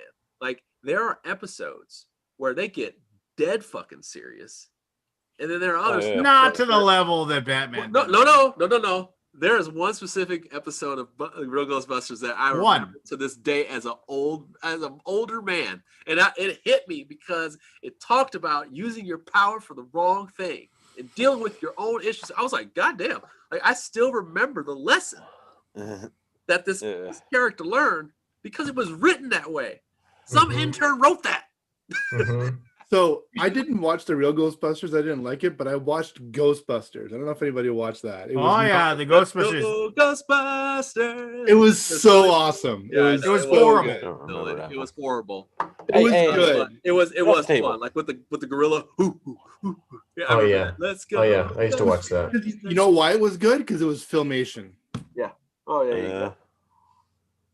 There's a really good YouTube deep dive into the Ghostbusters cartoon and how that actually how they were able to do the Ghostbusters cartoon and get away with it. Yeah, or maybe was it that, or what did I see it on a? Did I see it on a? Now I got. Oh, hold on. I gotta figure it out. Where was that? By the way, weird time where you could have like a rip in a straight a show. And then like a straight rip off of the other show, like at the same time, like the real Ghostbusters and Ghostbusters could be on in the same week somehow. Yeah. You know, like easily. GoBots and Transformers could be on in the same week. You know, like He-Man and Brave Star could be on in the same week. You know, like Brave Star. Oh, dude. Brave Star. Remember what the rip off of the Smurf was? Puma. Oh, by the way, nobody has the speed of a Puma. Because we don't bring that, we don't decide that we use a puma. Strength of a bear, eyes of a hawk, Yeah. Speed So up. here we go. There you go. Ghostbusters is a 1986 animated television series created by Filmation and distributed by Tribune Entertainment, serving as a sequel to Filmation's 1975 live-action television show, The Ghostbusters. It is not to be confused with the Columbia Pictures 1984 film All right, so now I'm Ghostbusters, gonna or watch that the film's 1975 subsequent one. animated television show, The Real Ghostbusters, which premiered 5 days later. When making their film, Columbia Pictures needed to obtain rights to use the name from Filmation. The success of Columbia's unrelated film spurred Filmation to resurrect their own property, producing an animated series based on the characters from the earlier show. This animated series ran from September 8th to December 5th in 1986 in daytime syndication and produced 65 episodes. That's some Disney shit there. That's like, Yeah, I'm but, not losing my license. The series is technically called simply Ghostbusters, but home video releases use the name Filmation's Ghostbusters to avoid confusion. In the U.S., reruns of the show previously aired on CBN Kimball, Family Channel, Cubo's Cubo Night All Block, and most recently on the Retro Television Network. So I remember when I saw this it was actually in the Netflix documentary about the movie Ghostbusters and how the trouble they had. Like they were like filming and all of a sudden they realized that Filmation had done a movie called Ghostbusters in 1976 and they had to race to get like the okay to use the name because they didn't even know it existed. But yeah, that cartoon was garbage. Yeah. Garbage. So getting back to my Batman thing, I've been kind of watching, and of course, like the episodes, they kind of front loaded with all the the big villains and whatnot. But like they weren't all that big at that time, in a sense, right? Visually. So. Oh wait, interesting. Sorry to interrupt you, Jerry, but here, it's like when Columbia Pictures started producing the film, it neglected the fact that Filmation already had that. Columbia agreed to license the name from Filmation for $500,000 plus 1% of the profits, of which they were ostensibly none. That's interesting. Whenever you talk about because like almost movies don't make any money, so you can't cash in like that. Since Columbia did not want to license Filmation the rights to the movie Ghostbusters when they were looking to produce an animated series, Filmation produced an animated version of their live action show. Filmation had actually gone as far to attempt to work with Columbia Pictures and had completed initial design work for a cartoon to be based on the movie. However, Columbia changed their mind, declined to work with Filmation, and the proposed deal fell through.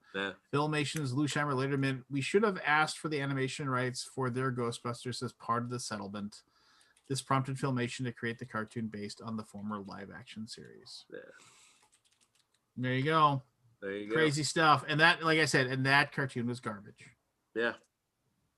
But the real Ghostbusters, to this day, and I'll have to go back and find it, but there is a moment in the real Ghostbusters where there is some extra planar being that somebody, the God Killer or the God Slayer, and he shows up, and the Ghostbusters show up to fight, and he asks, "Are you gods?" And Ray in the cartoon goes, "I got this one.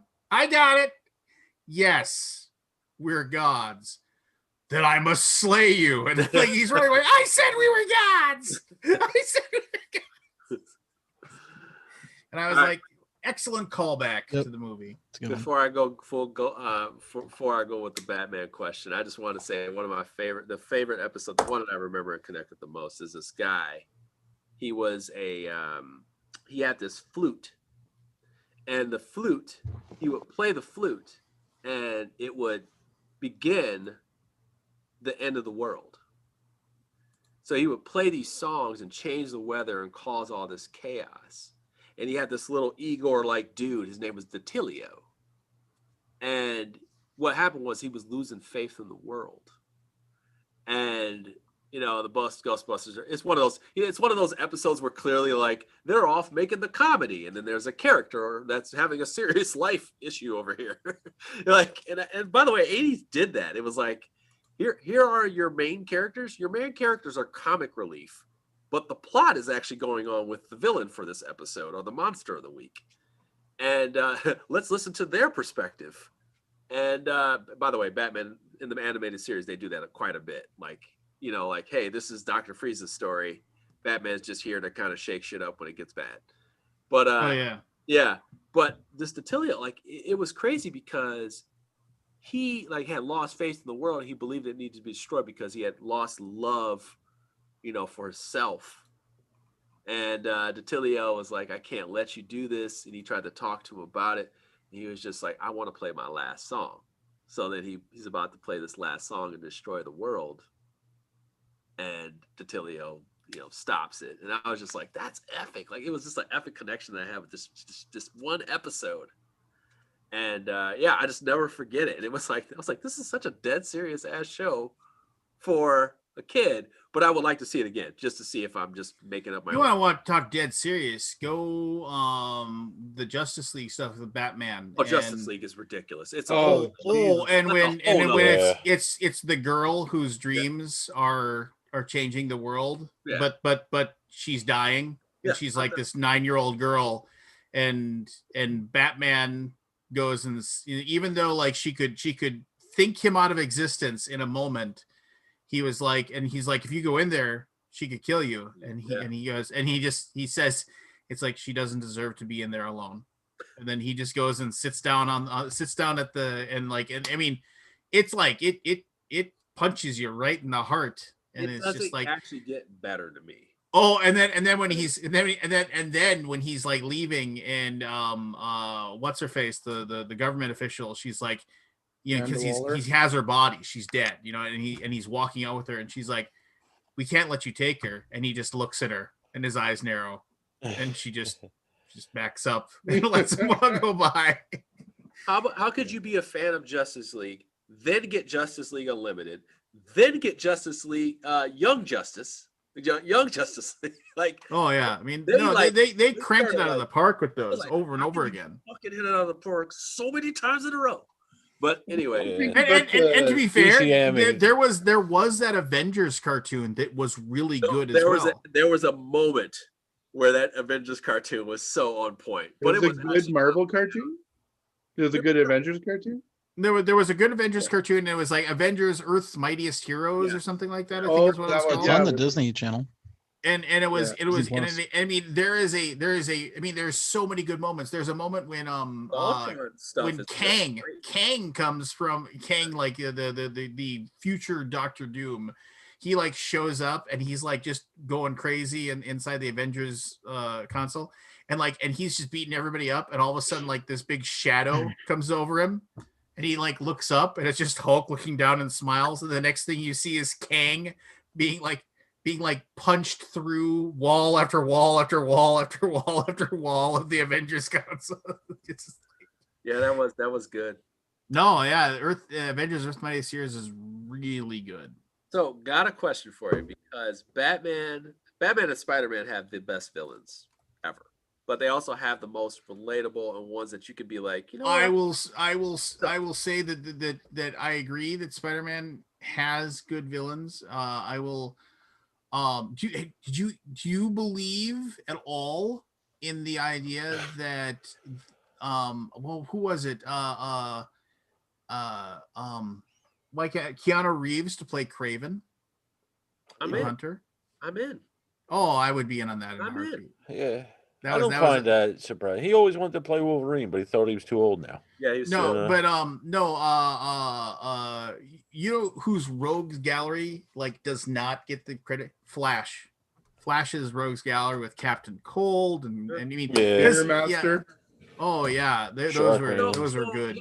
Oh, well, okay, we're gonna get derailed because I'm gonna go there, Lance. But I gotta take off, guys. Okay. Good night. Good night, Scott. By the way, Grant, next time you're on, I want to see your goals list. I caught a freeze frame of it on your stream this weekend.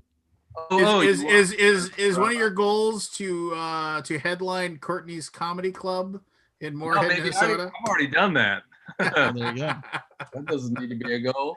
Oh, right. Aldi, what Spider-Man villain do you most connect with? That you say, hey, like, they're not really that bad. Like, we could just clean it up a little bit. Electro. Why? Didn't he have like some sort of sad story? He really They all wasn't do, that. don't they? He wasn't really They that all do, bad. but I thought it was Vulture. Well, But you know, you know what I no. do. Vulture was probably the one because Well, no, I mean, was which just trying to keep version are people you in talking? Are you talking jumps. comic books? Or are you talking? I don't know anything. movies? I mean, at least if you go by the movies, Vulture Maybe just literally the became a movie. bad guy because the government stepped in and took away his job. You know, The Vulture is that's probably the most sympathetic. Okay, so But the vulture in the comics is just a despicable old man. yeah, he is. Yeah. Oh, probably so. Right. That's yeah, okay. but I don't think Aldi knows that. Like I wouldn't know that. I don't know either. the comics. Though. Yeah, it's, I only know don't the think. movie. I mean, if Okay, you're gonna, before if And I you're know the gonna go, first 15 of McFarlane's series when he rebooted it in the 80s or whatever, 90s. just so we get this clear, and I want to go politics, but almost all the Batman's villains are like people who who something happened to, or people got pissed off because of lack of funding. If you think about it, like they were like, "Hey, we're cutting your fucking your research off," or like, "We don't care." you're not wrong. But that, I mean, honestly, that's a pretty franchise. sympathetic villain. No, Yeah, that's what I'm saying. So if you told me Croc, if you told me like all these villains, it's like they were just trying to make breakthroughs. They were trying to do things for humankind at one time. You know, well, like let's be fair. I mean, All right, Mr. I gotta run. Freeze. See Mr. this Freeze guy. is I'm gonna head off Freeze- as well. Mr. Good night, Freeze guys. is like the See worst. you Yeah, guys. Alex. So Mr. Freeze was completely reinvented by Batman the Animated Series. I mean, Oh, it Mr. was? Freeze was just Oh. a boring like whatever, but Batman the Animated Series stepped in and said, make him a tragic figure, and they did. Dude, he is the most like that is the one character when you watch the episode, you're just like, that's fucked up, dude. Come on, Yeah. man. My name is Dr. Victor Freeze. Like- um But his puns were ridiculous, and I know why they did that to Arnold Schwarzenegger, because he is a pun character. Ice Yeah. to see you. I used to see you. The world is so cold. My heart is not like. I'm like, oh my god. All right. Yeah. No, I mean, so there's Who you got, Lance? Who you got, Lance? what? No, as far as who? Spider. Like- So we're not talking about Spider-Man. We'll Oh well, I mean, no, I mean, I have. I mean, my two favorites, and they're both tattooed on my body, are the Scarecrow and Mr. Freeze. They're the. I mean, why Scarecrow? he's just super cool, man. I mean, he's just. I mean, like the fact that he's just this scrawny little weakling. Yes. I mean, they tried to reinvent him, at one point, and to try to give him like oh he learned some martial arts so Right. he could fight Batman, but no, he's just a scrawny guy that just scares people to death, and he You never. like his depiction in Dark Knight, because I actually liked that. I was okay Because I I was mean, like, see- that's what he would be. He'd be like a rebel rouser. Like he'd be this person. that So I read like so there's so many great things in like really good Batman writing. There's like weak Batman writing. There's this one, I think it was in Long Halloween, which if you've never read the Long Halloween, you need to read the Long Halloween. It's a fabulous 12-issue maxi series of Batman. And it's either the Long Halloween or it's the one after that, which is I'm trying to remember the one after it. There was The Hush? No, it was another 12 issue by Bruce Timm and the same writer and artist that Long Halloween was.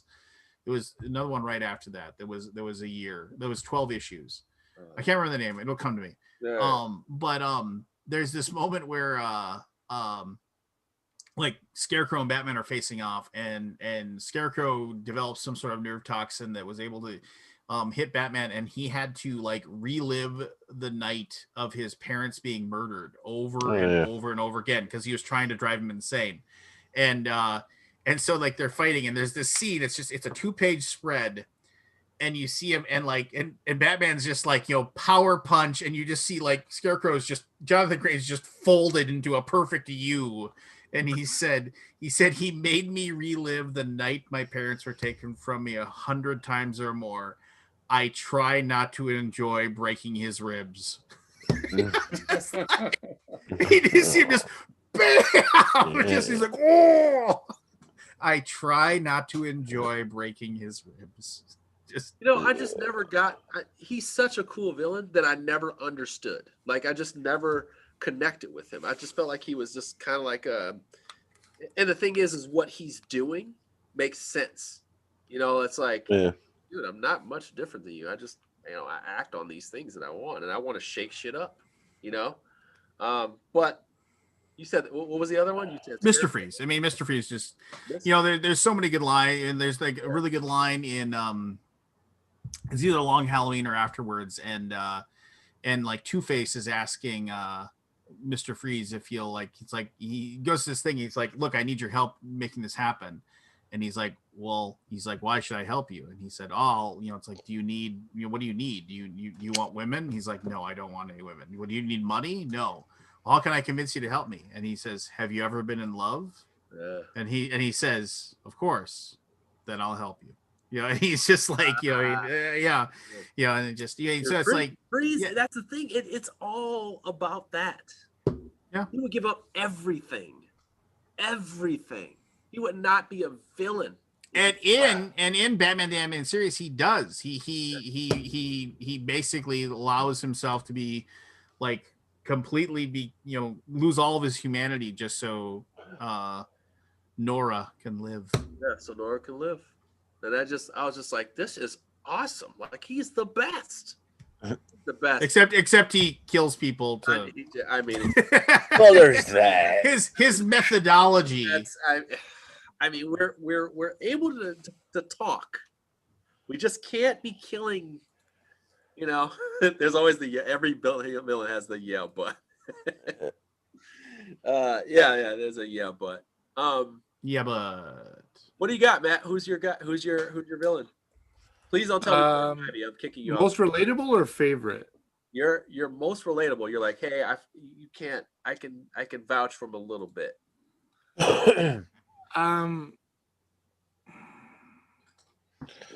We can just open it up. Like, we can open it up. Whatever you're. I don't know. Ra's al Ghul, I think, is probably. I can see how that would happen. Yeah. Okay. With like a sycophant like that, right? Like, it's a pretty fine line between that and having those, It's like, hey, I'm sort of bad. And he's just cool. I mean, the whole League of Assassins and everything. Come on. He is fucking cool.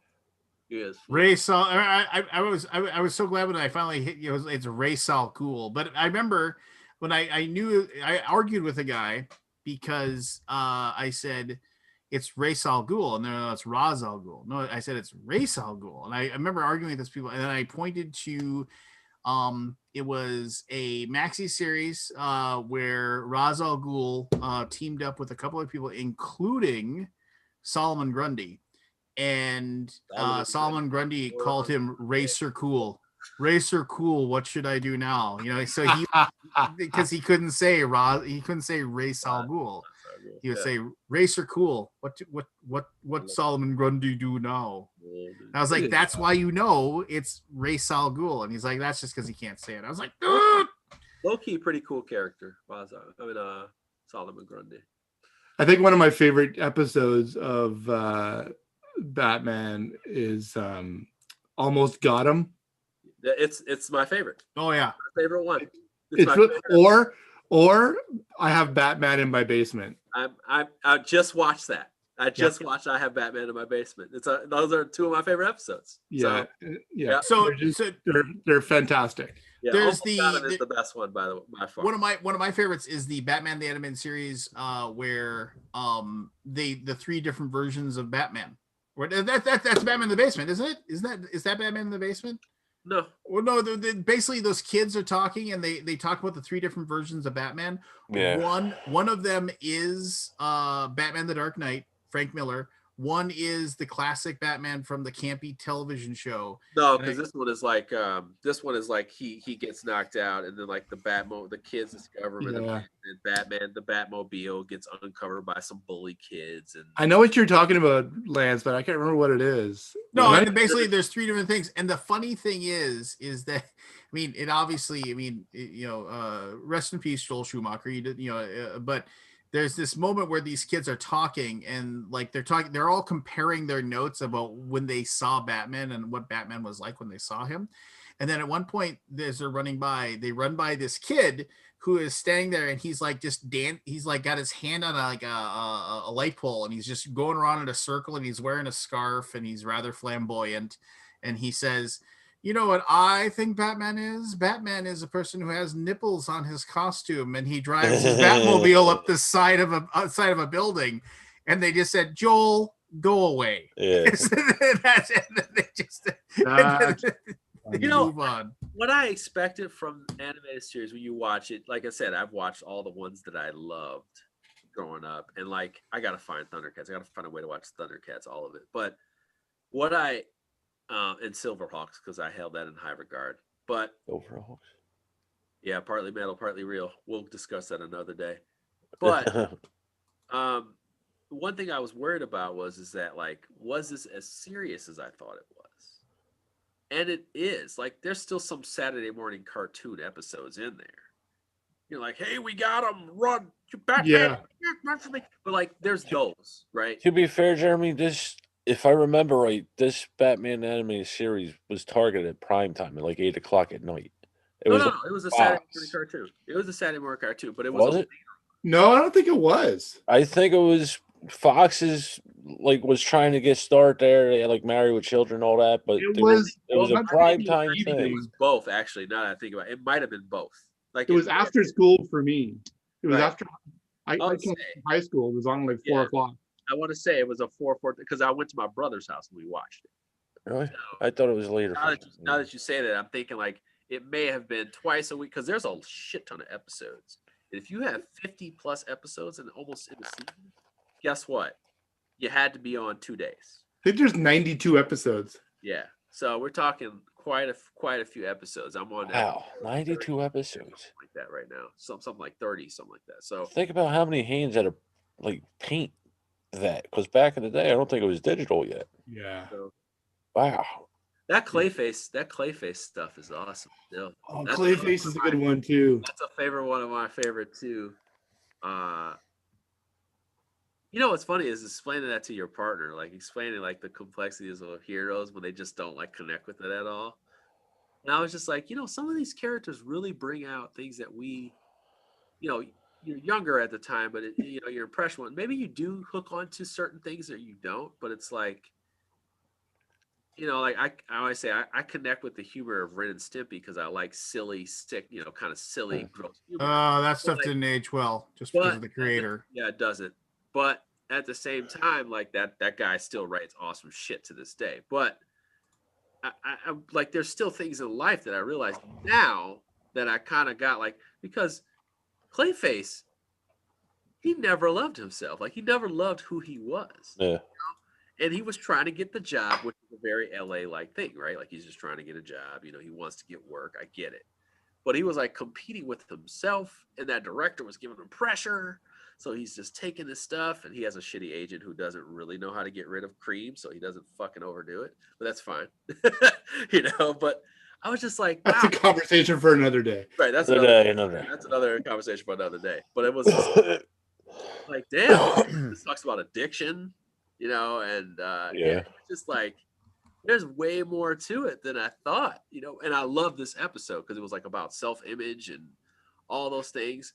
And the coolest part is that, by the way, that scene at the end of the episode when he's like with the TV screens everywhere and it's all his versions of himself and he's losing control of himself. And I was just like, this is epic. By the way, it looks great. It's like their best animation. And I was just like, he can't control himself. Like, his weakness is not being able to control himself, control his thoughts, control who he is. So he doesn't know how to define who he is. So he's running around he's flipping around this room and he can't control himself. And like, he doesn't know who he is. He doesn't want to be himself. So I was like, wow, and then when he says like, I just wanted this to be my best performance or something like that. And I was just like, wow, he does, like, even in the end, he wants to be recognized. And of course he gets away and there's a, whatever. And I was just like, that was a really good two-parter. By the way, I miss two-parters. Like, I like that good two-parter. The cliffhangers, yeah. Yeah, that good two-parter. And it's like, yeah, Dark Victory. That was what sorry. It's Long Halloween and then Dark Victory. Read them both in succession. Well, the first season of Justice League was two-parter after two-parter after two-parter. Oh yeah, it was all two-parter. Hey, right away on that one. Why do we not have a Calendar Man movie right now? Seriously. Oh, and Calendar Man is huge in Dark Victory. Why the like do we not have a Calendar Man? And we need somebody who's an actor who is controversial to play it. I mean, like Kevin Spacey. Hey, guess what, Lance? That was all I had in my mind. I was waiting for you to say it. Really? I swear to God, I was waiting for it. I swear to you, I was gonna say, bring back Kevin Spacey, deadpan look, make everybody pissed off, because that's what the Calendar Man does. You know what the Calendar Man doesn't do? He does not react to your bullshit. He does not react at all. It's all in the plans, man. It's all in the plans. And I mean, that's what I love about the Calendar Man. He's just one of the best villains. I'm like, this is crazy. This guy is not fazed by anything. And yet, he sends Batman all over. He's shaking his boots. That'd be great. Give me another actor. At least one. Because Kevin Spacey was like such a layup. He was such a layup. Who else you got? Good to see you. See you, Grant. See you, Grant. Hey, Grant. What's the game you played recently that you loved besides Sushi Go Party? Tonight we played both Bravo and Quetzal. What was the second one, Grant? Quetzal is weird, man. Quetzal? Yeah, I mean it's not my favorite game of all time, but I liked it. You know, it's a worker placement where you're rolling meeples, and then there are basically you can land on a different side, and then certain meeples can only be placed on so basically you have a light side or a dark side, and then certain spots are only open to light ones or dark ones. You get a cool little bonus for rolling them, and then the guy standing up. Yeah. If they're standing up, they're both, and then you get a coin, I think. Yes, you get a coin if one of them is standing up. So we liked it. I'm not sure. One of the best things I can say about it is so many worker placement games are long, and this is like a worker placement that has some good decisions that takes 45 minutes to play. Yeah, 45 tops. Which is nice to have, and it's like the setup's pretty easy and quick and stuff like that. So if you want like a bit of a lighter worker placement that still has some good decisions, I think it's a good game. I really like Bravo though. There's so many of these. Stronghold puts out so many of these roll-in rights, and That's So Clever is really great. And some of the other ones I think are kind of generic, and this one actually feels different. If you like That's Pretty Clever and you want a different sort of roll and write that sort of has a similar feel but plays pretty different, it's good. We liked it. I don't know, do you guys like the roll and write genre? I've never played one. I believe it is. You never played Yahtzee? Never played Yahtzee in your life, huh? Oh, Yahtzee. Oh, so then you have. I mean, the newer ones. Then, my friend. No, wait. I think Point. the Galaxy. That's a rolling right. Barry was wrong. Oh, Hey, gee, welcome. I'm I played sorry, Welcome to. man. That was good. You were. No, I can never trust anything you say in the future because of this one moment. Frankly, I don't give Don't a ever- fuck my don't ever jar.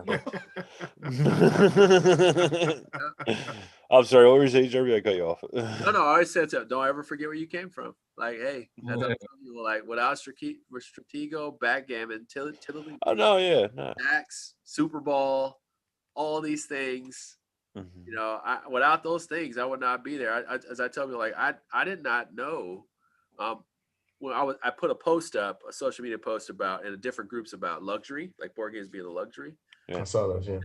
And I was telling people, like, I wanted to say this, and I was like, I don't want to create all this shit. But it's like, dude, I literally became a board game person as a person who had nobody at home, by donations that came to our Boys and Girls Club.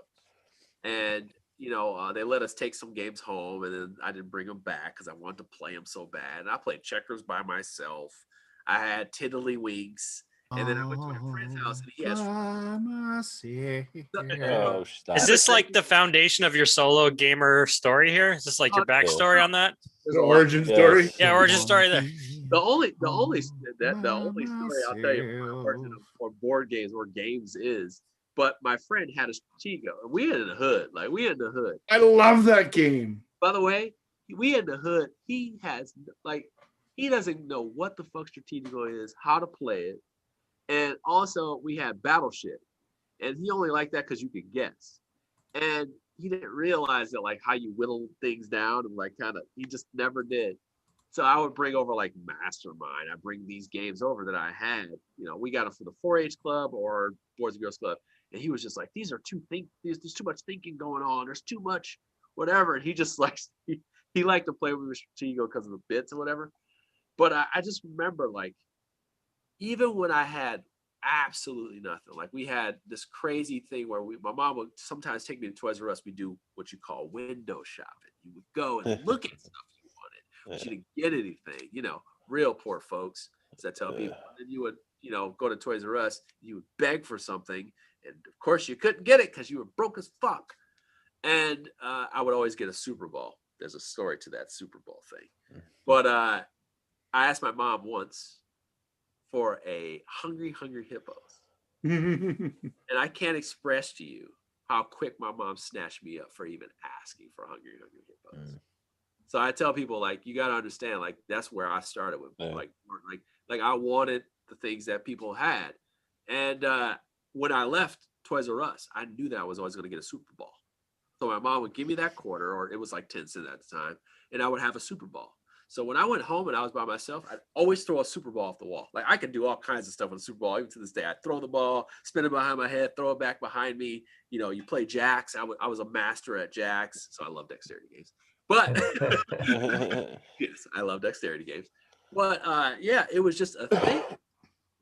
And one of the biggest moments of my life I realized was a board game because it was a Christmas when we couldn't afford anything.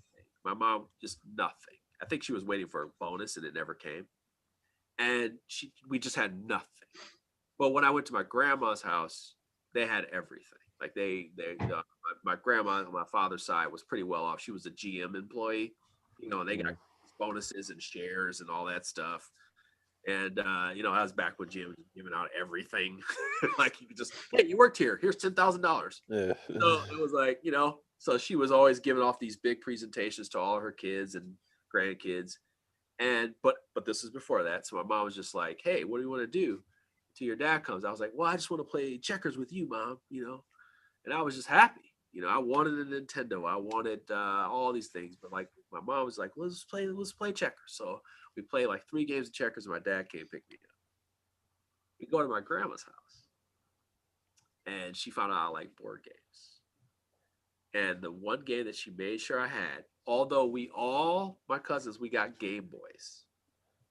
We got Game Boys. And we got Tetris and Super Mario Land or whatever was with that. But the one thing I remember the most, although that was like the big epic moment for everybody, I got Hungry Hippos. And like when you think about all the stuff, I was like, and our family and my dad's family, we're all expressive like me, right? We're all expressive. Everybody wants to talk. Everybody wants to do everything. We play gestures, you know, like we play games where we could yell and express ourselves. What is that? The one with the picture, the kind of like the little take it thing, whatever. I can't remember that. Whatever that game was. Anything where we could yell. Everybody could take their turn yelling and dancing and like we played every one of those types of games, and I just realized like, wow, it was always there. It was always there. But that big prized possession for me was that I was like, I was so happy. I love having the Game Boys and connecting them and all that shit like that. But it was just like I was holding that Hungry Hippos, and I was so fucking happy, and I got so excited whenever I was just like, ah. And oh man, I'll never forget it. It's so funny. It was like, well, if I were to see that game today, I would just fly right to it. Like I feel like that conversation's worth putting in that thread. I mean, Yeah. I saw that and responded to it. Like, if anyone's like, "Oh, it's total luxury hobby," I mean, that's a pretty valid perspective. You know, like, God, it's just Jeremy, I got a question for you. Is your wife, does she have brothers or sisters or a combination or whatever? because Is we're she an only child too? because we're a very small family. But she has a brother and a sister. Okay. Yeah. How do I ask? Jen finds my relationship with my sister. She's very jealous over that. Me and my sister are very close. We're 18 months apart. You know, she was my partner in crime. You know, so I'm curious. Do you find that with whichever sibling your wife's closer to, or Yeah, not? they all fought. They were fighters. They all fought. Oh, okay. Physically fight each other. They never played sides. They all kind of jockey for position. They had a pretty rough life. They had a pretty rough life. So yeah, that's all there is. All there is to it. Okay. I had a rough one. They had a rough one. Yeah. I spent my time taking L's alone. They at least spent times fighting each other and trying to hug each other. You know, like you're trying to make up for it because Dad was still not going to be home yet. You know, so it's just two different perspectives, man. But okay. I learned a lot. Unlike some people, maybe I learned a lot more about myself because I had a lot of time to deal with myself. You know, whether I was making up in my mind or not, right? So when you're by yourself as a kid, you have a big imagination. So you can have a lot of fun or you can be really fucking lonely. Yeah. So yeah, it can be, you're in a wonderful world and people come home and they're like, what the fuck is this kid on right now? Did he some of the cocaine I had under my tractor? or you know, or why is he so sad and he's, you know, home early and he's just sitting there, and you know, it's like, yeah, I mean, my mom had to see both. Yeah. You know, and all she could do is, you know, that's all she just did what she could, man. She just did what she could. And when that Boys and Girls Club opened up, that helped. That helped a lot. Yeah. Like, a lot of good people around there that like looked at me, take care of me. My neighborhood, our hood was tough, but it was like, it wasn't the worst. It was just like a territory near where we were. And once that park really opened up, like a lot more of it was there. But that Boys and Girls Club kind of like gave us something.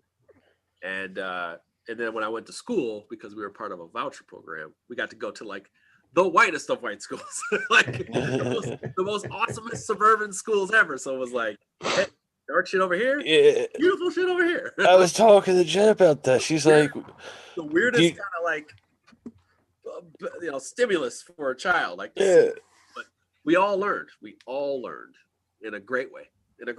So I'm very appreciative of how I grew up, even though it was tough. A lot, it was tough, but I'm glad I had that journey because I have a well-rounded journey and a different perspective. Makes it who you are. Yeah, it made me. It really did. Like, and I wouldn't say that to everybody because some people got some real fucked up shit happen. But like, even though I did, I feel like I was at least built to handle it, so I could be right here, and not, you know, be fickle and not be cynical. You know, like that. Kind of take that approach. I'm pretty even kill guy unless certain rules are broken. So, yeah. What was the general consensus from that thread? Were people mostly saying luxury, or I kind of saw a mix in there? Yeah, I saw a good mix, but I wanted to hear when I make these posts, I try to make conversational posts so people can just kind of keep going, running with it. And what I do, I get a scotch and I sit down there and read them. I don't respond to everything, but I just wanted to see. I just wanted to read like people's perspective. You know, I expect people to defend what they do, and defend their purchases, but I also like. And then, like, you know, you expect the people with short responses. Yes, no, of course, it's a luxury. You know, I'm looking for the in between, like their story and how they explain things, how they validate themselves, and then reflect upon it and go, actually, yeah, now I realize, wow, I'm pretty ridiculous and frivolous and whatever. It's not to make a point. It's just to actually see how people see the hobby for themselves, like what they do, and you know. But they love it. Like, I actually want to know if you like, hey, this is what I love. This is actually something that defines me. There's absolutely nothing wrong with that. Yeah. You know, if I was the person I was like back when I was in 2000, 4 and 5 and 6 and 7, like I was a womanizing Yeah, we'd be arrested. 68 shoes, plush clothes, all this shit, drinking. I had pinky rings. I was a totally different person. But like, if I told them that I read like manga and I told a woman like I go every Wednesday to pick up my subscription for all my mags and like all these things like that. If I told them that, they would not fuck with me. And it's like you still get to love what you love. Because inside there, I wasn't loving what I was loving. I was loving the outside, right? Yeah. But in the heart of hearts, there was things inside of me that I was kind of repressing. So it's like, it's you can still enjoy what you enjoy. Express that, right? So I don't fault anybody for what they do with their money. That's what I say in my videos. I never tell anybody what to do with their money. Yeah. So I just wanted to hear people express how they feel. I do the same thing in the board game design groups. Like, I just want to hear how you feel. And for some publishers and first time designers, they actually don't know their answers. Like, there are some people who don't know the answers. Like I said, what was the one thing I said? I said something about campaigns, running campaigns. So I was like, if you run a campaign, do you have scheduled promotion from your beginning, like before, during, in the middle, final 48, and then possibly pledge manager kickup? And the low key one that I was looking for was the 48 hour. I saw that post. That's like really, I don't feel like people think about that as a really targetable spot as much as that. Here's the deal. If you have the pledge manager open, and there's so many pledge manager posts, there's so many.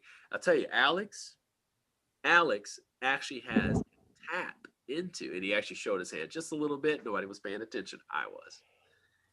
He said, sometimes I check Crodox and I see what's on there.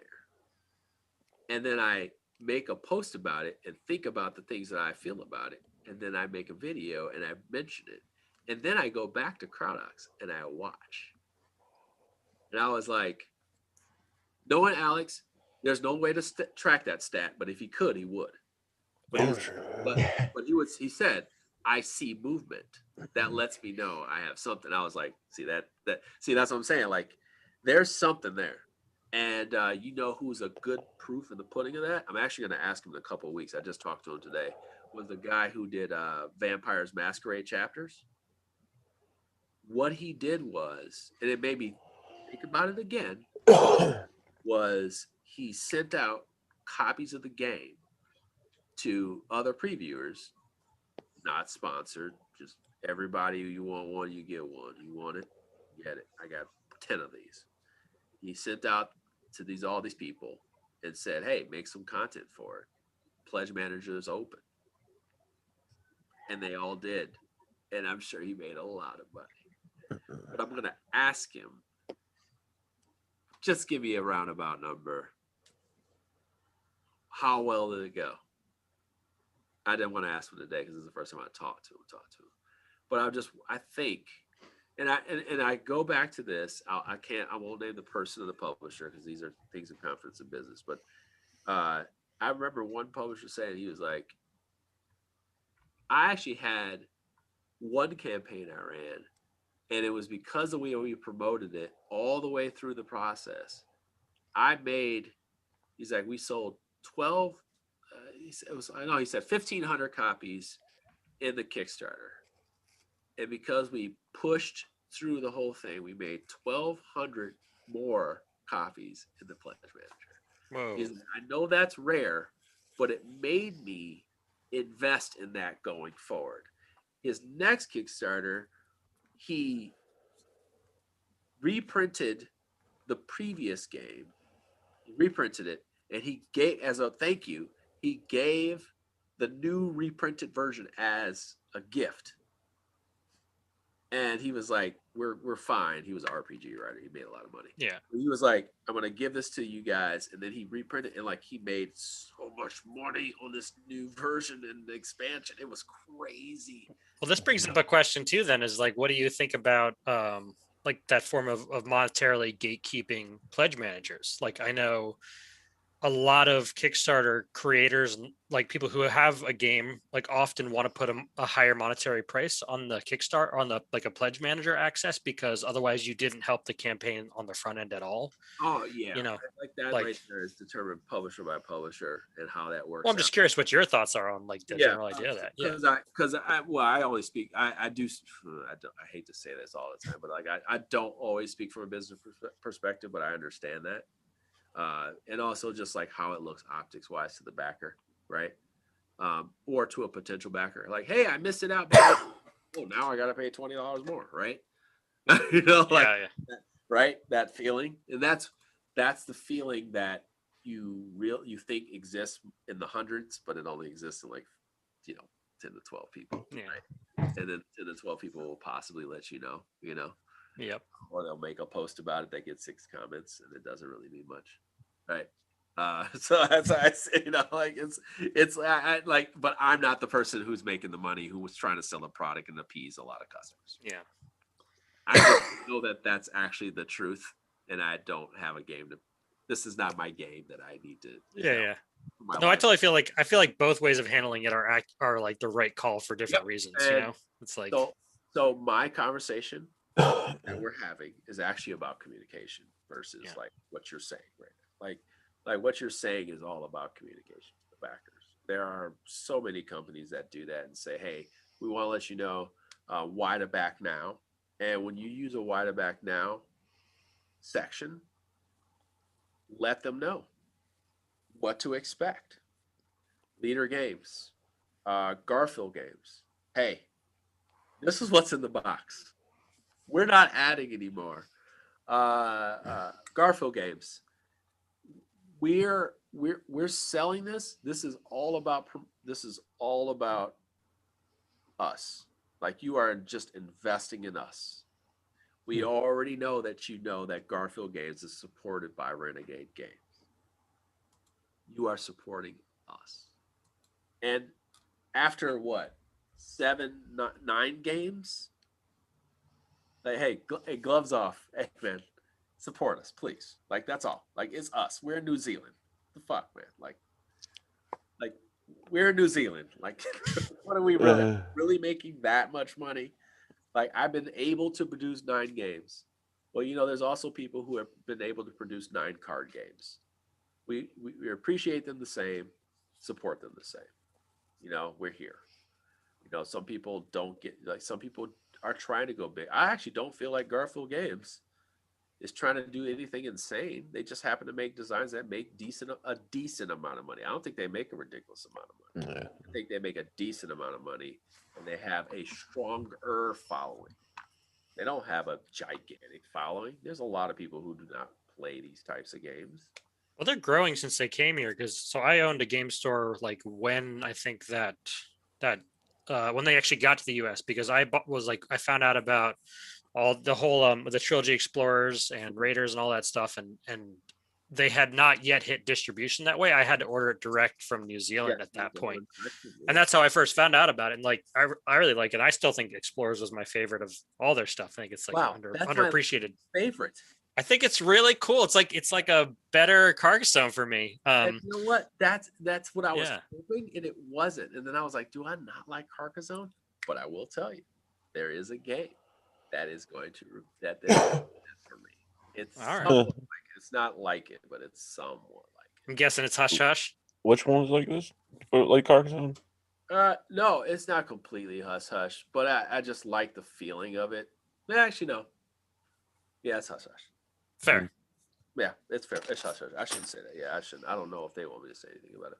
But hush, hush, hush, hush, hush. There's a lot of good. There's actually a lot of good gateway-ish games coming out that I'm really excited about. And publisher just reminded me today. He's like, "Oh, thank you for saying this about it last week." And I'm like, "Dude, I actually had a good time." This Quest and Canyons game that's coming out, I'm just thinking I hope Questing Cannons one. Yeah, I really hope that's a hit because I was just talking to him today on Facebook, and he friended me up because, like, I even mentioned the Alaboom last week, and I linked him to it, and he was super stoked that we were even talking about it. You know? Yeah, I'm like, dude, that game.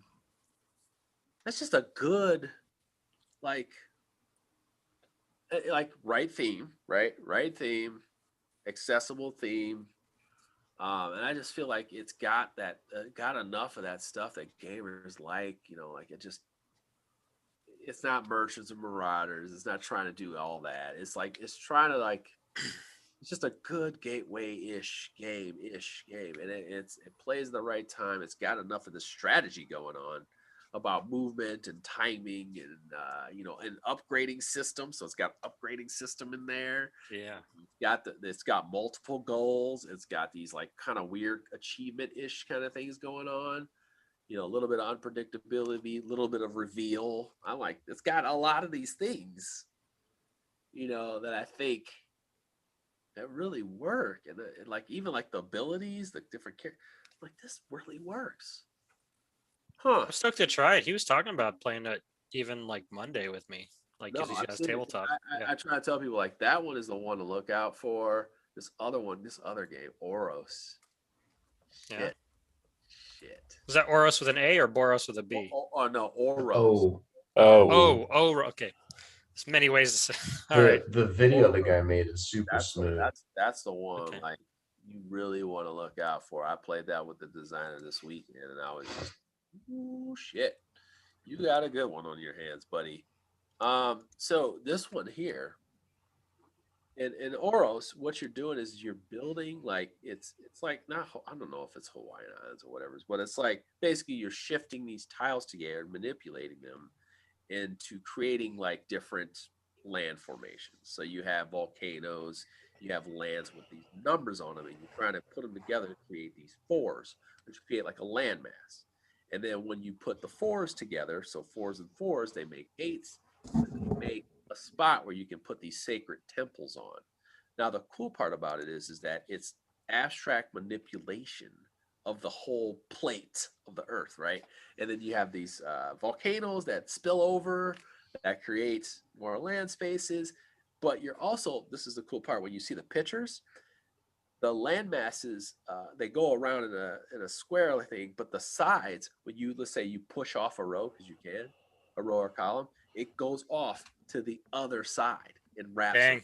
We literally we're in the process of designing that exact idea. Like when you move here and you push, you pull around, or if you go a diagonal from one spot, it goes to the other side over there. So there's like a little bit of an engine to that. And then it's like a thing where this is the cool part too, where you get the formation and you can do like, when you get a land that's proper, you can study. And when you study, you gain wisdom with your little guys. You bring them back to your board, and it raises up your action abilities. And then you can build these sacred temples, which unlock scoring combos, and they go in tiers up to the top. It's such a smart ass design, and if you're playing at low player counts, you play with this AI. And when I say this AI is so simple to navigate, and each one plays different. I mean, like, he's playtested the shit out of this game. I've played it just with him. I have some people who have been playing it with him. He's playing with anybody who wants to play it. And not one bad word. Not one.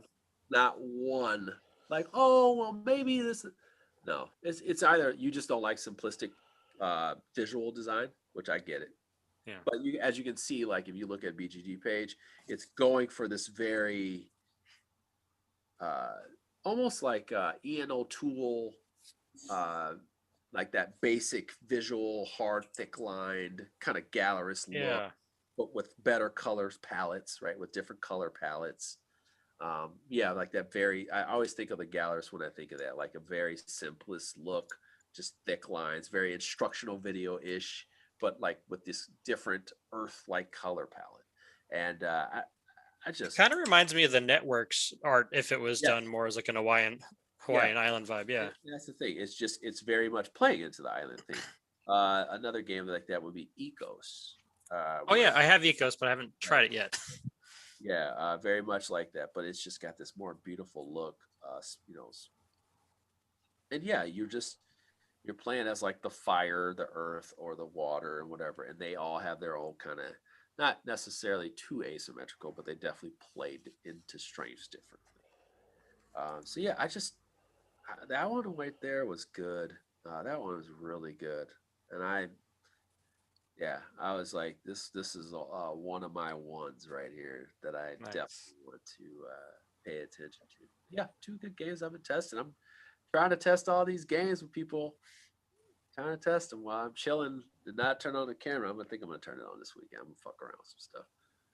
But yeah, a lot of games out there. Oh, hey man, I gotta go to bed. Yeah, I was just gonna say it's getting late and Jeremy can't stop talking. You know how He's good at it. You know how I know it's late? You know how I know it's too late? Because I can't stop talking. All right. See, look at that. Look at that. We had almost 5 hours full and nobody had to get all excited about nothing. And cool. Ryan, Evan, thanks for coming on, guys. We gotta play we gotta stream it after the Empire. Yeah. I'm always down. Where I don't stop talking about it. Good at it. Well, I don't stop talking about it. You know how I know it's too late? Because I can't stop. Oh, we're here. Somebody's getting an Oh no, cool. Hey everybody, go back Ragnaroks if you've already backed it, back it again. And otherwise, and for those of you who did miss out, go buy on a Kickstarter version of After the Empire. You can just buy a retail version and get the upgrade packs that we're going to make available, so you don't have to worry about missing out on all the Kickstarter goodies. Other than that, I know you guys are working on After the Empire stuff. We can't really talk about it, but I know what you're working on, so I'm excited. We're stoked. Barry, go to sleep. For so long. Barry, you awake? You okay? I've been up for 3 days. I wish I could go to sleep. All right. Well, I'll send over a person to bonk you in the head or something. Go see if you can roll in the way of a train again. That'll put you.